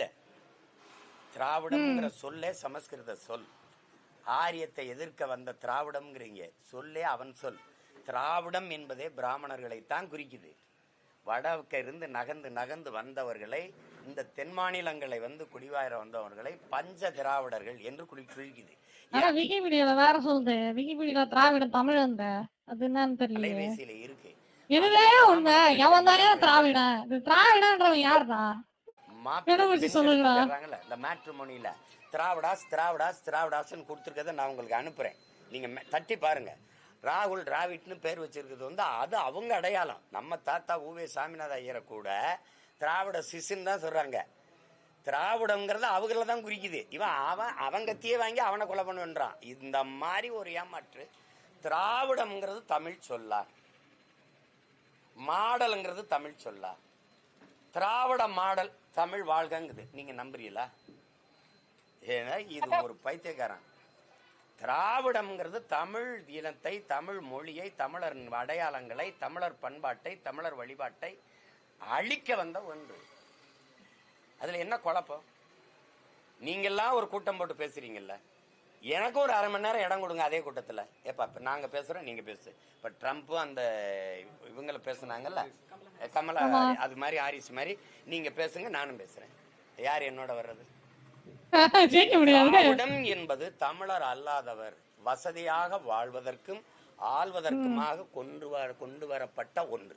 இப்ப பாத்தீங்கன்னா தமிழர் என்று இருந்தால் பிராமணர்கள் நானும் தமிழர் என்று வந்து விடுவாங்கிறாங்க. நல்லா கவனிச்சுக்கணும் தம்பி, எல்லாரும் கேட்டுக்கணும்.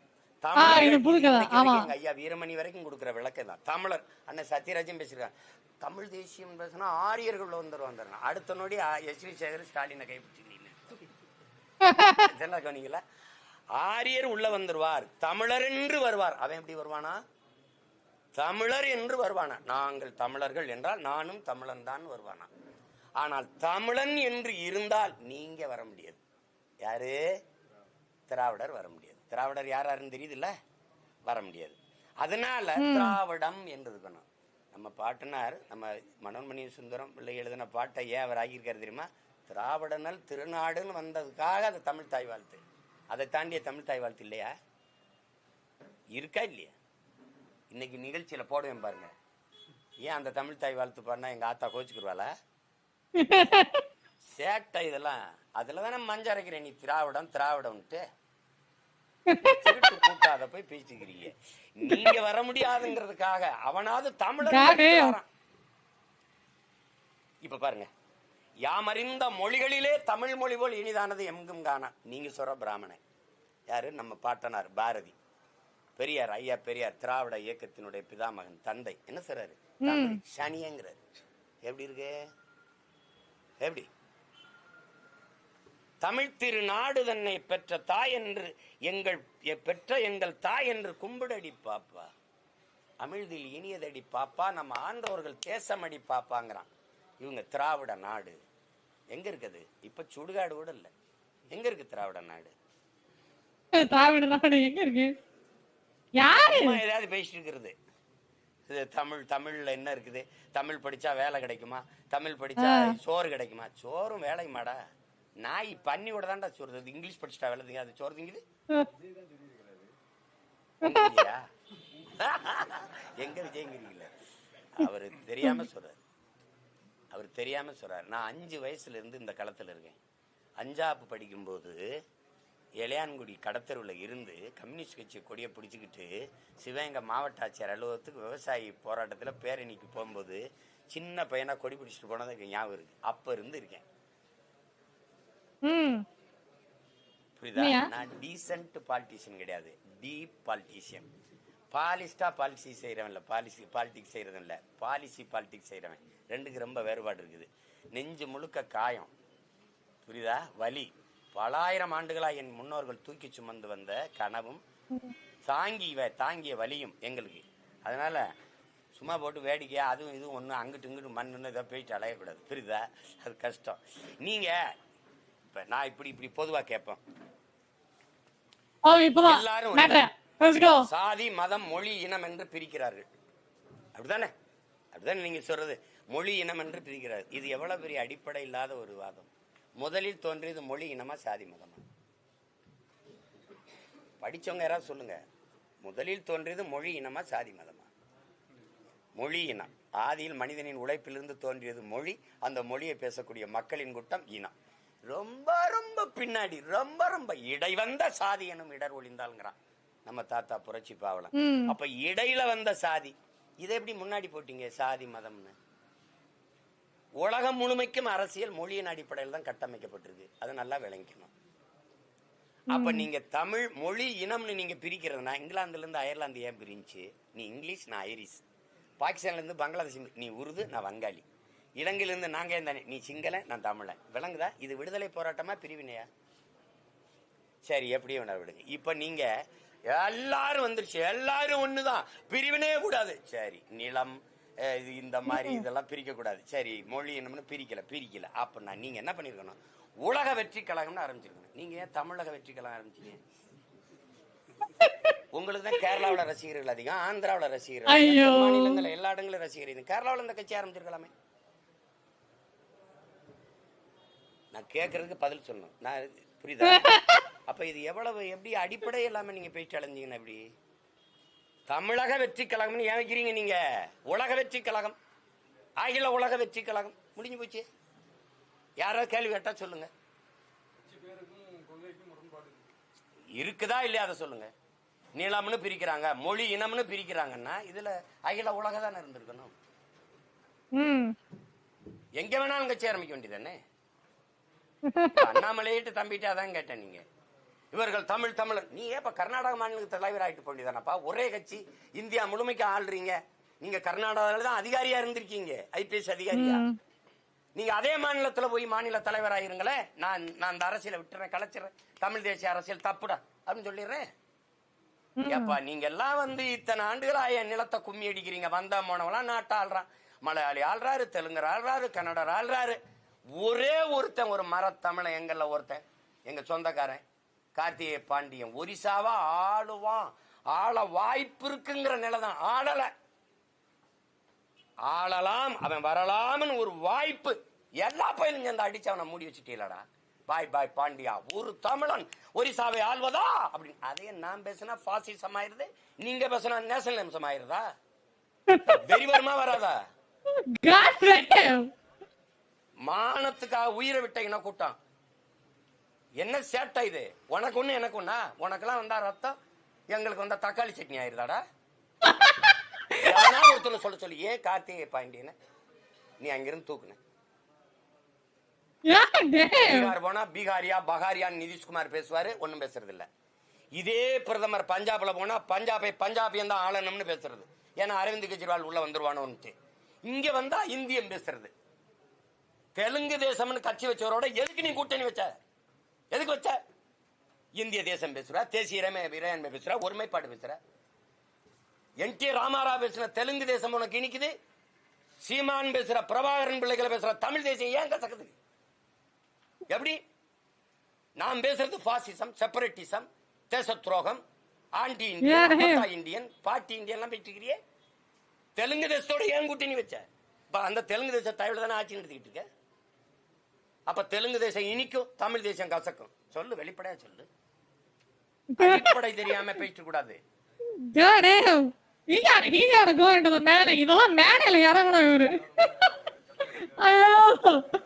ஐயா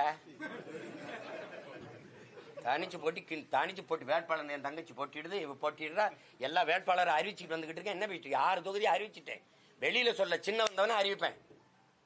பொறுமையா இருங்க. 100க்கு மேற்பட்ட வேட்பாளர் போட்டு வேலை செஞ்சுக்கிட்டு இருக்கேன். இது அண்டருக்கு 2 ஒர்க் அவுட். கூட்டணி அமைதா? கூட்டணி அமைஞ்சிருச்சு. அதாவது மிகப்பெரிய கூட்டணி வச்சிருக்கிறது நான் தான். இந்தியாவிலேயே 8 கோடி மக்களோடு சேர்ந்து தேர்தலை சந்திக்கிற ஒரு கட்சி இருக்குன்னா அது நாம் தமிழர் கட்சி மட்டும்தான்.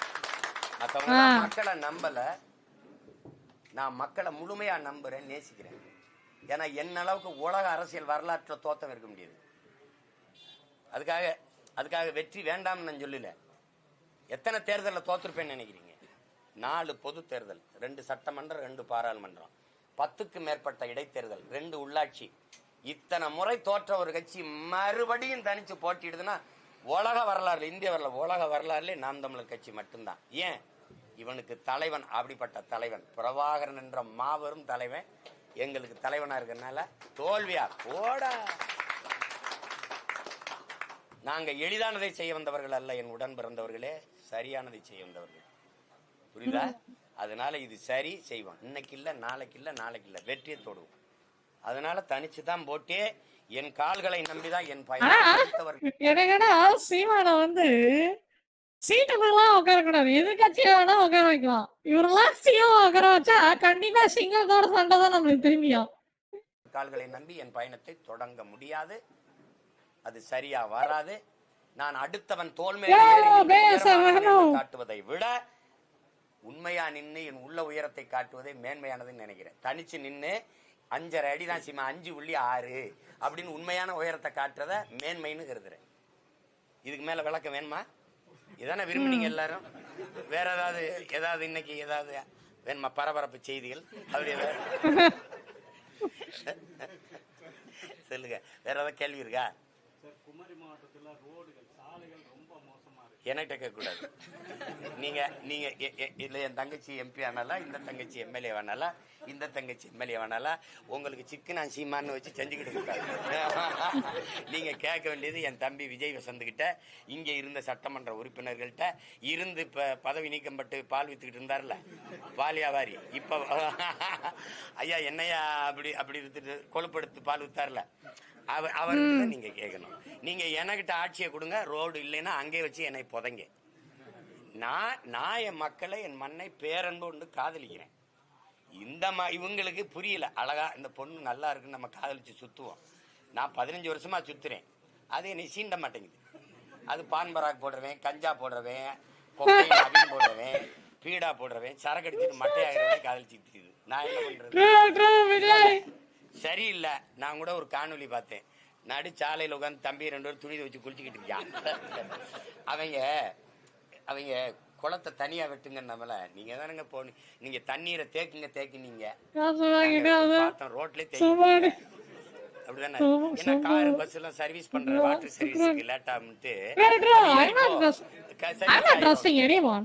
யாரையும் நம்பாதீங்க, எவனையும் நம்ப கூடாது. தமிழக அரசியல்ல யாரையும் நம்பாதீங்க. இந்த வாட்டியா திருந்துங்க, தயவு செய்து மாறுங்க. இது வந்து இவருடைய புதுமைப்பு பேட்டி. நேரடி காட்சி எப்ப நடந்தது? 6 மணி நேரத்துக்கு முன்னாடி. மண்ணு பொது உடைமை தத்துவத்தின் பிதாமகன் தாத்தா சிவானந்தம் பிறந்த மண்ணு, அதையெல்லாம் ஞாபகம் வச்சுக்கிட்டு கொஞ்சம் எங்களை பத்தி என்ன, அவ்வளவுதான். வேற வழி இல்லை. வேற ஏதாவது கேள்வி இருக்கா?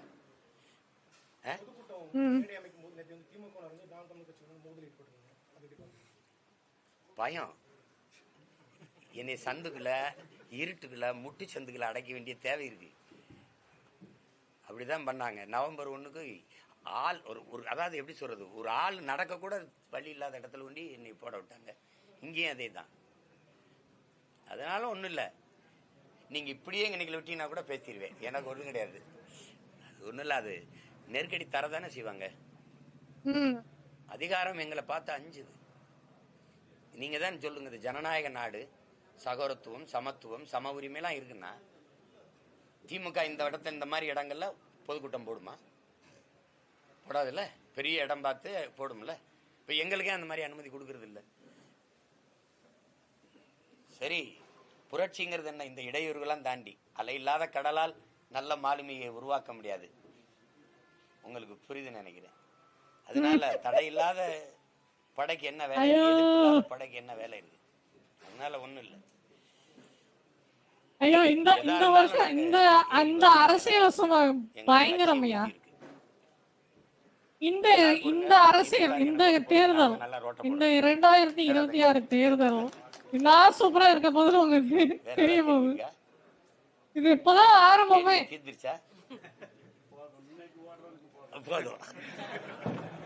இதுதான் ஆரம்பமே. நன்றி, வணக்கம். நாம் தமிழர். ஐயோ முடியலப்பா. Okay, what do we do? Let me see. Let me see if I can pick something else.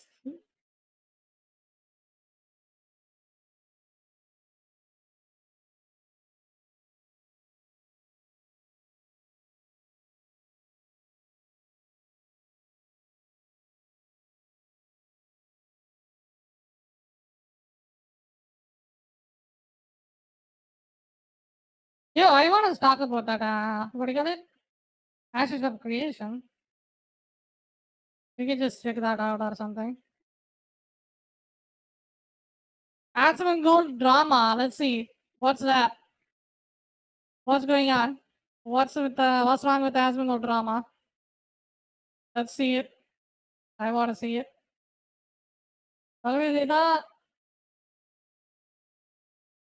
Yanni, yes. I think he's gonna win. Vijay ஜெயிப்பாருன்னு தான் நினைக்கிறேன். நானும் கூட்டணி வச்சு கண்டிப்பா ஜெயிச்சுவாரு.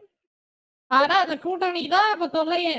அதிமுக அந்த 2 திமுக கூட கூட்டணி வைக்க முடியாது, ஏன்னா அவர் எதிரின்ட்டாரு. டக்குன்னு வந்து அதிமுகவோட கூட்டணி விடுறதுக்கு வாய்ப்பு இருக்கு. ஆனா இந்த ஓபிஎஸ் இபிஎஸ்லாம் வந்து எப்படி சொல்றது, வைங்க The Asmongold கிட்ட மாட்டுமா மாட்டிக்குமா Asmongold தெரியலையே. drama. Today, we have quite the Asmongold debate drama. and news to discuss involving MMO Ashes of Creation, which is still in its It's a scam. This game is going to come out and it's going to Alpha suck. 2 phase, and Asmongold. Apologies in advance as I've been very sick this past week and lost my voice, so I might sound a little different and Not audio may again. not be as good. But anyways, I was originally uploading this video titled Ashes of Creation is not a gank box. Yep. This video was to highlight the reality of how penalizing corruption and non-consensual PvP is, despite the pre-Alpha 2 notion that the game was going This is Ashes of Creation. to be a gank box in which you Well, this actually constantly looks be pretty killed decent. and or grieved via I'm open pretty world fast-paced. PvP. Yeah. But the timing of this video could not have been worse. And thus, here I am, Goddamn. re-recording it. Why, may you ask? Well, Asmongold finally logged into Ashes That's of me. Creation's Alpha 2 test here on the game's third weekend. And well, it went something like this. I'm in. Holy shit. Okay, what happened? Oh my god. Yo, what's up, boys? Wait. This guy's attack. How does this guy attack me? Uh-oh. Wait. Uh-oh. I'm getting killed. Oh my god. Uh-oh. Yeah. This went on for a bit too.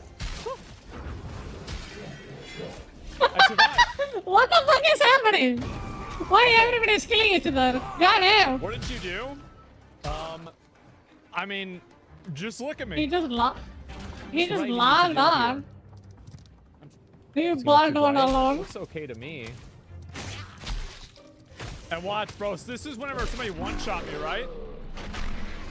Oh, bro, what a dick sucker. I never even saw him. Goddamn. What a little This is rat. dead. This is dead.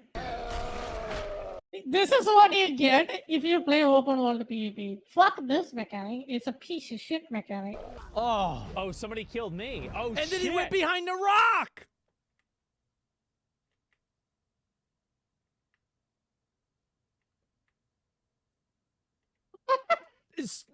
Do you see this shit?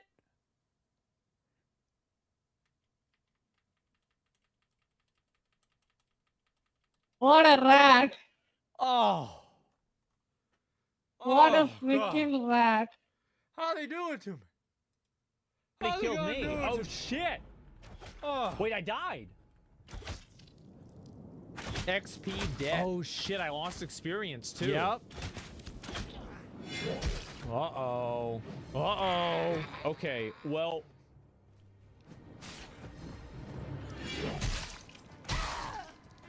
All right. All right. I think this is gonna have to be a game that I'm gonna have to play off stream. Yeah. Yep. I can't do Probably. this. Like, yeah, sorry. Like, it's unplayable. It is. It's unplayable.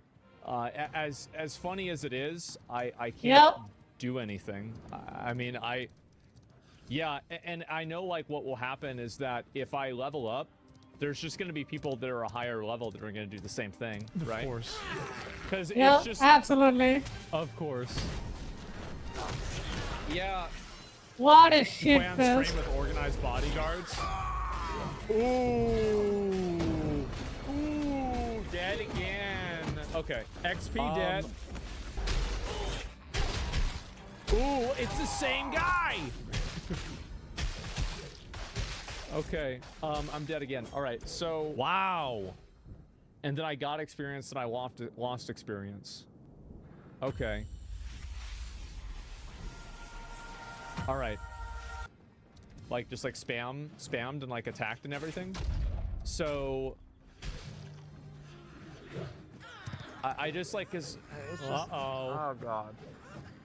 Uh-oh. Oh, what happened? Turn PvP off? I can't.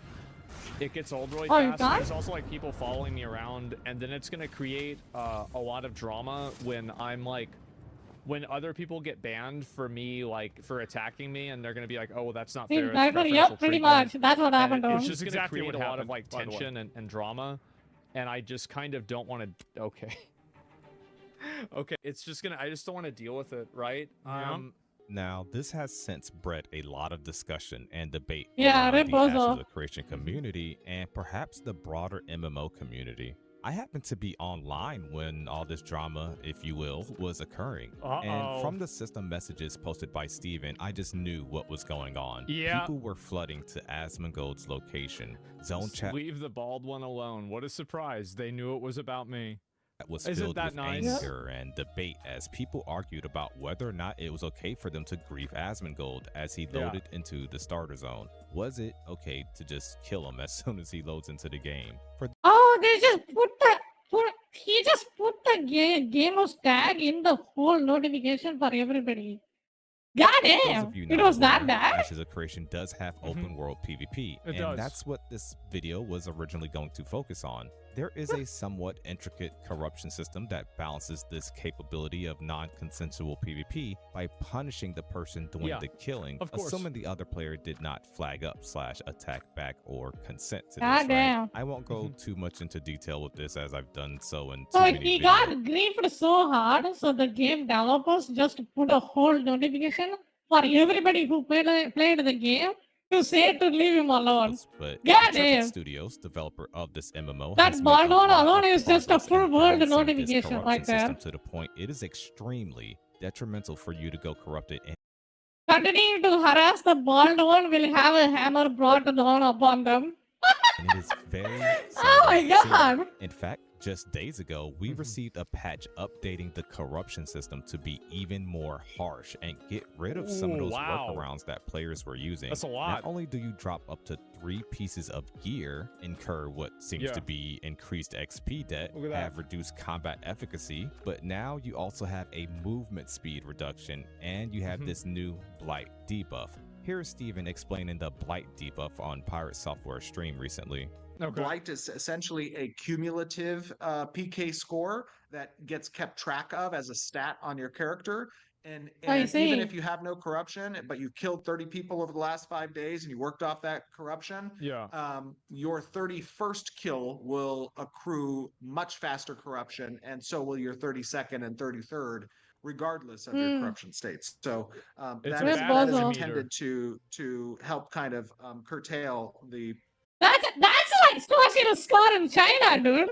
That's like your social score. the amount of corruption that's happening. Now, there will Goddamn. be a religious-based quest that through the investment of resources and time, players can reduce that cumulative score to bring themselves back down. So somebody What says in the chat, fuck? why not just disable the feature to PvP unflagged players? Weird. There's a lot of people that like the idea of being able to kill other players non-consensually. That's so stupid shit. Nobody like if that person who dies, they should quit the game, dude. My opinion on this is that any game that allows you Yeah, it's to gonna have die. non-consensual PvP will cannibalize itself, and it will never be a mainstream game. Yeah, it's just There freaking will die. always be people that like those games and people that play them, but It's not gonna be fucking Sword Art Online. It's just one kind of thing, you know. The thing is, Sword Art Online worked because you were forced to play that game. In this scenario, you don't have to force shit. You can just alt F4 the bitch, and then people never gonna touch your game. Your game is gonna fucking die. That's what's you gonna basically happen. make the ceiling for your game extremely low. This dipshits? No, I'm just saying, right? And so like, but wrong Lineage 2? Well, I think that's my point, right? Yeah, Lineage 2 is not that popular, dude. That's exactly my point. Stop Well, coping. Yeah, it's not going to have like the same player base size as like World of Warcraft World or of Final Warcraft. Fantasy 14. Yeah, true. True. I'll take Elden Ring, the Souls games.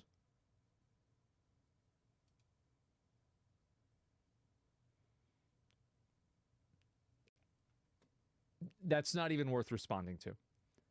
Let's move on. True. Anyway, so basically what I'm saying is that any Send game him to the that has gulag. non-consensual PvP, because you think about it, right? A game that has non-consensual PvP, this would only logically affect people that don't want to PvP. or Yep. people that want to kill other people that don't want to PvP. And you think about like what kind of a person wants to go after and enable themselves to kill people that don't want to be killed. Well, Yep. somebody who wants to negatively impact the game experience of those other players in a obstructive way. Their goal is for that other player to have a bad time. Yep, it's basically As I griefing. mentioned, there was a lot of debate and semantics as a result of Basically the forced Asmongold griefing. drama. Oh, was yeah. Steven showing preferential treatment? Is this not a PvP-focused MMO, and thus people should be allowed to kill Asmongold if they... That's why I stopped playing. Is because I knew this was going to happen and it was going to create drama. I just don't want to deal with it. Yep. He just quit. Want to? Like There that's was a that's lot what of happened. discussion on It's this. not like he stopped playing. He just quit the And game. GMs even disabled Dude, PvP quit on the our game. server as a result of the Asmon killings. Yeah. Though it was too late and he had already given up on attempting to have a normal experience. Well, it's Yeah, also he just that quit. I understand that That's what this is a everybody very gonna do. contentious issue for the MMO community, and I could see it being interpreted badly with like hardcore players that streamers could get preferential treatment. Now, I'm not, and also by the way, I don't think that I am. I think that if people are like constantly running after me and killing me nonstop because they're watching me on my stream and triangulating my location, this is clearly out of game behavior and it's griefing at a certain point. So Yep. I actually I It's do think that absolutely they should get in griefing. trouble for it, but I also acknowledge that this will not be how average people will see it. And it will cause a lot of discord and drama, and it will be bad for the game as a whole. Personally believe there is a difference between PvP and griefing. There is a difference of course. between PvP and stream sniping. There is a difference between PvP and harassment. Steven went as far as to even ban some of the individual. Here's the thing. People that want non-consensual PvP want to harass. They Yep. want to grief. That's why they want it to be non-consensual. Absolutely. That's the whole point. It's like that laughing whatever. coffin bitches from the Sword Art Online, dude. Those bitches don't care. repeated attacks You know? on Asmon How would during I this know time. this? It's like those psychos. The people who want a non-consensual PvP is just psychos that just want to ruin other players' experience. That's what it is. If you have balls, if you have any guts, go play a PvP game. Because you know your pathetic ass will get destroyed if you play a real PvP. That's why you were a fucking loser that plays a shit MMO that spends so much time in grinding your shit gear and then you killing the new players that says level 1 to 10. So You I know? have said many times. What in a the past lame way to freaking spend your that time. Our stance on griefing will always be it's an actionable offense. And to be fair, the players that I banned yesterday are players who I gave 3 separate warnings to stop griefing this brand new logged in player. That isn't preferential treatment. I don't care if it was Asmongold or Joe Schmo off the side of the street. If it's a new player trying to learn the game, you going and harassing and killing that person for no Yep. political motivation, for no opportunity cost, for no scarcity of resources, all the reasons why PvP should exist, you are doing it for opposite of that. You are doing it to harass a person off of the server. By Yes. all means, go find a different community. That is not our intent, and you are exploiting our systems. Good. Hell Yep. yeah. No, I 100% agree with that. Yeah, it's going to be very hard for something like Welcome. this to actually happen. I'll be very surprised if this actually works.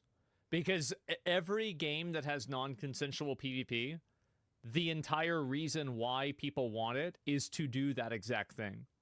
Yep. Like, my personal ruin opinion people's is life. that I can't really see a reason why you would have non-consensual PvP besides griefing.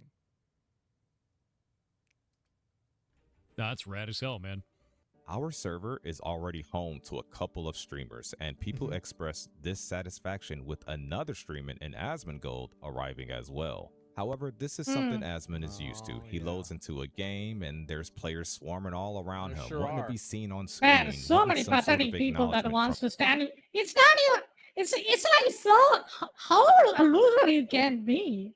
Like, if you are seeing an actor in real life, even though if you're running behind him, that's kind of pathetic. But he's in a video game, dude, and then you run behind him like, oh my god, I don't know, man. I don't understand these people. Probably it's just a bunch of kids. Asmongold the Bald. yeah. You know? The difference with this MMO is Yeah, that it's just a PvP bunch of is kids that essentially don't always have anything on. No matter better to what do in side their you life. are on in this debate, I think it's fair to say that Asmongold has a lot of influence, and the targeted griefing of Asmongold caused a huge loss of potentially good marketing for the game. An AOC Absolutely. video by Asmongold. I would be hesitant to play this game now because it just gives you an anchor that gives you a freaking that hesitant that you could have gotten killed any part of the game when you're playing without you enabling the PvP. That's stupid. Who has to play a shit game like that? You know? Like in Elden Ring, imagine in Elden Ring, just randomly somebody just shows up and kills you now. Do you think it's gonna be fun? To be fair, obviously that's true. And this is another reason why these games don't go anywhere. Is because games that focus on having, you know, like this type of PvP, a lot of people like killing streamers and content creators because they don't like the fact that streamers and content creators exist. They don't like them. So they're going to do that, and that's why you see a lot of these games fall apart. The reason why a lot of companies pay pay streamers to play games is because paying streamers to play games helps the games. So, like, if you have people that are going to play your game that get run off by the community, you are effectively losing money. Gets much more views than any video a dedicated AOC content creator like myself, Narc, or others, or even the official AOC YouTube channel itself will get. I agree with Asmongold in that he should not get preferential treatment, but I also agree he deserves to have a normal experience and see this. What preferential treatment? They didn't give him guard mode or anything. He just get harassed over the game. He's not hacking. He's not getting any bullshit special item or anything. He's just playing level 1, dude. He's just getting harassed out of the freaking game. And then if he caves in and says this game is bad, Ashes of Creation is done. MMO for himself. He is one of the biggest MMO player in the fucking platform. Yeah, you know? He plays an MMO, and then you want to shoot yourself in the foot with this kind of bullshit? Of course they are going to give him a special treatment. He's basically the face of MMO community at this point. Actual position on this is people that are hunting me down, watching my stream to triangulate my location, and then killing me because I'm a streamer, I think that that is preferential treatment. Fundamentally it is, right? Because I'm being treated differently in game because of something that's out of game. Yeah. So I think that really banning people and like getting rid of people that are doing that is... It doesn't make sense. It doesn't matter. That's the point of video game. These idiots don't even get this. That's the point of video game. It doesn't matter who you are in the real life. In this game, he's just a normal dude with level 1 gear. That's it. You have to treat him like that. Do not bring the real world agendas into video games. That is not the place for that. I don't know why these people don't understand it. Fucking real world politics, real world freaking hate, real world everything. It has no place in video games, dude. Is actually making sure that I don't get preferential treatment, making sure that I can have a normal, authentic experience playing the game. Yeah, absolutely. So like, that's my actual opinion. But I understand that there's a lot of people in the MMO community that they just don't want that. Like, whether that's the right opinion or not, that they don't want that opinion. Nobody will see it that way. Exactly. Wait, what? But I understand that there's a lot of people in the MMO community is actually making sure that I don't get preferential treatment, making sure that I can have a normal, authentic experience playing out of game. So I think that really banning people and like getting rid of people that are doing that is actually making sure that I don't get preferential treatment, making sure that I can have a normal, authentic experience playing the game. So like, that's my actual opinion, but I understand that there's a lot of people in the MMO community that they just don't want that.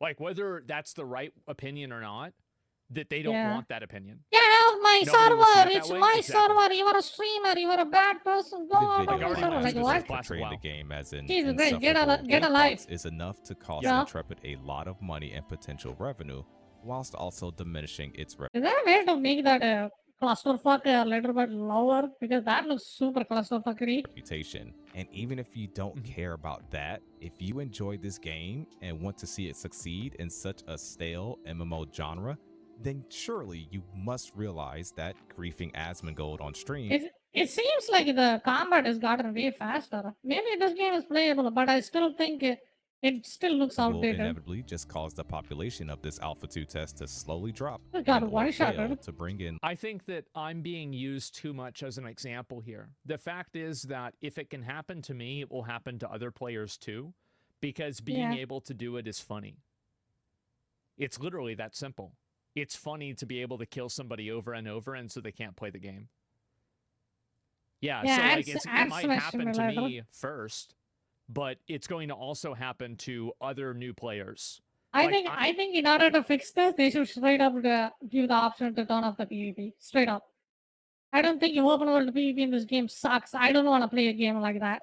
I do not want to give my character's life to another person's what do you call it?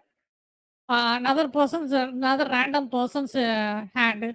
It's just not a fun experience. I'm basically the Straight up. I'm the test, If this game has open world PvP, I'm never gonna play right? this. I am the alpha test. Yeah, exactly. I think most people will feel like that. Imagine if your World of Warcraft just randomly can killed by a higher level player. It will just make people want to quit, dude. Streamer, what's this here?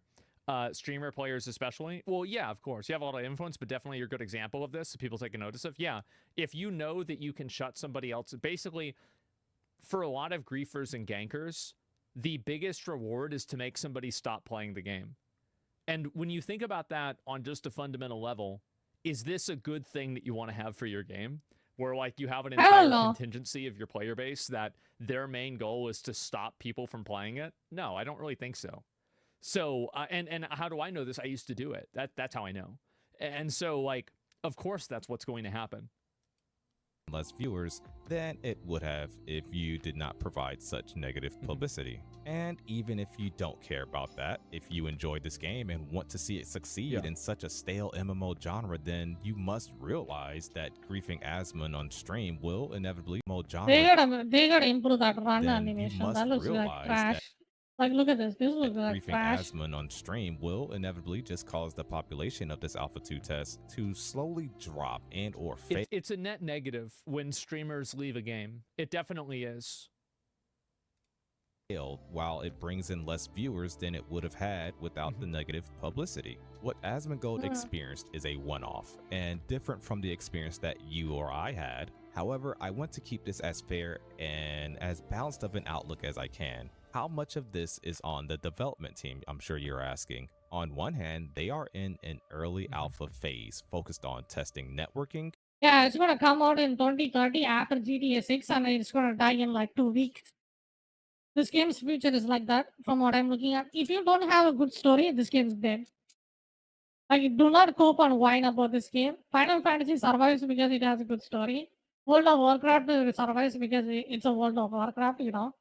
The first ever fucking MMO that's going to the mainstream. Well, Drago, it's called Ashes of Creation. It's a new MMO that's been hyped up for the past 5 years, which is never going to come out, at least for the next decade. And performance with limited systems and content available. On the other hand, the new player experience is very important for first impressions. We recently saw this with Soda Poppin's Rage Quit, and I know for a Already fact Riot that MMO? players Riot were MMO briefing got lobbies cancelled. at the starting area during the NDA pre-Alpha 2 testing. So why has the PvP They just scrapped the suppression project zone and then still not been they said implemented they were to gonna at make least something the else. Lionhold area or even the starter room? This is It's because they don't have it ready yet. It was like some like programming thing. I think Steven messaged me about it. Like it was there's no like there's I think no you better off waiting for philosophical GTA 6 reason. at this It's point. just that it wasn't set up. hopefully actually coming soon, but should have Wait, been can I make implemented 3080 as can the run a larger GTA public 6? starts to get their first look at Vera through Questionable. the lens of the Asmongolds of the world. Yeah, sure. Either way, He's I right. just No, wanted to stress it's in that the the works. They developers said over they at recently Intrepid pirated Studios it have in the done a good world. job. to Really? ensure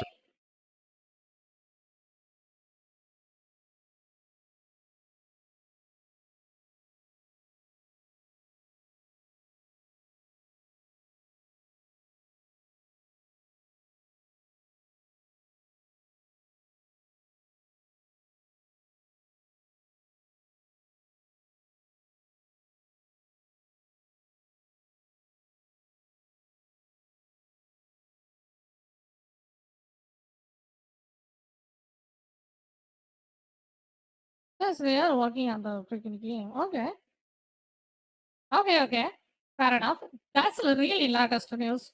This game is not a gank box by making Hopefully it corruption comes out. extremely I will play it. penalizing. So I hope that the Asmongold outlier isn't taken as the evidence that the game is indeed a gank box. And for those of you that didn't know, Steven was actually trying to teleport Asmongold away from the area, but their system was just like kind of bugging out. I've watched So many feedback people. from other content creators on Ashes of Creation, even the feedback of some large creators who claimed you wouldn't like Ashes of Creation and that Yeah, it would just be a gank box. as But an they did MMO. not Yeah, that's experience true, anything but of the I'm not sort. sure I'd how like well you they all to can leave your recreate it comments as below an and let me know MMO. your take on all this.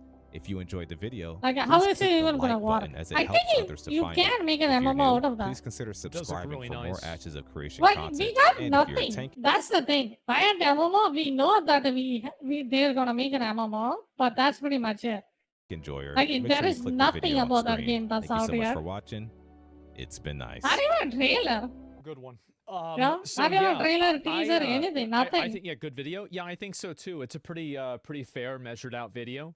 And to me, the reason why I kind of stepped away from it is because I knew the discord and trouble it was going to create. Just not a fan of the forced PvP. I don't think that many people are fans of forced PvP. And the only people that really are usually people that want to take advantage of it and use it to harass people. So yeah, griefing level play is the fastest way to kill a Isn't game. that There's absolutely no basically reason just to PvP look should be it enabled up, in the you know? starting zone, PvP immune in the Just small look at it starting from all, zones. the I think that reasons if you of that, have a game where PvP is non-consensual, you will eventually have people quit the game because Just of to that. look at, Because there's a lot of uh, casual players that want to make progress over time. And when you only have, like, let's say an hour to play the game, if 20 minutes of that time is spent getting ganked, a third of the time that you were going to play the game I think has been Arcane was taken away pretty from you. good. And so this actually affects casual players much worse than it affects other random players. And I think that's one of the biggest issues that a lot of people might not really seem to realize, but it is massively problematic. People will not do this. Corruption is way worse than you think. You'll lose your entire investment if you gank people. Only the most desperate will. They already have the old and the old concrete. I think that what people will probably do is they will probably have the- like Dude, I one played thing with that League I of know Legends for about 5 MMO years. systems 5 like this years. Yes, is I know. that I know there their are lore is people pretty who are in-depth. unemployed, and they will make it their job to make this system work at their advantage. If you can do anything that can negatively affect another Do you watch player, Arcane Season 2? No. you should not expect that it Isn't that haven't released yet? Or it's released in somewhere can recently, I happen. think. You should expect that it will happen. Is it released? You play League? I played it and then I quit. I think I quit around Kiana, I think. I thought the game was gotten boring, you And know. it will happen as much as it possibly can. Release first 3 Because the power episodes? fantasy Okay, I of can being just able watch to that. affect another player's experience like that is very compelling to gankers and people like Okay, that. what's this? Somebody is What is the story about? Is it still about Zon? Because if it's still about Zon, can we see Warwick? Because war music is kind of cool on that one. going to do it. Other players should be able to gank you, but you should that should directly and Warwick, I don't want to see Echo. Echo is kind of lame. immediately give you so much experience it makes you stronger so that they can't do it again. He's just No, because then stupid. I don't know how he just like how Echo likes the freaking ass Jinx of all things. Yeah, Final Six of Warwick is coming also. True. people just exploit that. I think the best remake in that game is Warwick, dude. That trailer, goddamn. Pretty badass. I like Warwick. So yeah, they'll make a grief account and funnel it gear. People will grief almost no matter what the consequences are. Yeah, exactly. If they make it so onerous to do, why even make it a mechanism? I don't know. And so I like ganking Warwick, low levels is just a who else I childish thing like? to do and allow. Master You Yi can say was whatever kind you of want fine. about doing it, Like, and you especially, can say like whether it's bad or not. what's but, that Master I'll link Yi? you guys the guy's video. This is a pretty good The video. It cyber was one. fair What's that and, definitely skin's name? accurate. I kind of Part-time forgot. deserter, Project sensible E. street, but sensible I like playment. Project E. Stupid And thing is alpha is not Warwick. pay to play. Why would you try to harm the success of the game? And let me think. I think a lot of people are going to see it that way. And Azir. overall, I Azir just works don't cool. want to deal Azir, with like a bunch of I think his drama name is and Azir. pressure. Azir was And the cool. The PvPers, Sand Emperor. won't play because That they want was to pretty be cool, casual. but It's not never like able to fight learn players, that so they'll guy. quit too. It's a cycle. Yasuo Yeah, was yeah, you're cringy. right about that. Just make a PvP server. I think that I think they should do That what was they think is crazy. best for the Free to game. play was kind of cool. Whatever they I think never is played best for the League. game, that's what they should do. Yeah. And so You never I played feel League? like, yeah, How the it's, hell do you it's know about literally the that lore and simple. stuff? Let me read a few more of these. I'll Oh, say just paid God. $150. Key to Grief Asmon. I think that's probably people just I'm pretty sure I recognize all the champions. I played it at least 5 or 10 games with them. They have like 150 or some at this point. At this point, they have like a Pokemon collection. playing the game. That is And that it many just was champions. convenient for them, right? So yeah. I love that Incentivize talking. internal policing, give rewards for killing people with corruption. There will always I be watched an it for like incentive when to I kill played that game for streamers and years. to harass streamers. And that incentive will If I probably remember right, offset any in I think I remember seeing Community came out, and then I played it since then. I think the new champion I saw was first ever. It was Camilo. game reward. That's really what happens. That will not work. Yeah, it's people just like doing that. They just need to fix the starting areas. I think the first thing to do is fix the starting areas. You're absolutely right. Yeah, bro, there are rewards. Yeah, exactly. Need guards or something like that. I don't know. But anyway, underestimating people's need to grieve regarding how much you'll punish them. Yeah, it's crazy why people want it.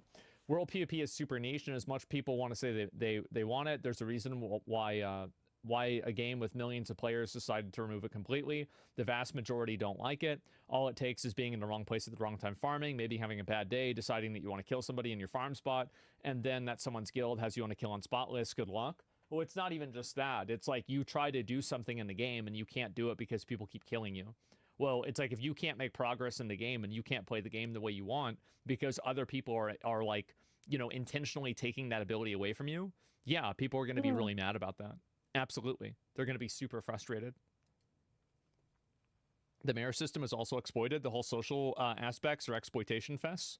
Yeah, but it just matters like what the checks and balances on them are. I think that's the main thing.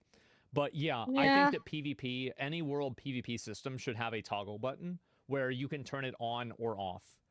That's really You bet your ass most people are gonna feel turn like that bitch off. any of them, right? Any game, Yeah. if you have, I don't think that having non-consensual PvP makes a game better. I think that in almost every circumstance, it makes a game worse. There are some people that like those games, and so if you like those games, that's fine. However, you have to acknowledge that none of these games will ever hit the mainstream. They will always have niche audiences, and a lot of the games end up dying. Yep. Because Yep, the new players absolutely. get killed by the older 100%. players It's because a the older death players want sentence, to be able to pretty kill much. new players that are easy to kill. Yep. Wrong? Eve is the exception. Eve has been losing players for years, and it's massively unpopular. It's absolutely a niche game. It's a tiny... He is a niche as well. What the fuck? What are we talking about? Mortal Is Online it 2. gonna be rich? Mortal Online 2, it has 1,000 people playing it. Guys, I'm not speaking about this. This isn't my opinion. It's a fact. This is a statistical reality. I'm not telling you I think this is bad. I'm telling you the data reflects that it's bad. Flag and Karma is the best system. You die with Karma, you drop your items. Yeah, maybe. But anyway, I've got to go record and get some shit done. But we'll be back on tomorrow. All right, boys. Peace. See ya. All right. Good video. I think, yeah. In-game PvP, not a fun mechanic to deal with, straight up. Not fun. Absolutely not.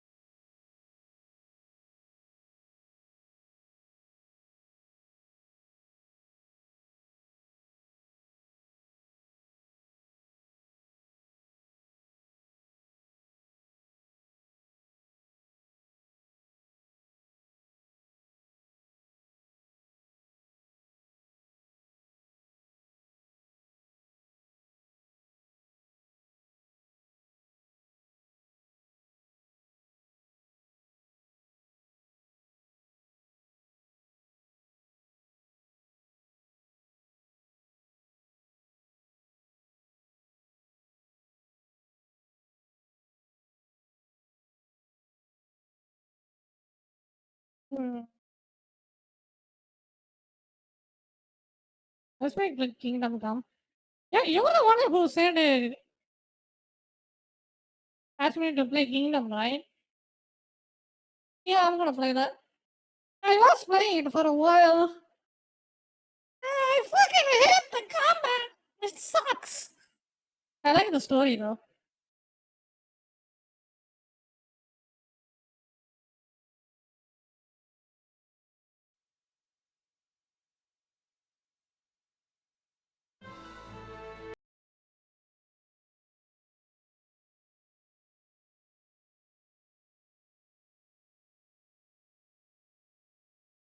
Why so many people? It's just funny. Like they just record themselves play killing Asmongold and then they just bait people to watching them. That's pretty much it.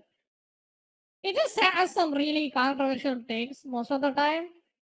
So that's also a reason people do not like him. You know?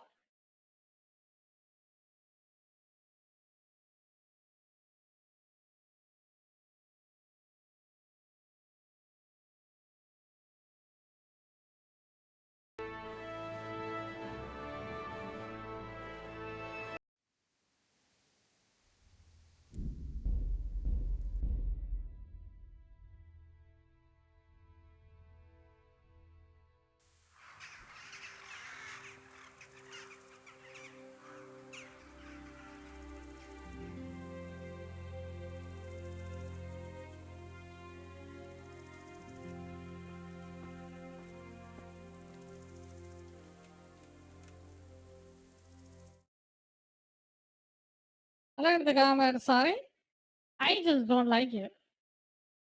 Uh, it's I don't know. It's my controller. I think it's just super clunky for me.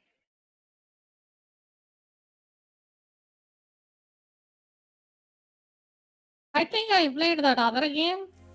I don't know. Remember that that game? It was more simple. Like I like a combat that's simple to understand, harder to master, but not the other way around. Straight up. Mm.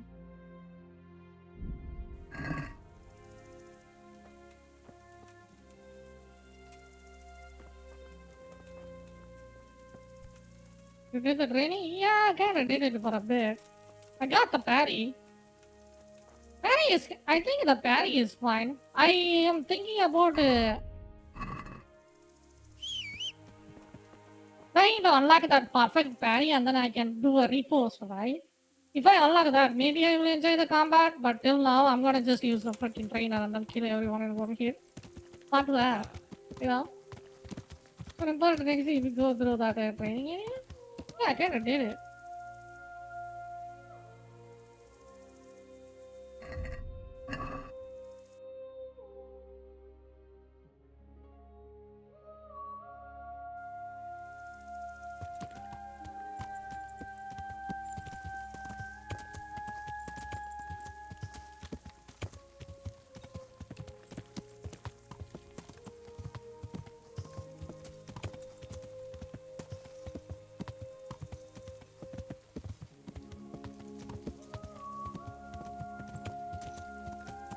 It was lagging sometimes. Let me check. Hmm.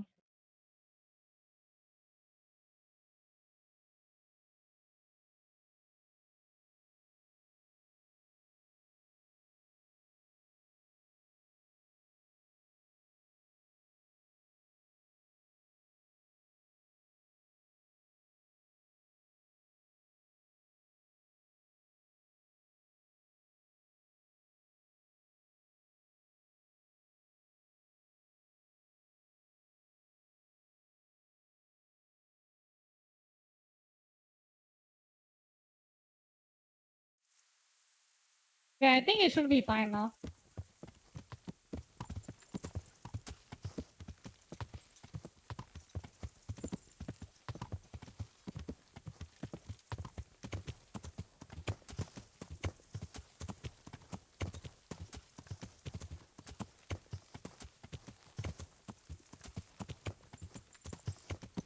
Was it fine? Is it good? Is it good?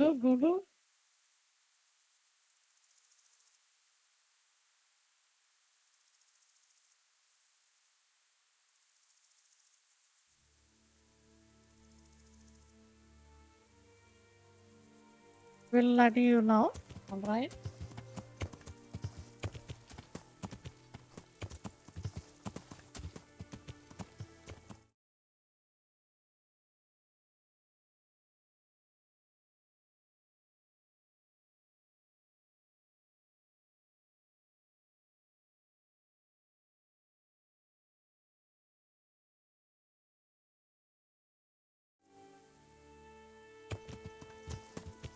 Yeah, seems fine. Okay.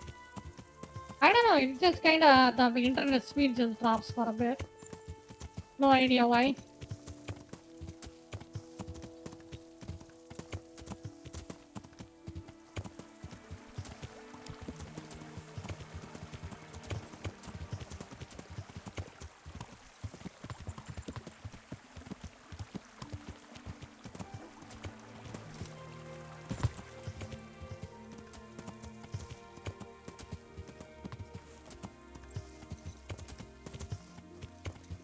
New internet, yep. It's Geo, yeah. Let me know if my stream just gets started because it usually 100% is fine, should be working. I think it happens recently, probably because of the rain or something. Or maybe my OBS, who knows.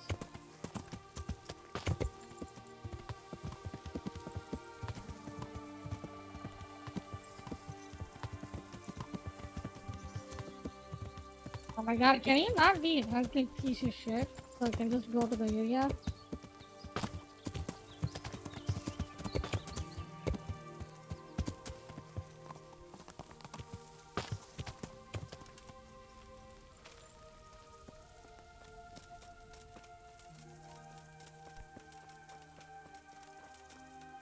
My respects to you.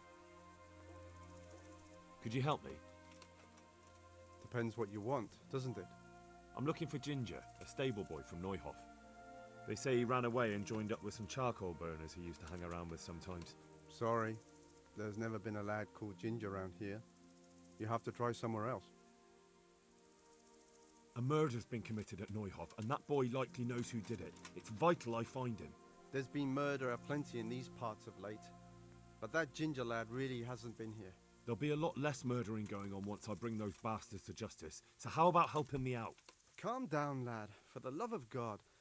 There's been no one like the boy you want round here. But then again, there are other charcoal burners. Try them. You might want to hurry.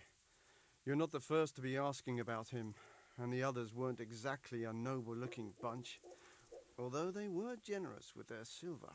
They didn't happen to say what they wanted him for? No, but they definitely didn't look like they wanted to invite him to a feast. Do you have any idea where else he could have gone? You said he was friends with the charcoal burners? Well, you'll definitely find some in the forest between Neuhof and Uzhets. There's good spots around there. But that forest is huge. I could spend weeks searching. Then follow the river. That's how you found us, isn't it? Where there's charcoal burners, there's always water nearby. All right, I'll go and ask somewhere else. Good luck to you.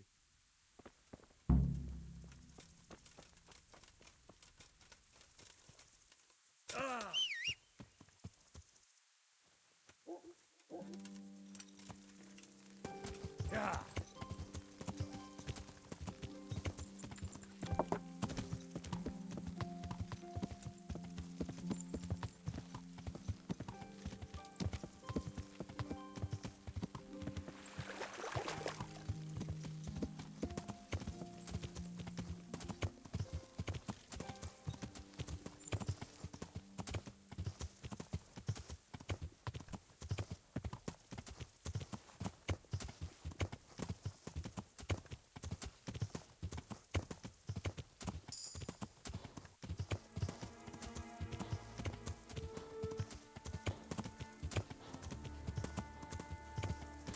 Oh, now the horse is running faster for some reason.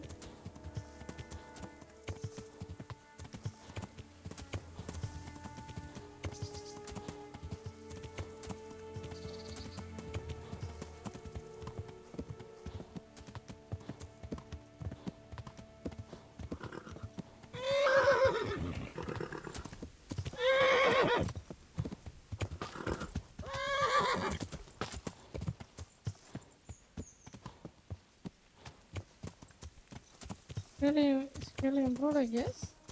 Yeah.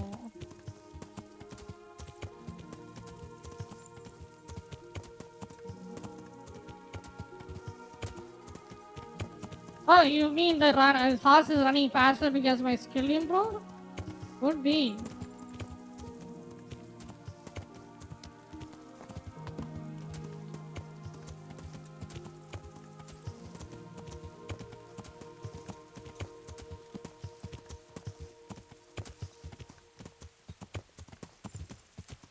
How far is that place, dude? It's been going forever. Goddamn.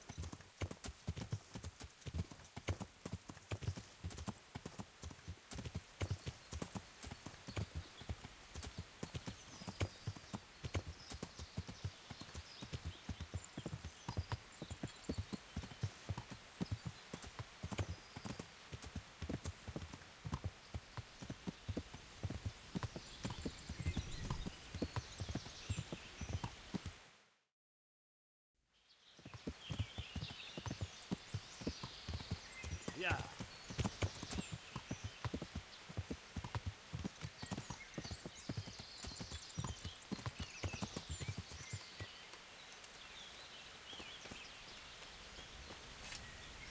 My respects to you. I'm looking for Ginger from Neuhof. Do you know anything about him? I know him. What do you want of him? There's a few questions I need to ask him. Well, you'll have to go somewhere else to find him. He doesn't come here much.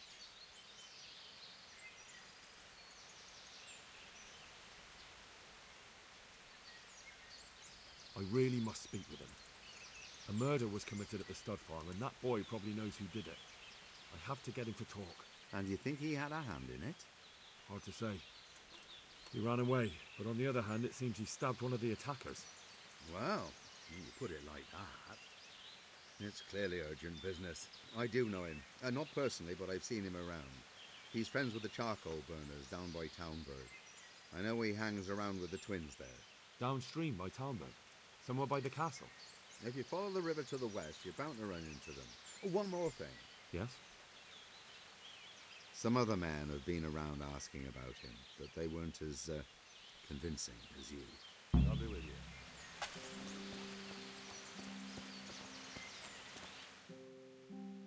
Okay, now where? You serious? I have to... Okay, time for a horse riding simulator again.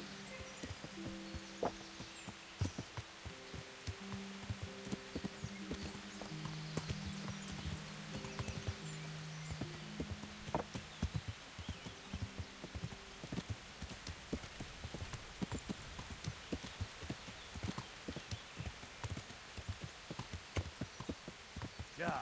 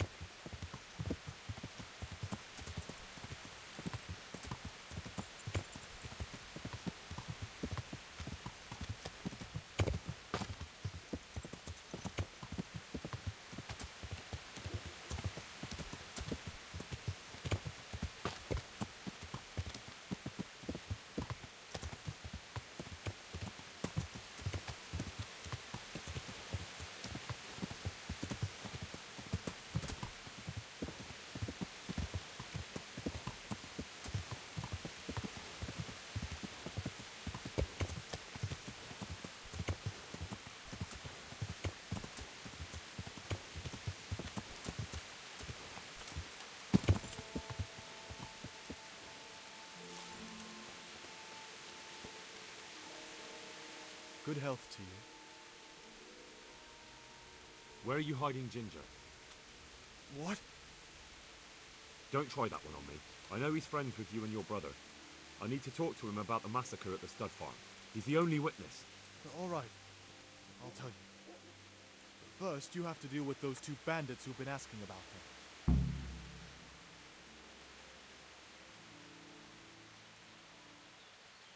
All right, I'll deal with them. I'm glad to hear. I'd say they're somewhere between here and our neighbors upstream. There's a place there where poachers used to meet before we came here, but it's abandoned now. The path to it leads straight from the stream. Try looking around there. All right, I'll have a look there. Thank you. Farewell.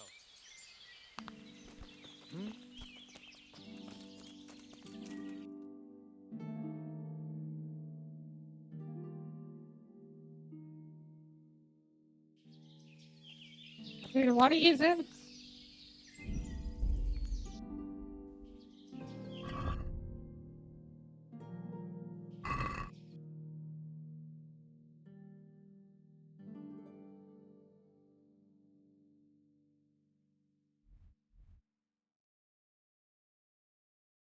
Yo, what the hell? There were there? Oh, never mind. That's not it.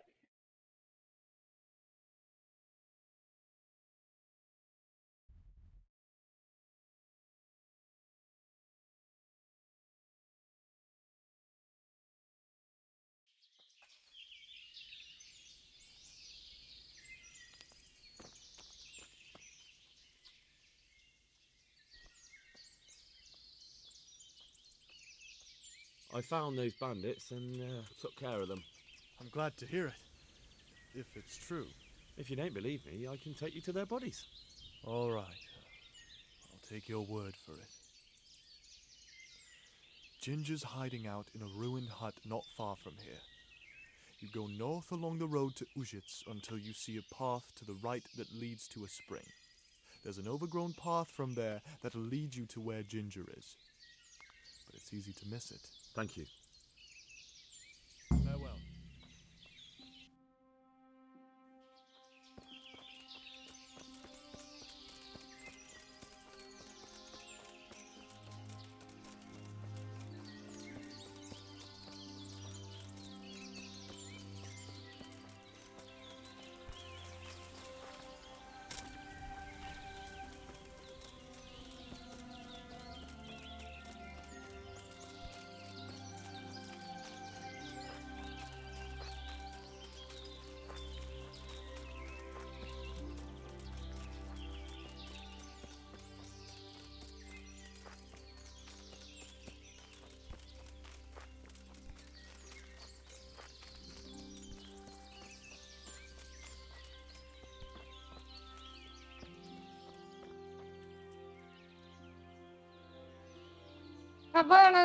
Okay, I gotta go. We'll be back when I come soon. Okay, take care, Drago. What do you want from me? See you I soon. want to ask you a couple of questions.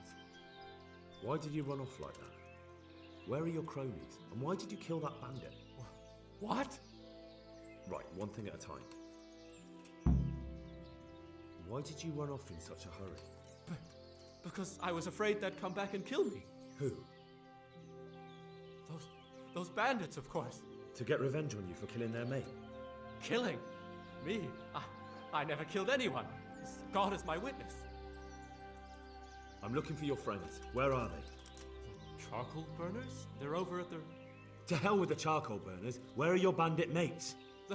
They're not my mates. They nearly killed me. I recognized one of them, so I thought they'd come back and...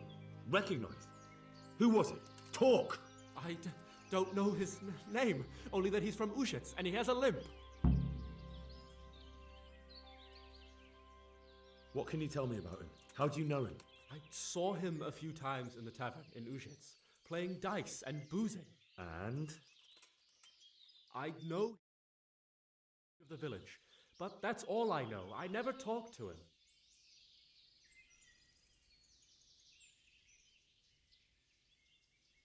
And now tell me exactly what happened.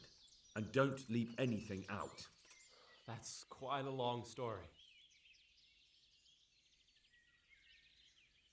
Don't worry, I won't get bored. All right. I woke up in the middle of the night because I needed to go for a piss. So I went out into the dark, same as usual, only Only there was something there that shouldn't have been. At first I thought it was just a trick of the light, but it wasn't. Then it was too late. They went past, and I thought they must be horse thieves. I would have yelled, only I was afraid they'd kill me. So I waited until they were out of sight, and I started to sneak away. But then... Then the slaughtering started. Yes. I thought they'd steal the horses and ride off. That would be bad enough. But then all the killing started, and flames everywhere. It was terrible, like hell itself. And then? It seemed some of them didn't like it either. They started squabbling among themselves, and some of them started running back where they came from, right towards me.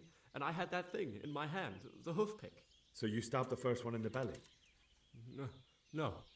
He ran right into me. He was running fast for a fellow with a limp. He pushed me aside and I fell on the ground. Then he told me I'd better lie low if I valued my life. And he ran off with the others. I did what he said and hid. Then the rest of the gang ran past. And then? Then I waited in case that limping one from Ujits came back. I didn't dare come out until I was sure. I think it was almost light. Do you know what they argued about? I didn't hear everything, but I reckon some of them were only there to steal and wanted no part in the killing. What about the others? Was there anything you noticed about them? I don't know. There might have been maybe 8 of them, and 2 of them were really big. That's all I can remember. That's all.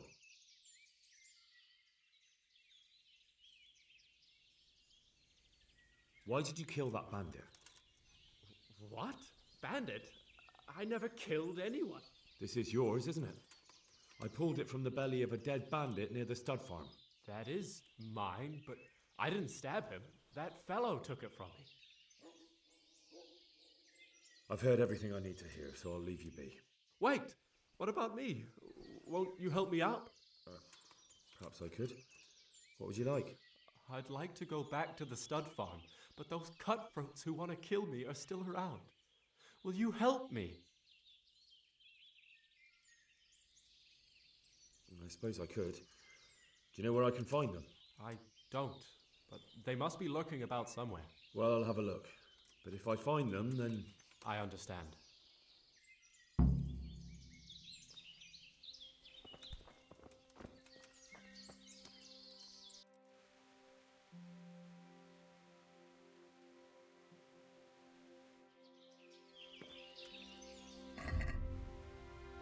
Have fun, Alexa. Thank you, Tungu.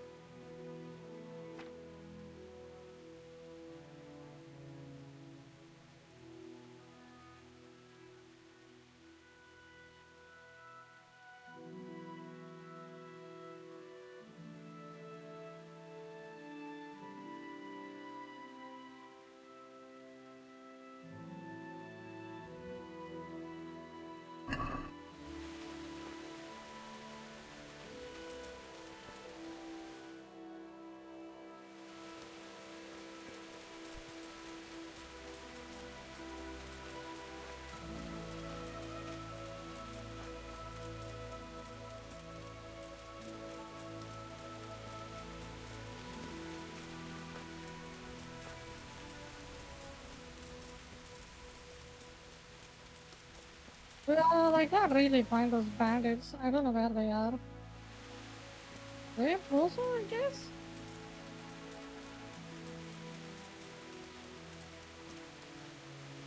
And it looks basically the same.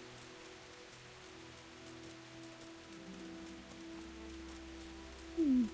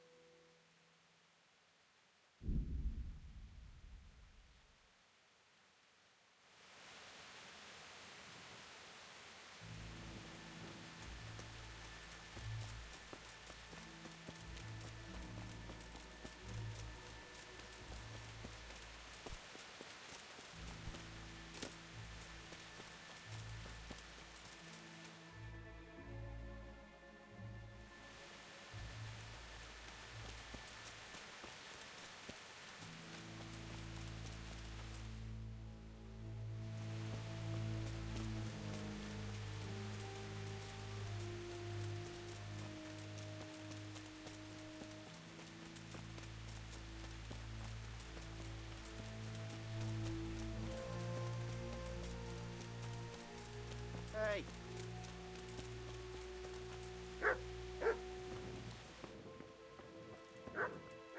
I never. Well, well. Look who deigns to grace us with his presence. I was looking for that boy and And you didn't bother telling anyone. I had to follow the trail before it went cold. And what if some bandit skewered you and left you for dead? We'd never find you because you told no one where you were going. How would I explain that to Sir Radzig, eh? I really don't know, my lord. He disappeared without saying a word to anyone. Never crossed my mind he wanted to get himself killed. I... Silence! Keep your ignorant mouth shut when I'm giving you the benefit of a veteran's wisdom. You do what I tell you, answer only when I ask, and not go roaming off whenever you feel like it. I'd like to kick your arse back to the castle and be shut of you. But it's true, you're a fucking peasant who knows nothing about soldiering. And it's my job to whip you into shape, so I'm not done with you yet. God have mercy on you if you ever try anything like that again. If you're lucky, I'll only have you whipped and clapped in the stocks. Because if I get my way, you'll be hanged for desertion. I hope we've got that out of the way. I've made myself absolutely clear. Now, let's hear what you have to do.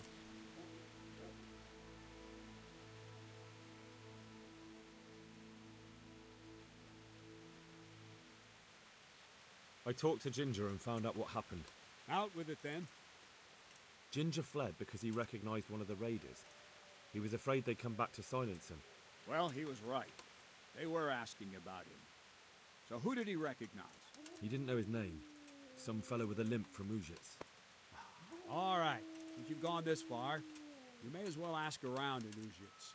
We've enough to do here in these parts anyway. Sir Radzig will tell you about it. He said to send you to him if you haven't already been.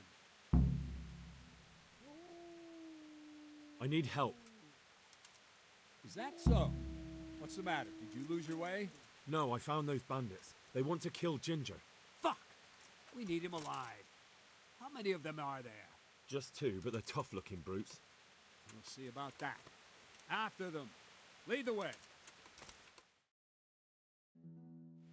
What's that?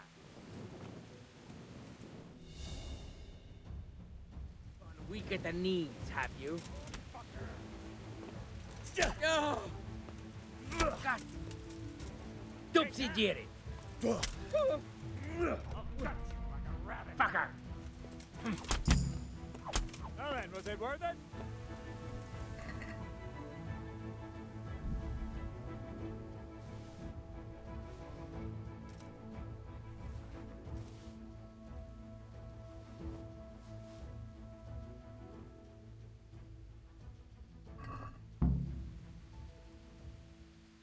Fuck! Are they still alive?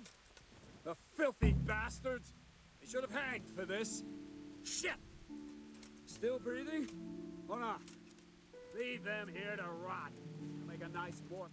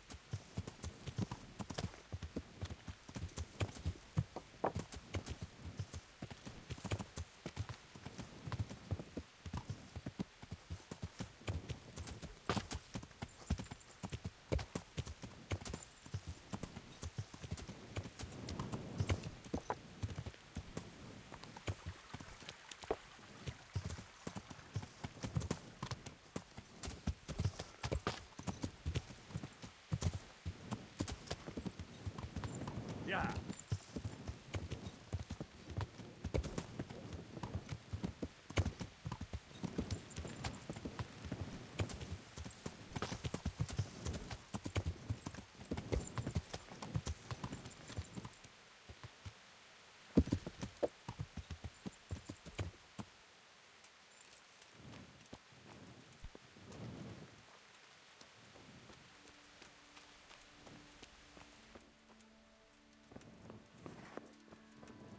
I bear good tidings. Already?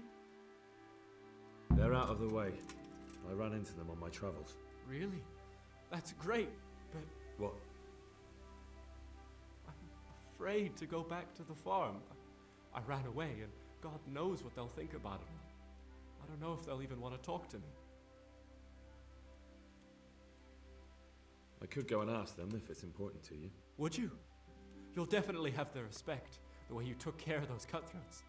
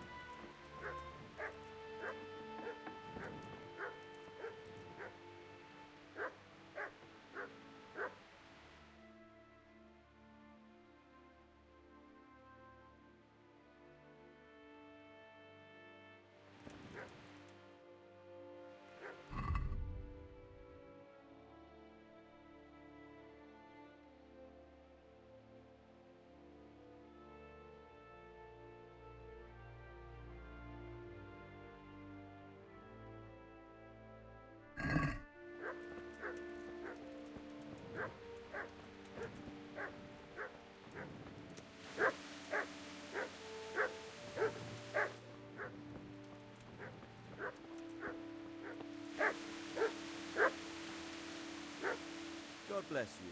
What troubles you? Why are you barking like My lord, I managed to find a clue to the whereabouts of the bandits. Excellent. Bernard already told me what's been happening, but I'd like to hear it straight from the horse's mouth. A lot of the whole story or just the gist of it, sir? It's up to you what you consider important. Well, in the end, I tracked down the stable boy who fled in fear of his life, and for good reason, too. He put me on the trail of a crofter from Ujit with a limp. And his name? The boy didn't know him by name, only by sight. But if I ask around, I'm sure folk will know who limps and keeps peculiar company. Villagers like to gossip. But what if he's not there? He could have fled, maybe even to Kuttenberg. If I don't find him in Ujit, I'll ask around. Someone will know something about him. All right. Let's go to Ujits then. Find this limping footpad and get the names of the others out of him. They have to face justice for what they did. I want to see them hanged. Then bring him to me in Merhoyet and I'll decide on his fate. Certainly, sir.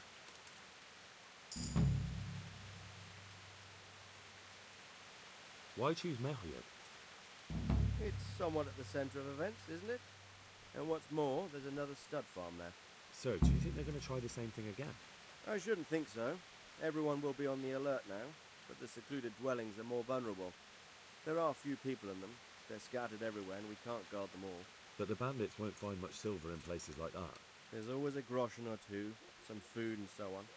Anyway, how much silver did they get from slaughtering those horses? True. If they'd stolen them, they could have sold them. Those were fine animals. Exactly. It's not about the silver. It's about something else. But what? Creating fear. Such great terror that you won't even squeak when they come to cut your throat. Never mind raise your hand against them. Fear that will root you to the spot, staring like a rabbit entranced by a stoat, waiting for the death blow to fall. Helpless to do anything about it. I have some news about the investigation, sir. Good. Tell me. The trail leads to Uzhitz. I found out one of the bandits is from there, a fellow they call Limpy Lubosh. I see. What else? That's all I found out so far, sir. All right. Come back and report to me as soon as you learn anything new. May the Lord watch over you.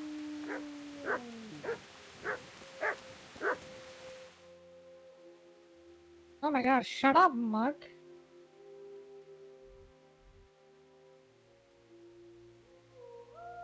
Freaking out.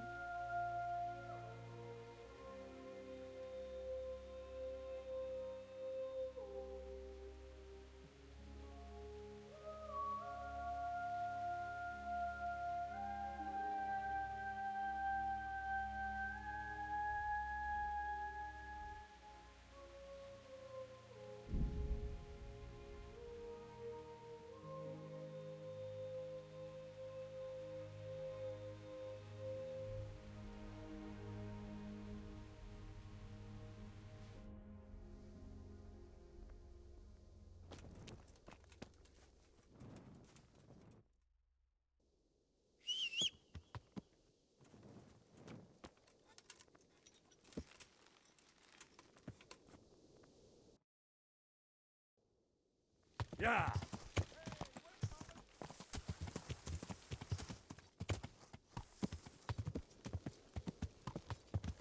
Yeah.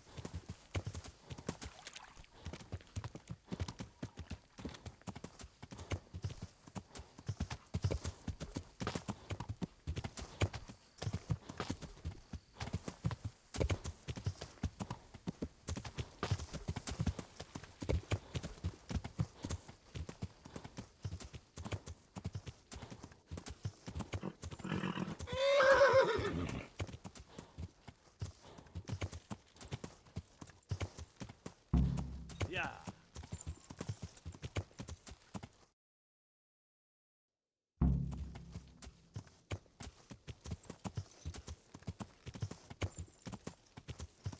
Yeah.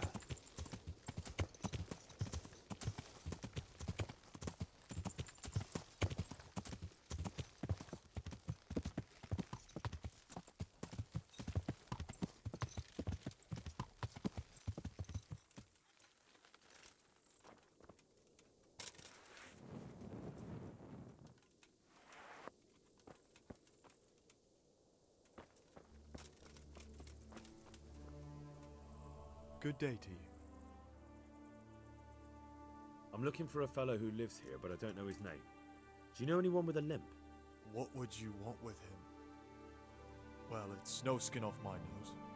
The bastard has a cottage on the edge of the village by the road to Rattay. God be with you.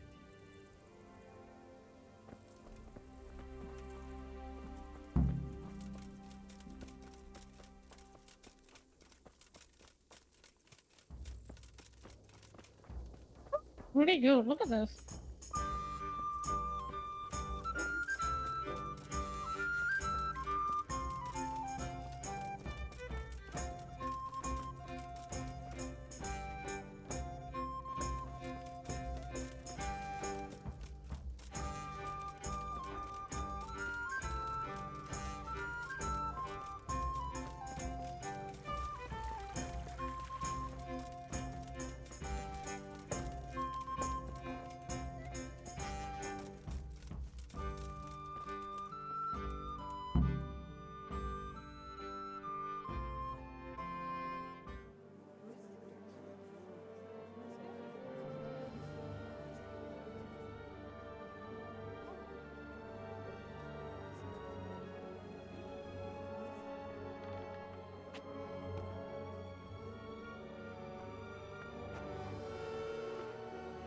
citizens.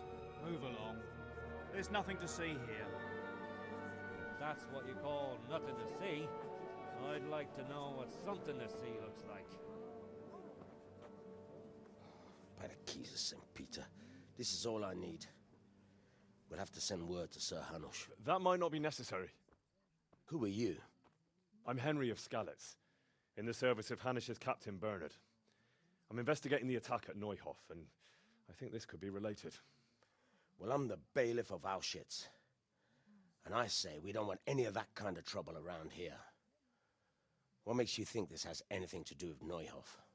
One of the folk at the stud farm recognized someone from Auschwitz among the bandits. We have no bandits or murderers around here. Really? They say he had a limp? Shit. Well, allow me to introduce you to Limpy Lubosh. Or all that's left of him. What happened?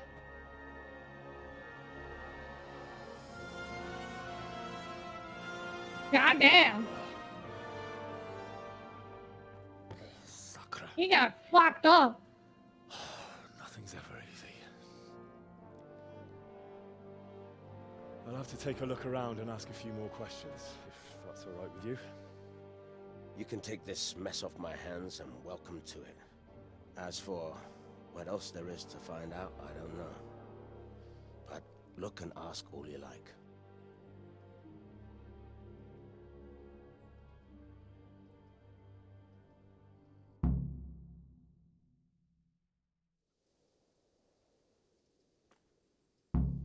When did you find the body? And did anyone see anything? Just now. And nobody saw or heard anything. I don't know how they could gut him like that without someone hearing him scream. Who was Limpy Lubosh? A poor crofter and a scoundrel. Can't say I'm too surprised what happened to him. He kept company with all sorts of vermin. He was always getting into some kind of trouble. Punch-ups in the tavern and what have you.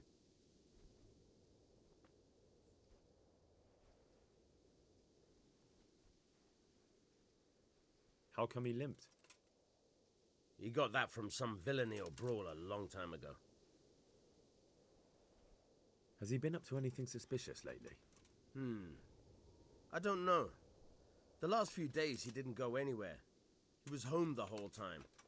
But he always kept everyone in the village at arm's length. Did he have any kith or kin in the village? None. A loner he was. I don't know the last time I saw him with anyone. Do you happen to know where he was on the night of the Neuhof raid? I've no idea. He kept his distance from other folk, so you never knew if he was away or holed up at home.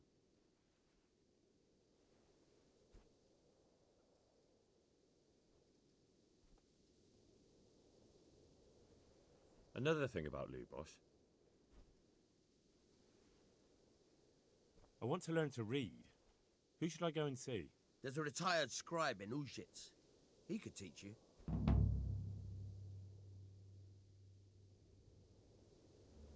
He doesn't know how to read?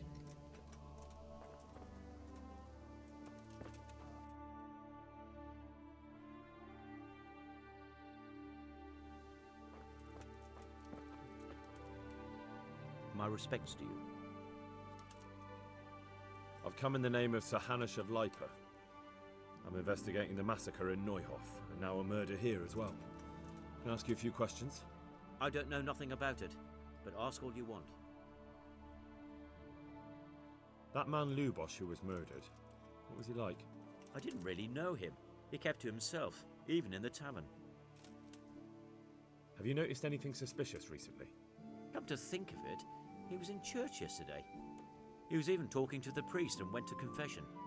I was wondering what he was up to take to the faith all of a sudden. But I suppose no sin's too dark for God's mercy. Do you know what Lubosh was doing the day Neuhof was raided? I was coming from the tavern very late that night, and I caught a glimpse of someone entering the village. He looked like he was in a hurry. It was only a shadow against the sky, but after what happened, I wouldn't wonder. Do you know anyone Lubosh used to spend time with? Relatives or friends? Not with anyone from the village. He used to sit in the tavern next to us sometimes, but he never said much. That's all. Thank you. Farewell.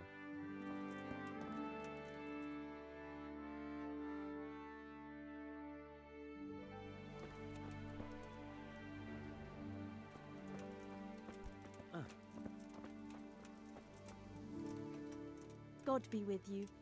What can I do for you? I've come in the name of Sahanish of Lipa. I'm investigating the massacre in Neuhof, and now a murder here as well. Can I ask you a few questions? I don't know how I can help you, but ask if you must. Have you noticed anything suspicious recently?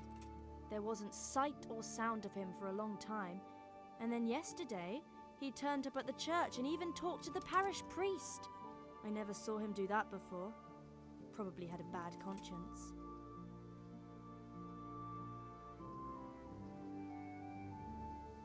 Do you know who Lubosh used to spend time with? Kin or friends? As far as I know, he had nobody at all in this world. That's all. Thank you. Good luck then.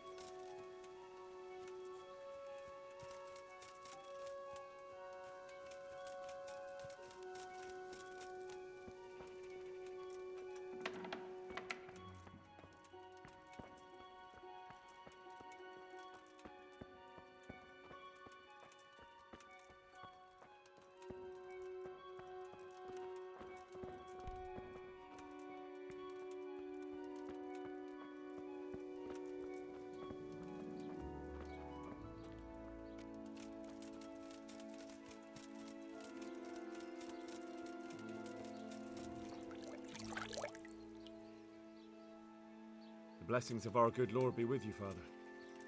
I'm here in the name of Sahanish of Lipa, investigating the massacre at Neuhof, which seems to be connected to a murder here. Can I ask you a few questions? It seems Sir Hanush is employing children as investigators. But ask as you wish, boy. I hope this nasty business will be cleared up quickly. Did you know Lubosh? What was he like? A bit of a lost soul. Simple, rough fellow, but at heart I don't think he was such a bad person. Did you notice anything suspicious recently? My child, all sorts of suspicious things have been going on recently. People like Lubosh don't know what to do about it, and sometimes they do stupid things. That's really not a lot of help to me, Father. I'm sorry to hear that.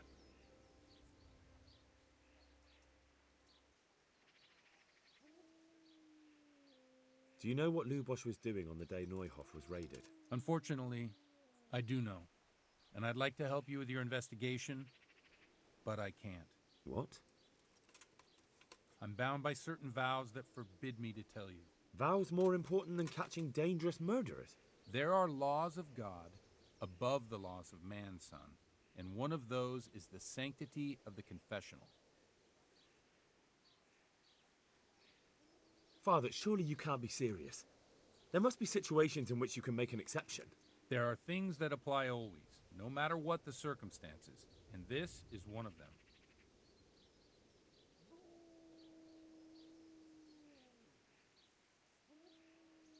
But Lubosh is dead.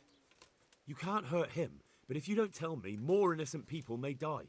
If I told you, I would be betraying a vow that's a cornerstone of the Holy Church. If people believed the sanctity of the confessional couldn't be trusted, the consequences would be even worse than that. Worse than the death of innocent Christians? Worse than the murderer escaping punishment? No one escapes punishment. Father, Lubosh was my only lead to the Neuhof raiders.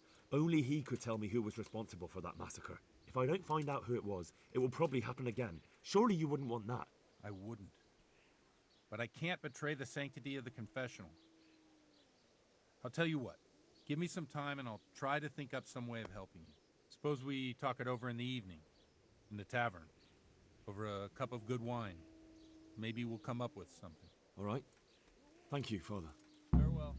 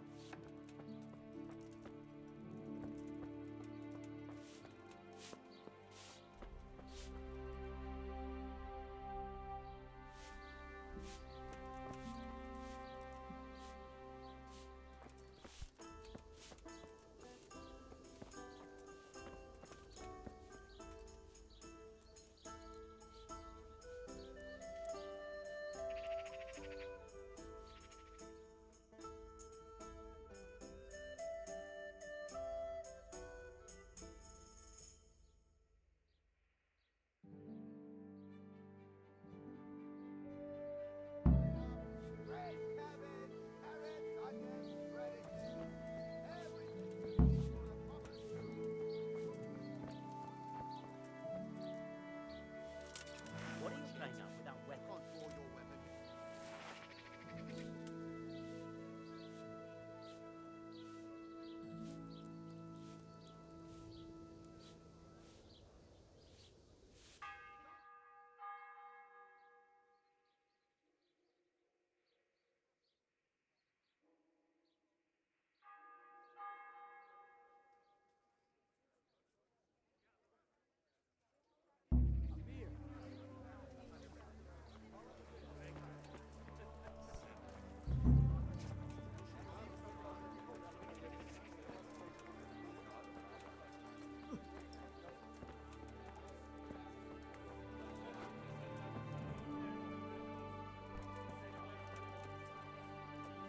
The blessings of our Lord be...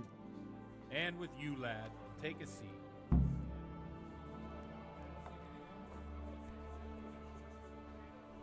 The blessings of our Lord be... And with you, lad. Take a seat. I'd like a beer.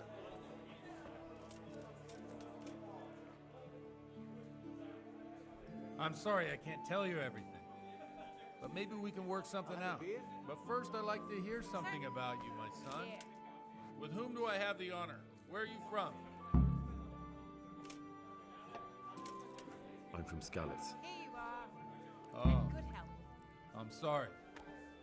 What about your kin? Here you are. They're dead. And good help.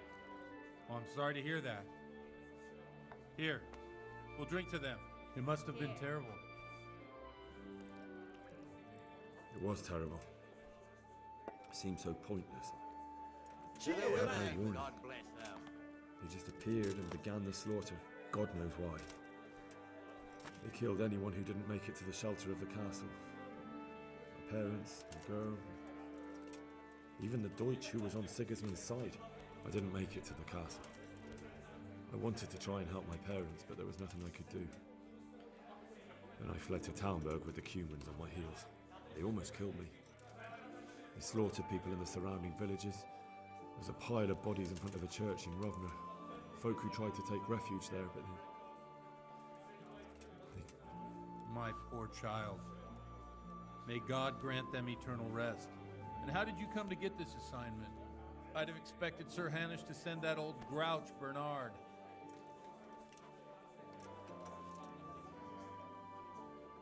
He did, but I found a witness and the trail led here to Ujits, so he sent me here to follow it up. Ah, well, congratulations. It's nice to see someone using their head to find things out instead of torture. We'll have to drink to that. Now the most important thing. What actually happened in Neuhof? The good folks hereabout are saying all kinds of terrible things, but I take most of it with a pinch of salt.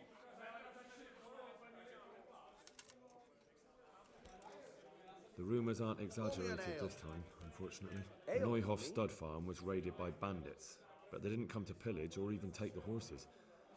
They only wanted to kill. They maimed the horses and slaughtered some people. I'm sure they would have killed more, but the bandits quarrelled among themselves and broke off the attack. And judging by what's left of our Lubosh, they're still settling accounts. I see it's every bit as bad as people claimed. Dreadful. Well then, here's to those poor souls who had to die so pointlessly and so terribly. I've told you all about me. Now it's your turn, Father. You don't look much like our parish priest at home. Well, we've had an agreeable chat, but now let's get down to business. So, about this confessional seal. Do you really want more innocent people to die? Henry, that's not how it works. Here. There are matters in which you can't make exceptions because if you do it once, you'll forever be tempted to do it again. If people stop believing in the church because their confessional secrets are betrayed, they won't trust anyone, and that's worse than even the most hideous crime. I understand, but that means I've reached a dead end. Those cutthroats will strike again, and I can't stop them. Chin up, lad. I might have a solution. What? If I tell you what Lubosh told me, I'd be betraying the confessional secret. But first thing tomorrow, I'll try something I think might help you. Word of honor? On my soul. I always wondered about the things a priest tells his congregation. Where on earth do you get the ideas for your sermons? Well, Ujits isn't Prague. It's not enough to instruct people. They have to be entertained, too. My pleasure. If I only read from the Bible, I'd soon be preaching to an empty church. Our priest wasn't exactly a bard. So what do you preach to your flock about? It has to be something topical. Condemning vices. And, of course, describing them in detail. The tongue lashing about the two popes goes down well these days. And stories from real life, with a nice moral to them, are popular as well. Especially if they're about fornication and similar scandalous vices. Can you give me an example? Well, recently a priest by the name of Jan Hus started preaching in Prague, in the Czech language, and the people liked it. I hear he always has a full house. A journeyman who heard him told me what Hus is preaching, and I like the sound of it. I'm thinking about putting it in my own repertoire. What's so amazing about it? The preaching of Master Jan Hus about Mother Church. The lamentable wealth in which the church is drowning has turned to poison. And good health. And nearly the I'll be right whole of back for that. Christendom is contaminated. Just like a flock of hungry ravens, they settled on this land to devour every grain of gold and silver. They know no mercy. Their hearts are corrupted by longing for wealth, and they shamelessly profit from everything. You want to baptize a child? Pay. You want to steal and murder? Pay and you will have absolution. What if the devil himself were to pay? Would he ascend to heaven too? With such money gained from the poor, they buy beautiful This horses actually to happened in ride, real life. leave the servants to pamper them. They gamble at dice and dress their This whores in this expensive happened fur, in real life. while Jesus Christ walked barefoot I actually and had read no about it. place to lay his head.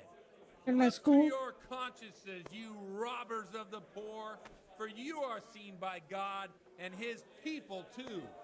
Amen. Well, this Jan Hughes character is quite a rebel. Oh, the congregation will love it. I don't doubt it. Let's drink to that. Funny. That last bit reminds me of someone. What do you mean? My situation's completely different. Huth preaches against the prelates and the clerics who are robbing the poor. Look at me. I don't have a pot to piss in. I'm no better off than the folk I preach to. I'm one with them in poverty and suffering and everything that troubles them. I drink with them and curse those stuffed habits in Sasau Monastery.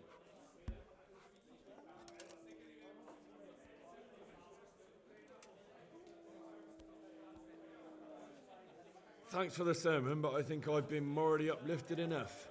Oh, it's getting quite late. What are your plans, Father? What do you suppose? We have a drink, of course. Ah, that sounds like a good plan. I knew you wouldn't let me down.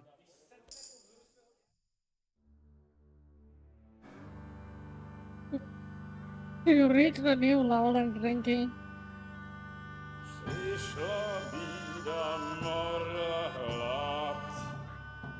To nie ustoi żadnej chlap.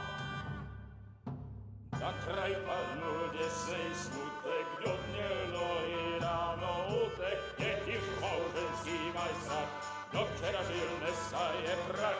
Už sejmoj svatý muži, nechtěl bych bejbě i kůži, nám je to jedno a tak si dáme jedno a požerem si huby jako poslední den. Burger se baví, panorama slaví a tak vypal sudy a posaď se mi sem, tak posaď se sem a vypal je ven. Ukaž kozy jako vozy, zítra je tu soudnej den, tak nalej mi hned, ať točí se svět. Enough of this! Bailiff! What the fuck is that going Sit down on? and have a drink with us. Don't vex me again, Father. It's 3 hours past dusk, and curfew is long gone. So what? So, I'll have you all whipped and put in the stocks, and I'll write a letter to the bishop about you, priest. Well, nothing to worry about then. Everyone knows the only one around here who can write is me. Enough! Throw them out. Goddamn, that is a good one.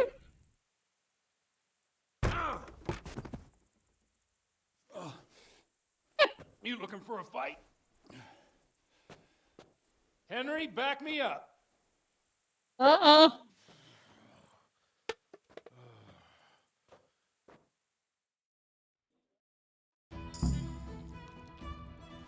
Come on, then. Yeah! Booger! You call that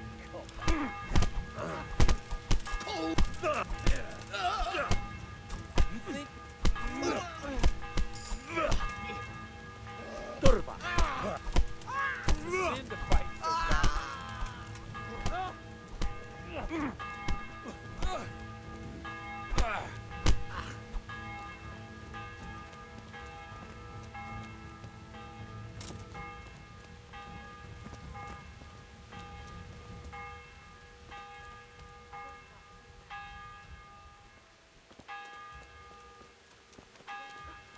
God be with you, Henry.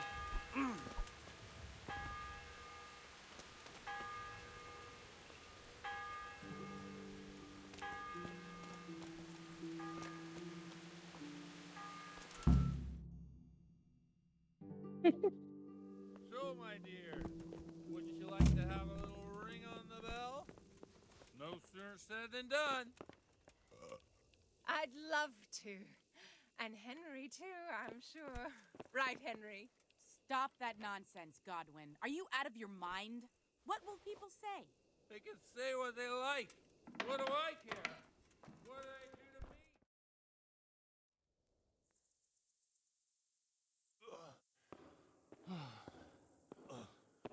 to me? Here we are. Look at this beauty. Oh. We can't do this, can we? Who says? Get ringing, wench. This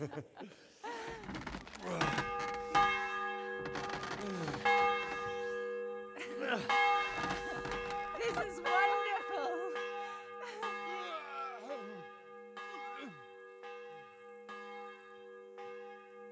Ah, bloody oath.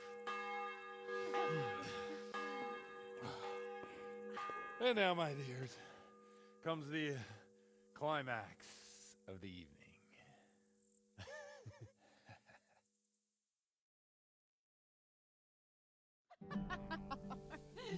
Godwin, you old goat. Come here. Oh. Oh, what the fuck? Priest Oh! has mounted. Oh, danger, danger, danger! Danger! I'm in danger!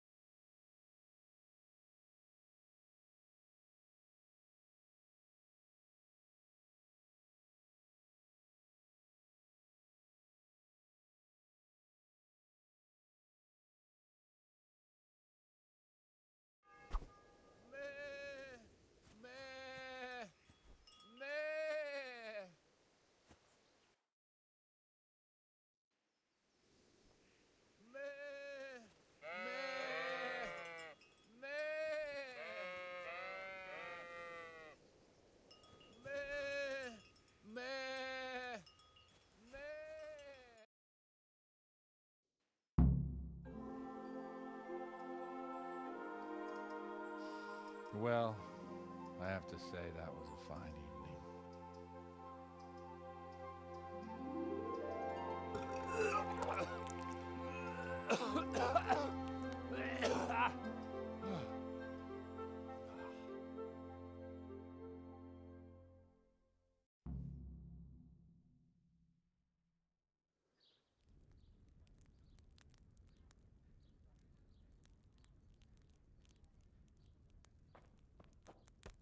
Godwin, you beast.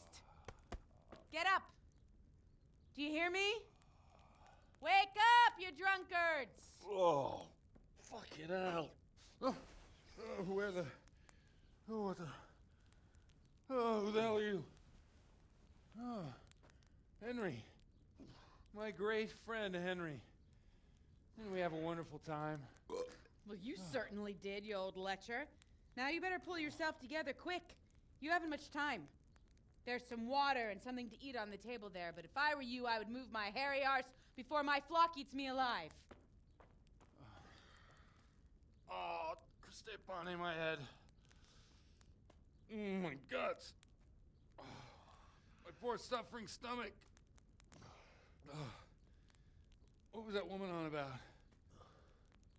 Before my flock eats me alive. I've forgotten something. What have I forgotten?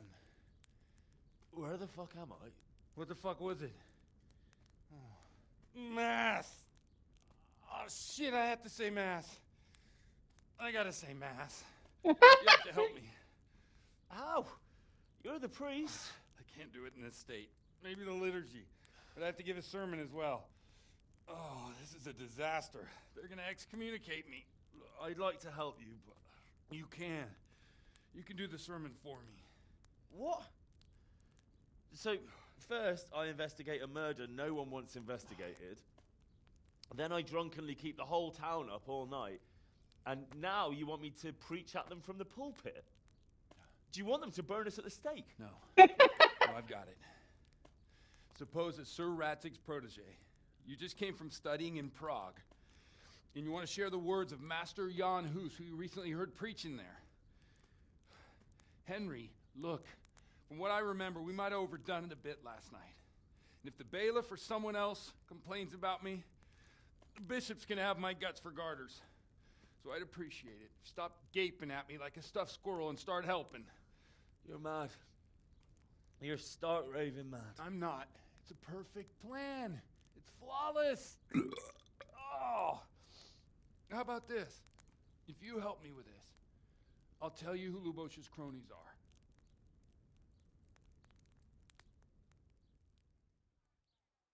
Just like that? Okay.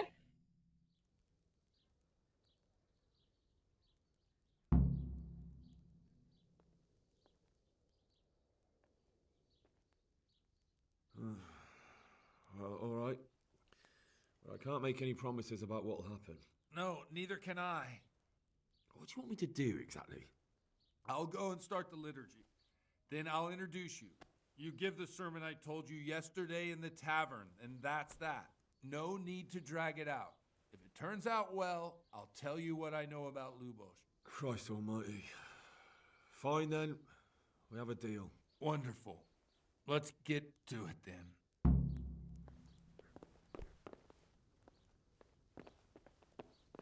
Hey. Hey.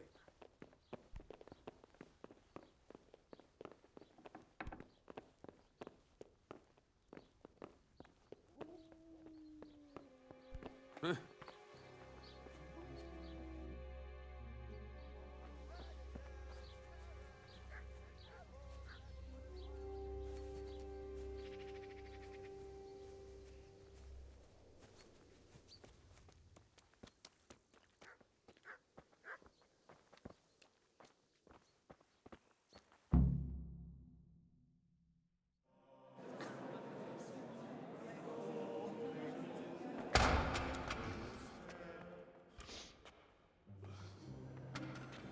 I thought he'd never show up. The swill. Look at him. He can hardly walk after his capers last night. You were with them, you beast. Just you wait. Look at him. Mother of God. Any minute now he'll throw up.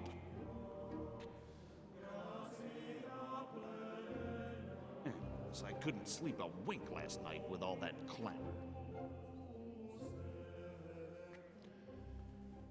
In nomine Patris, et Filii, et Spiritus Sancti. Amen. Accepit panem in sanctas at venerabiles a manus suas.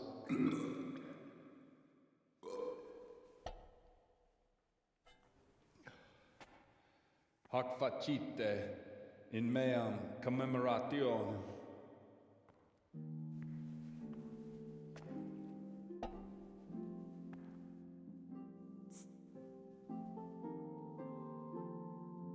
Brothers and sisters, you may have had the honor of meeting Henry from Skalitz, who is here at the behest of Sir Hanush to investigate that heinous crime at Neuhof. You might not know that Henry recently visited Prague, where, by the grace of God, was able to hear Master Jan Hus from the esteemed Charles University preaching.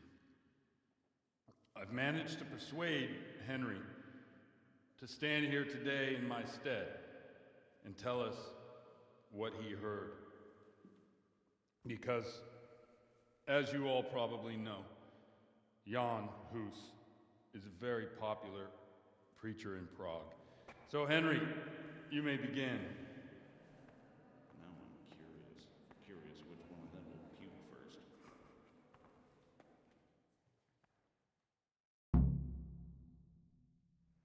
Hey!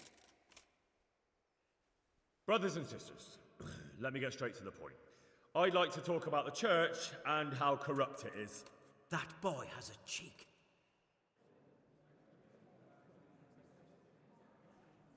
One should not believe in the church, because the church is not God. God is above all things, and the church is but a means to salvation, which the prelates do not care to hear. He's right. It is the corruption of God's pastors here on earth that has brought misfortune on our heads. Plague, cumens, hunger, and chaos. The accursed wealth that the church is drowning in is poisoning almost the whole of Christendom. When dogs are fighting over a bone, take the bone and they will stop. Just like the flock of ravens that has descended on this land to peck up every speck of gold and silver. They show no mercy. Their hearts are poisoned by covetousness. They trade everything. Everything is for sale. You want to baptize a child? Pay. You want to steal and murder? Pay, and you will have absolution. And the prelates sin and give themselves absolution. For shame! Shame upon them! It is the custom of the gluttonous prelates and monks to preach against sin. But what do they know of us ordinary folk? Let us remember the marriage at Cana, where our Lord Jesus Christ himself feasted with the other guests and drank his fill. And when the wine was gone, he performed a miracle and created more. He, whose companions were poor travellers, simple folk, prostitutes and troublemakers, performed a miracle so the feast could continue. Now that's the kind of sermon I like to hear. No, brothers and sisters. Jesus did not condemn alcohol. Drink to lighten the cross you bear in this vale of tears, but not with such abandon that you cannot keep holy the Sabbath. For there should be moderation in all things, and it is not drinking itself that is sinful, but intemperance and beastly indulgence. He's right. Enough about sin, which the prelates are so fond of preaching about, and whose absolution they promise if you only pay enough coin to Mother Church. What if the devil himself were to pay? Will the bishops tell us he too would ascend to heaven? And what about those bishops? They sin without remorse, and with the money grasped from the poor for indulgences, they keep fine horses and hordes of servants to pamper them. They play dice and garb their mistresses in expensive furs, while Christ, the Lamb of God, walked barefoot and had nowhere to lay his head. Look to your consciences, you robbers of the poor, for you are seen by God and his people too. Down with the prelates! Away with them! We're fortunate to have our good Father Godwin. At least he's a fair and simple man.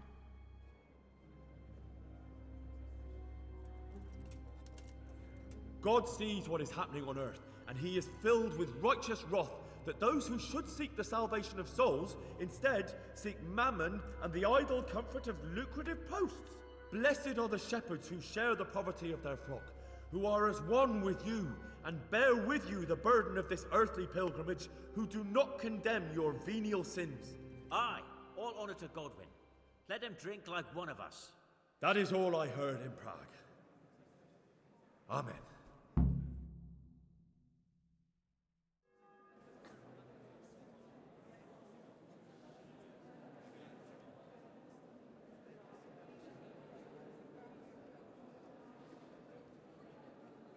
The lad spoke well, considering what a soak he is. He's right, that was. The young man shouldn't drink so much, but the Lord's given him a I'm silver glad he tongue. came here. I don't suppose I'll ever get to Prague, but he told it nicely. Okay. It's sweet. Thank you. Well, well, my boy, you have talent, and I can't deny it. When you pulled a thorn from my side, I almost didn't make it. Yeah, I noticed. I wasn't the only one. Oh, what's to be done? I'll make it up somehow. So, about our bargain. Although it's a sin. So gluttony and fornication. God does forgive a penitent. So, what did Limpy Lubosh tell you? Was he at Neuhof that day?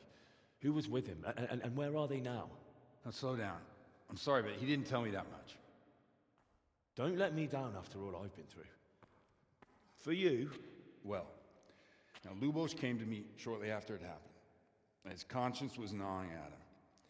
And I must say, in the end, he turned out to be a better man than he looked.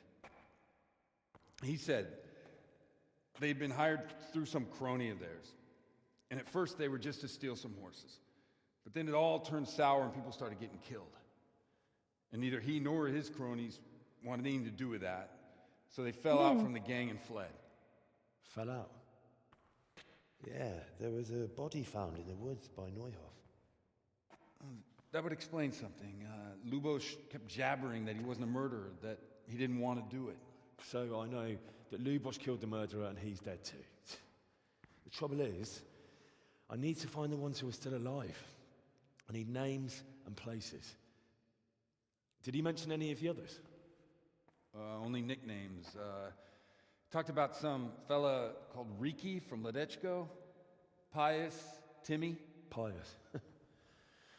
That lot are about as pious as I am ordained. Nonsense. you would make an excellent priest. And anyhow, with your skills, you ought to be able to sniff out this Riki from Ledechko, right? Well, we'll have to now. There's not much else to go on. Let's hope he's not hanging from the wall, too. Indeed. And I'd hate to be excommunicated for nothing. Anyhow, good luck. You watch out for yourself. These people clearly mean business. And I'd like to raise a tankard with you again sometime. Yeah, I'll try. Although I'm not sure I'd survive another night of your debauchery. And if anyone should ask, you heard nothing from me. I'll deny everything. I don't doubt it.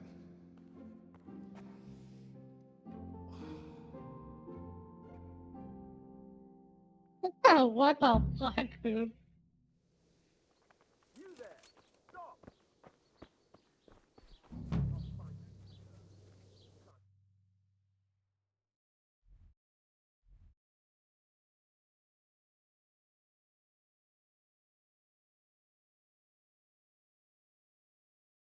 This is bad, boy. Oh yeah, I saw everything. Goddamn, it's a disaster.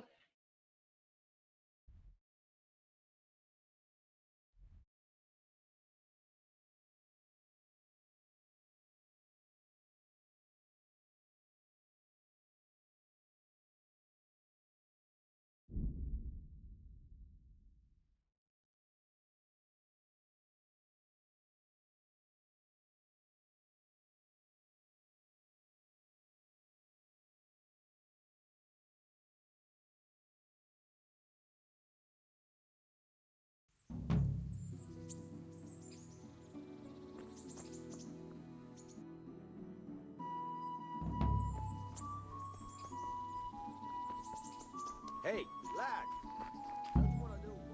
Uh-oh. Okay.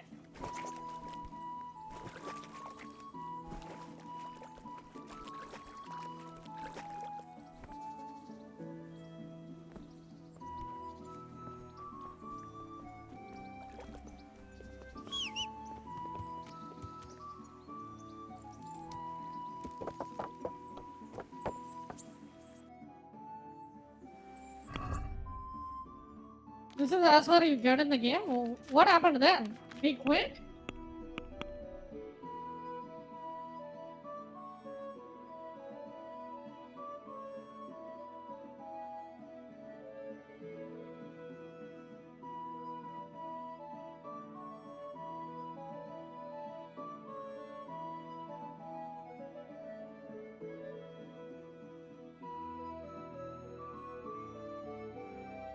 I will continue later. I see. Okay, fair enough.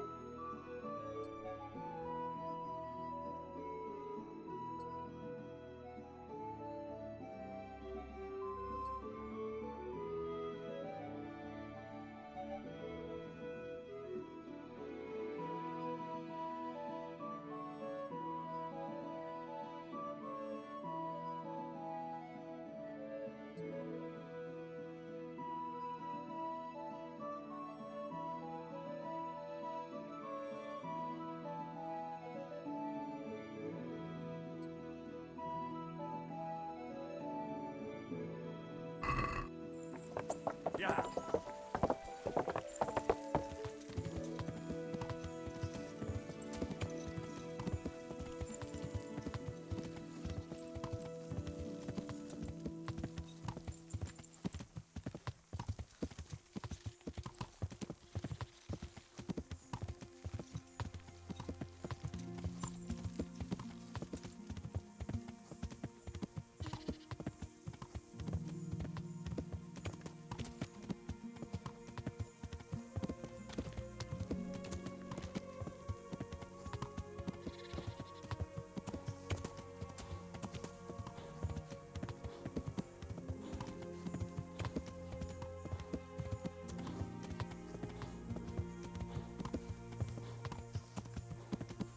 I'm into the story now.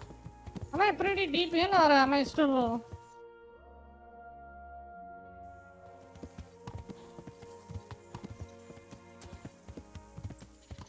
Still like really early?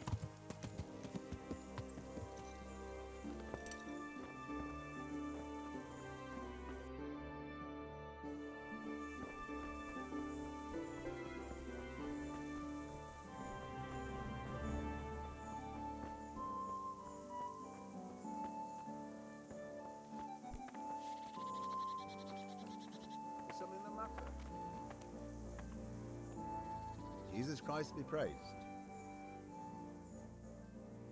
I'm looking for a fellow called Riki. Do you know him? Riki? You mean Hinak, the courier's son? Maybe. Do you know where I might find him? No, he's not usually around here. Try asking at his own. But I hope you've got a thick skin. The old courier ain't exactly charming.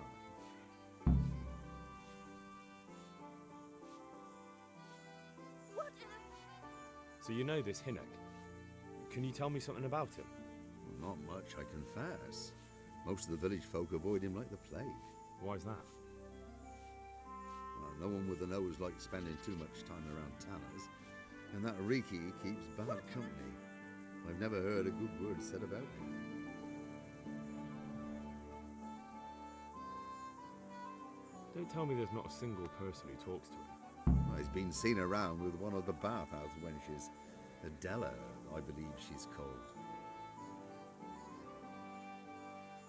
Why has he got such a bad name? Well, like his old man, he doesn't talk much to anyone. And then he's always skulking off somewhere. I heard he got a taste of the pillory in Rattay for thieving. And in Neuhoff, he got boozed up in the alehouse with his cronies and they beat up some merchants. So a bit more than high spirits? Just so. We're all honest folk here and we've no use for the likes of him. Why do they call Hinek Riki anyway? He's a tanner, isn't he? If you ever get downwind of him, you'd understand. Tanning isn't a trade for a weak stomach. True enough, but not every courier gets cursed with a name like that. Well, Hinnick's nature's no sweeter than his smell. Jesus. Good luck to you.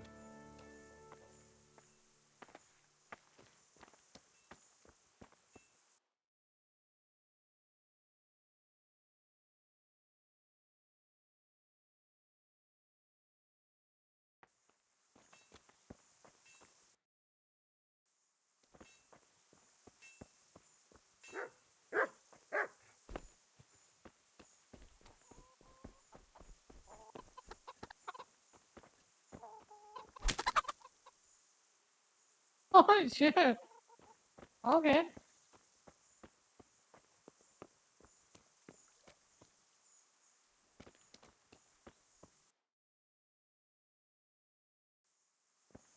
What was that? What's that? What are you doing here? Hey! Good day to you.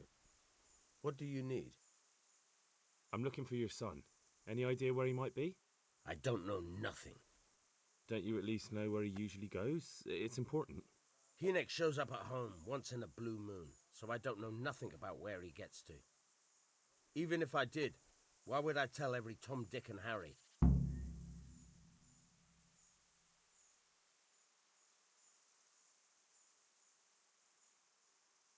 Do you at least know any friends he's with, or someone he goes to see?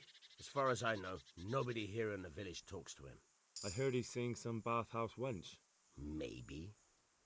He can't get it for free, so I suppose he has to go to the baths.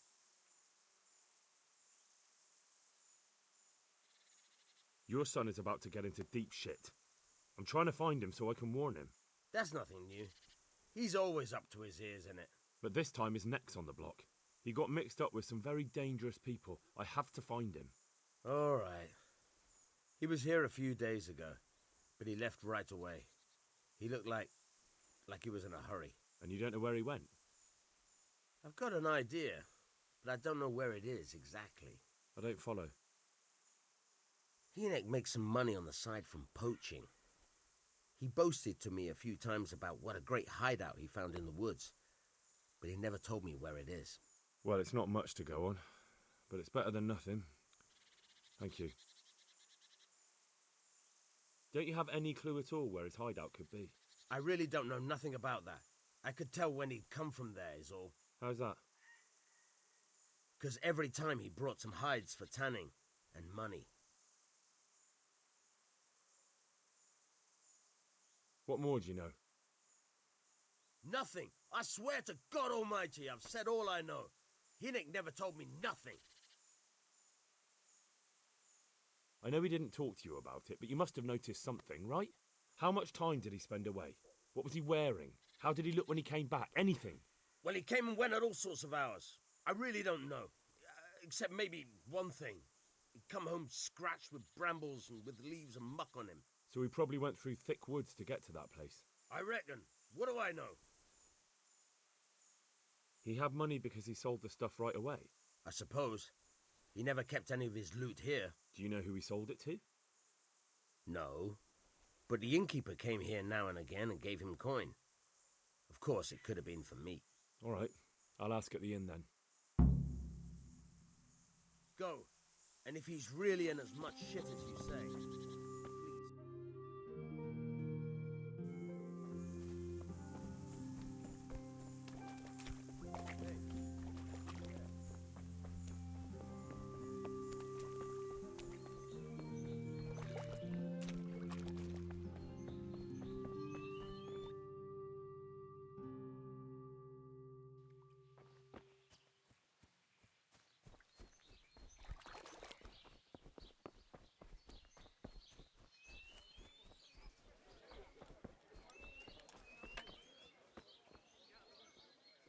Good afternoon.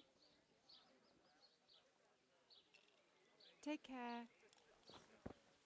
What in the... Do you want something?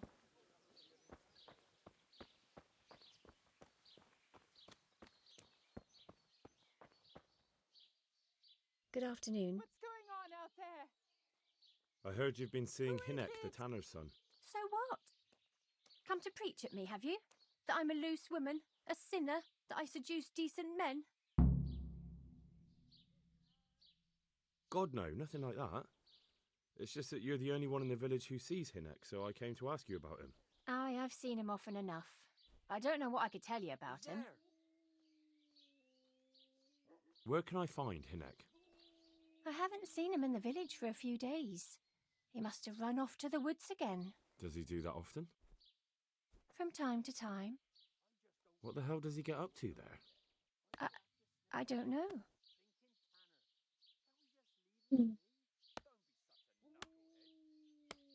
He goes to the woods from time to time. That smells fishy to me. What do you mean? There's no law against it, is there? With all the footpads, looters, cumans, and God knows what other vermin around, it's not the sort of thing an honest man would do. But Hinek doesn't have anything to do with those people. Oh, really? Then what does he do there? I don't imagine he's gathering mushrooms. I really don't know what you want from me. So Hinek is a bit odd and sometimes he goes off into the woods. So what? When did you last see him? A few days ago. He came to me late in the evening, drunk. And that was unusual? I never saw him drink much. He always came to me sober. So he was acting strangely that evening? He was strange. I had the feeling he was afraid of something. He kept prattling on and didn't seem to care about you know what. So I threw him out and I haven't seen him since. Can you remember anything he said that evening? Oh, I'm not sure. He went on about some fellow called Lubosh who died. That he was regretting he ever got into it, but he never said what it was. And that it wasn't worth it for the money. Aye, and then he was talking about the money. That was very odd. I found out that Hinek goes poaching in the woods and he's got a hideout there. What do you know about it? Don't worry. Hinek has much bigger problems than being caught poaching. And you're not involved in it anyway, are you? No, I'm not.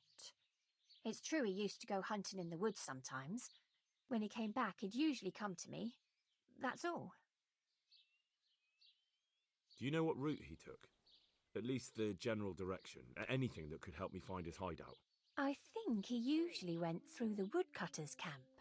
Because he always brought me freshly chopped firewood. And he had wood chips on his boots. Good. So at least I know where to start. Do you know who he sold it to? He never told me straight up. But who could he sell it to? The innkeeper, I reckon. It makes sense. For sure. Good luck then. Hey.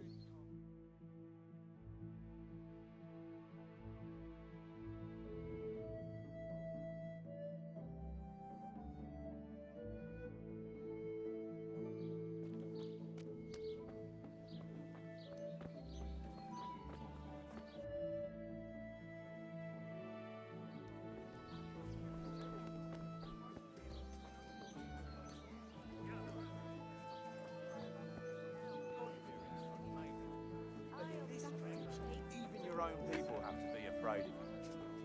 Otherwise, they might get the idea they can do without you. Get it? All right, but that fellow ain't one of us. Why we have to get it, right? No one else tries it. I'll secure him anyway. Just I can't be bothered looking for him. Well, while we're at it, did you ask about him at the village? Aye. Jesus Christ be praised. He's always wandering off somewhere. We'll wait and see what she says. I want to ask about the courier's son, Hinnock. And ask someone else. They've nothing to do with Riki. He'd only drive my customers away. Really? I heard a different story. I heard the two of you do business together. Who are you, anyway? A friend of Hinnock's. He's gone missing and I need to find him. I don't know where he is. But if you find the bastard, tell him he still owes me some goods.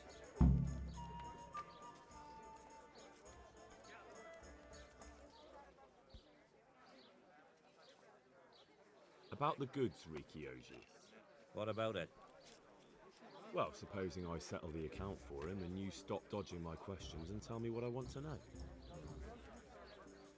I suppose that would be all right. How much is it? Before he vanished, I paid him in advance for 5 heirs.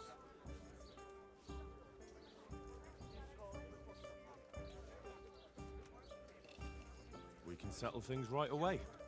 As it happens, I have some game with me. Let's see it then.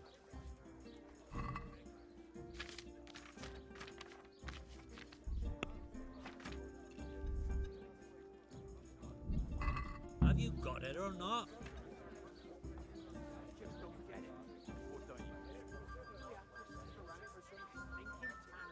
I've got that game for you. Splendid. Some of the customers have been asking after it. Have you got it or not?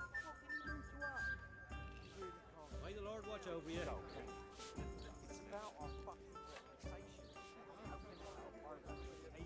I gotta catch game for him. Oh my god, just fucked him. God damn it. Oh, I gotta fight with this.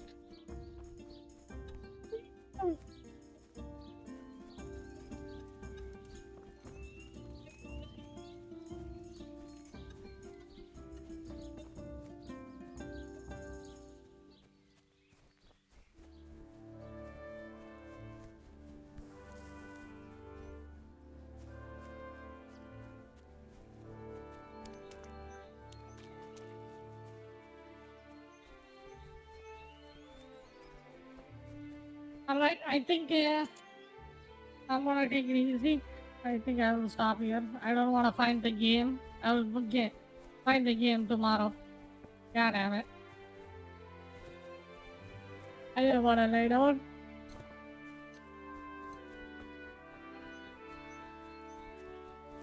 Yeah.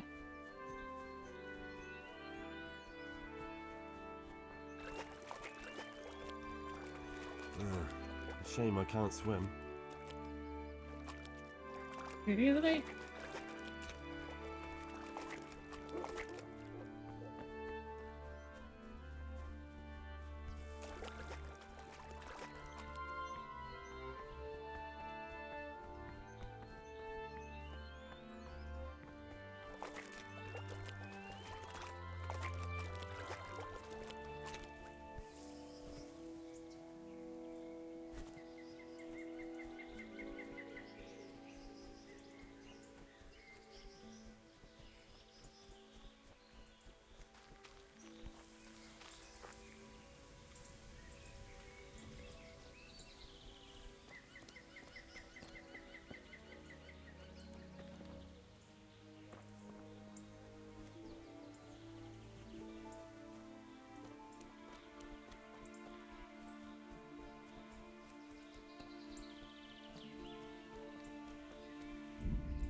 Alright.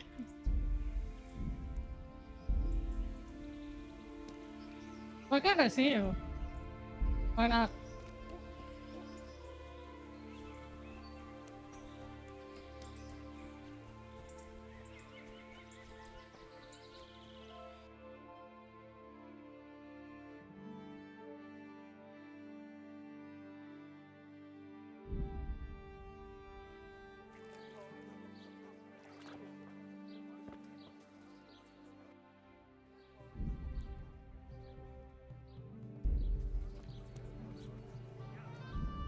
Wait, you need an item first. Oh my god, I'm gonna freaking.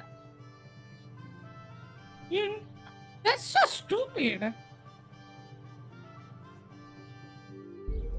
You need an item to save your game in this game? What? There, satisfied?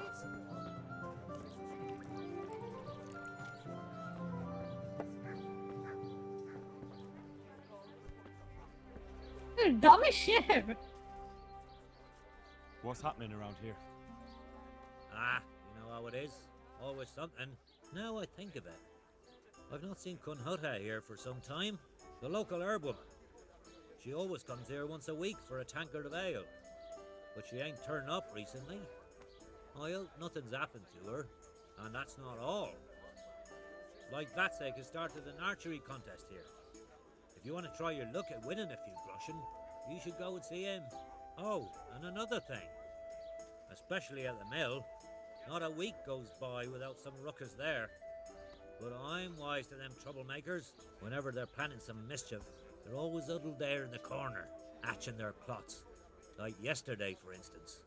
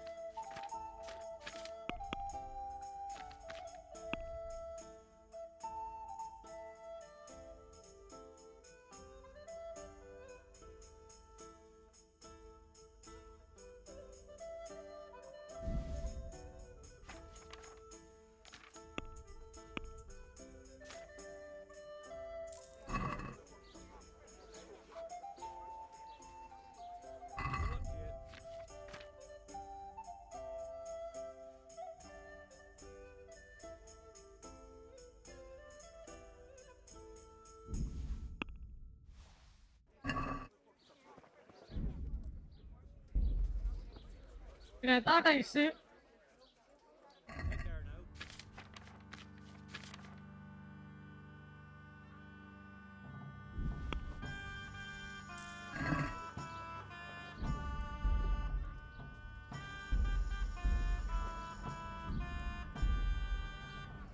Alright, let me read someone. And I'm gonna do something else and then take it easy. And I will see you guys tomorrow. Tomorrow.